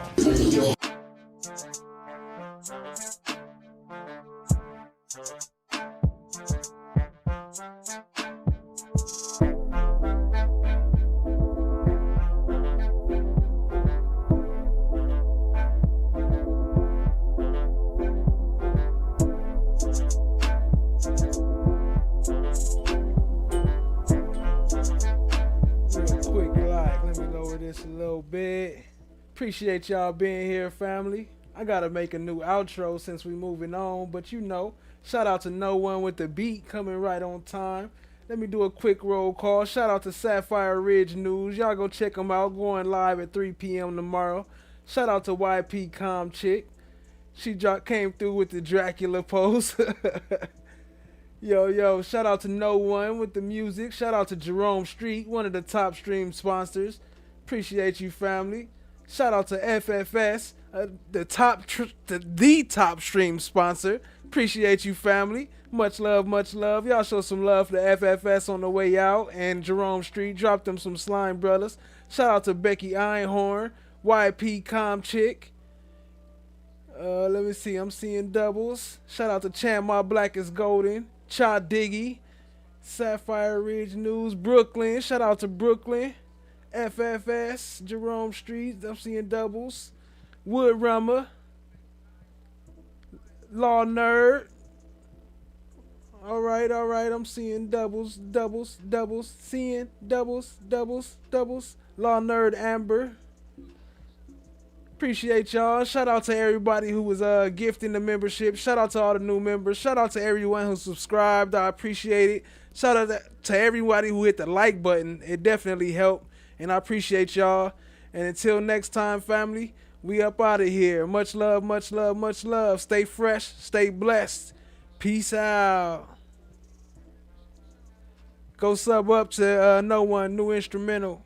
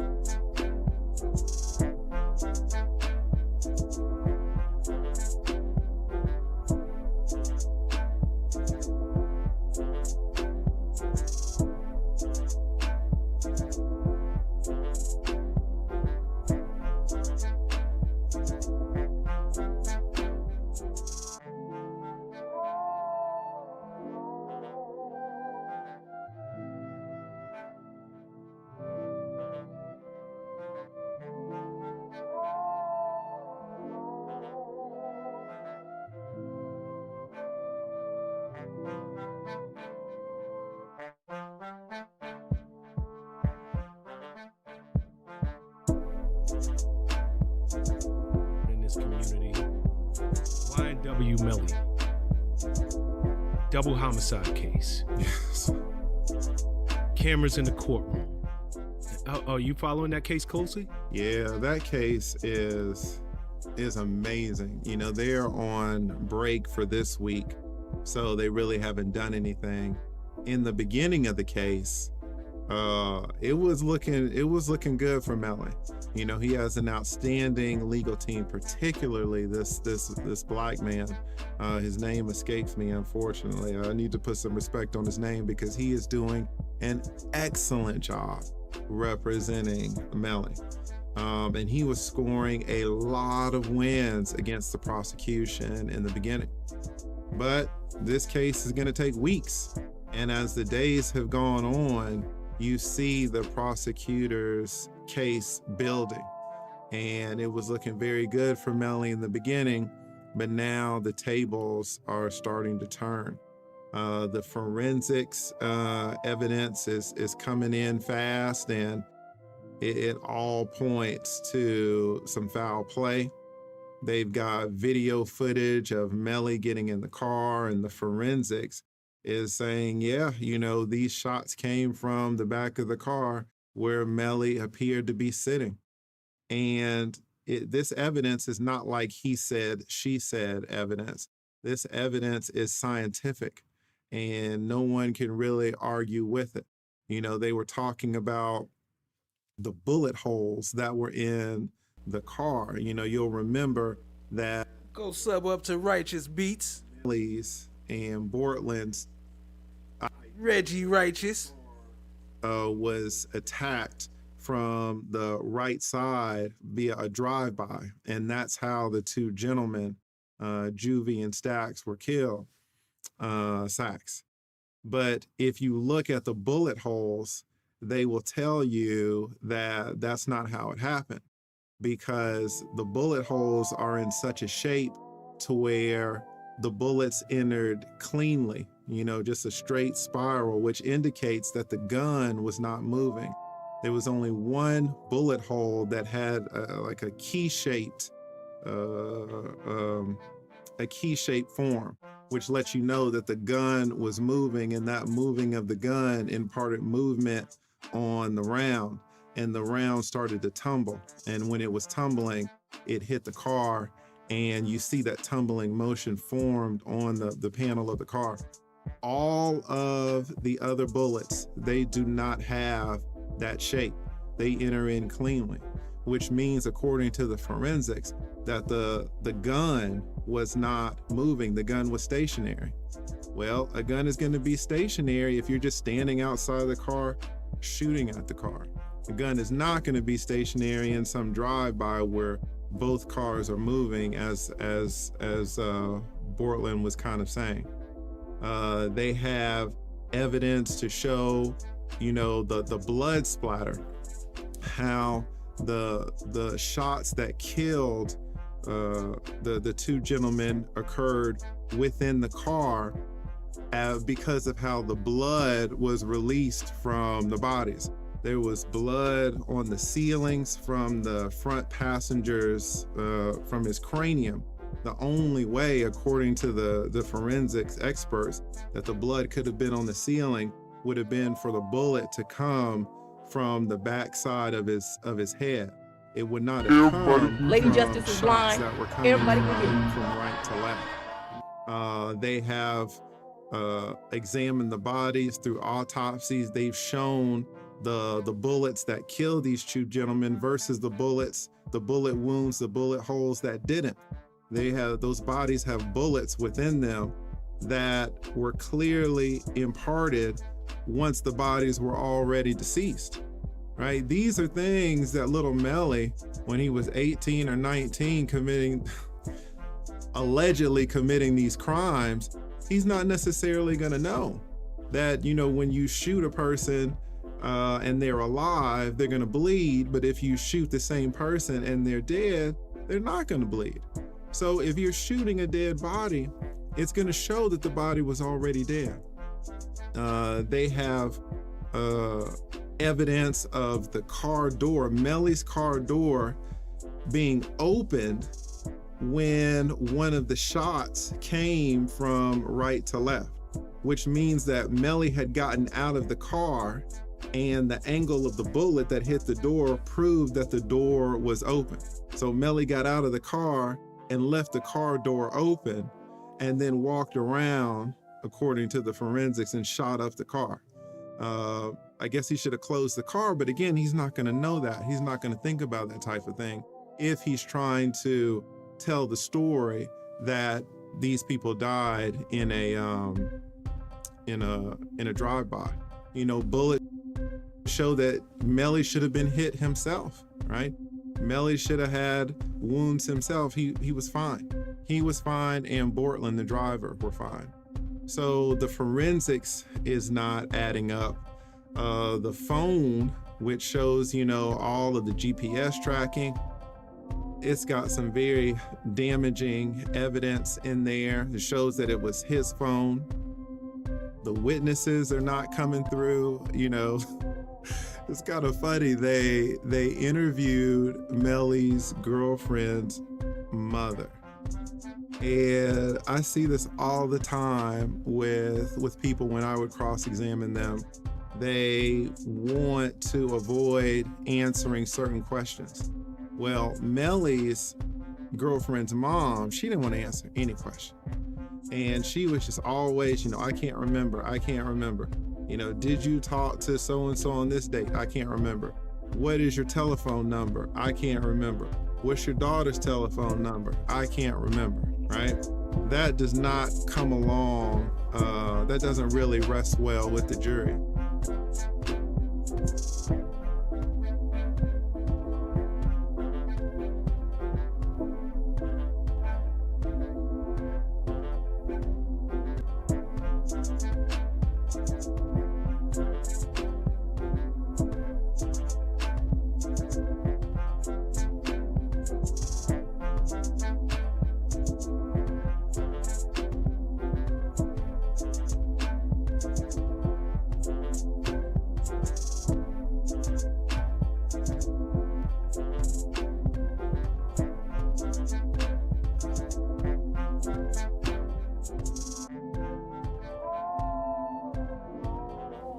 FFS still making it rain. Shout out to Carrie H, you was gifted a membership. Aquarius123, you was gifted a membership. Appreciate y'all, family. Oh, dropping another one. Alicia Abelo, you was gifted a membership. Appreciate you, FFS. Y'all show some love for FFS on the way out. Drop some FFS and some slime umbrellas and all that in the chat. We up out of here, family. Until next time, much love, much love.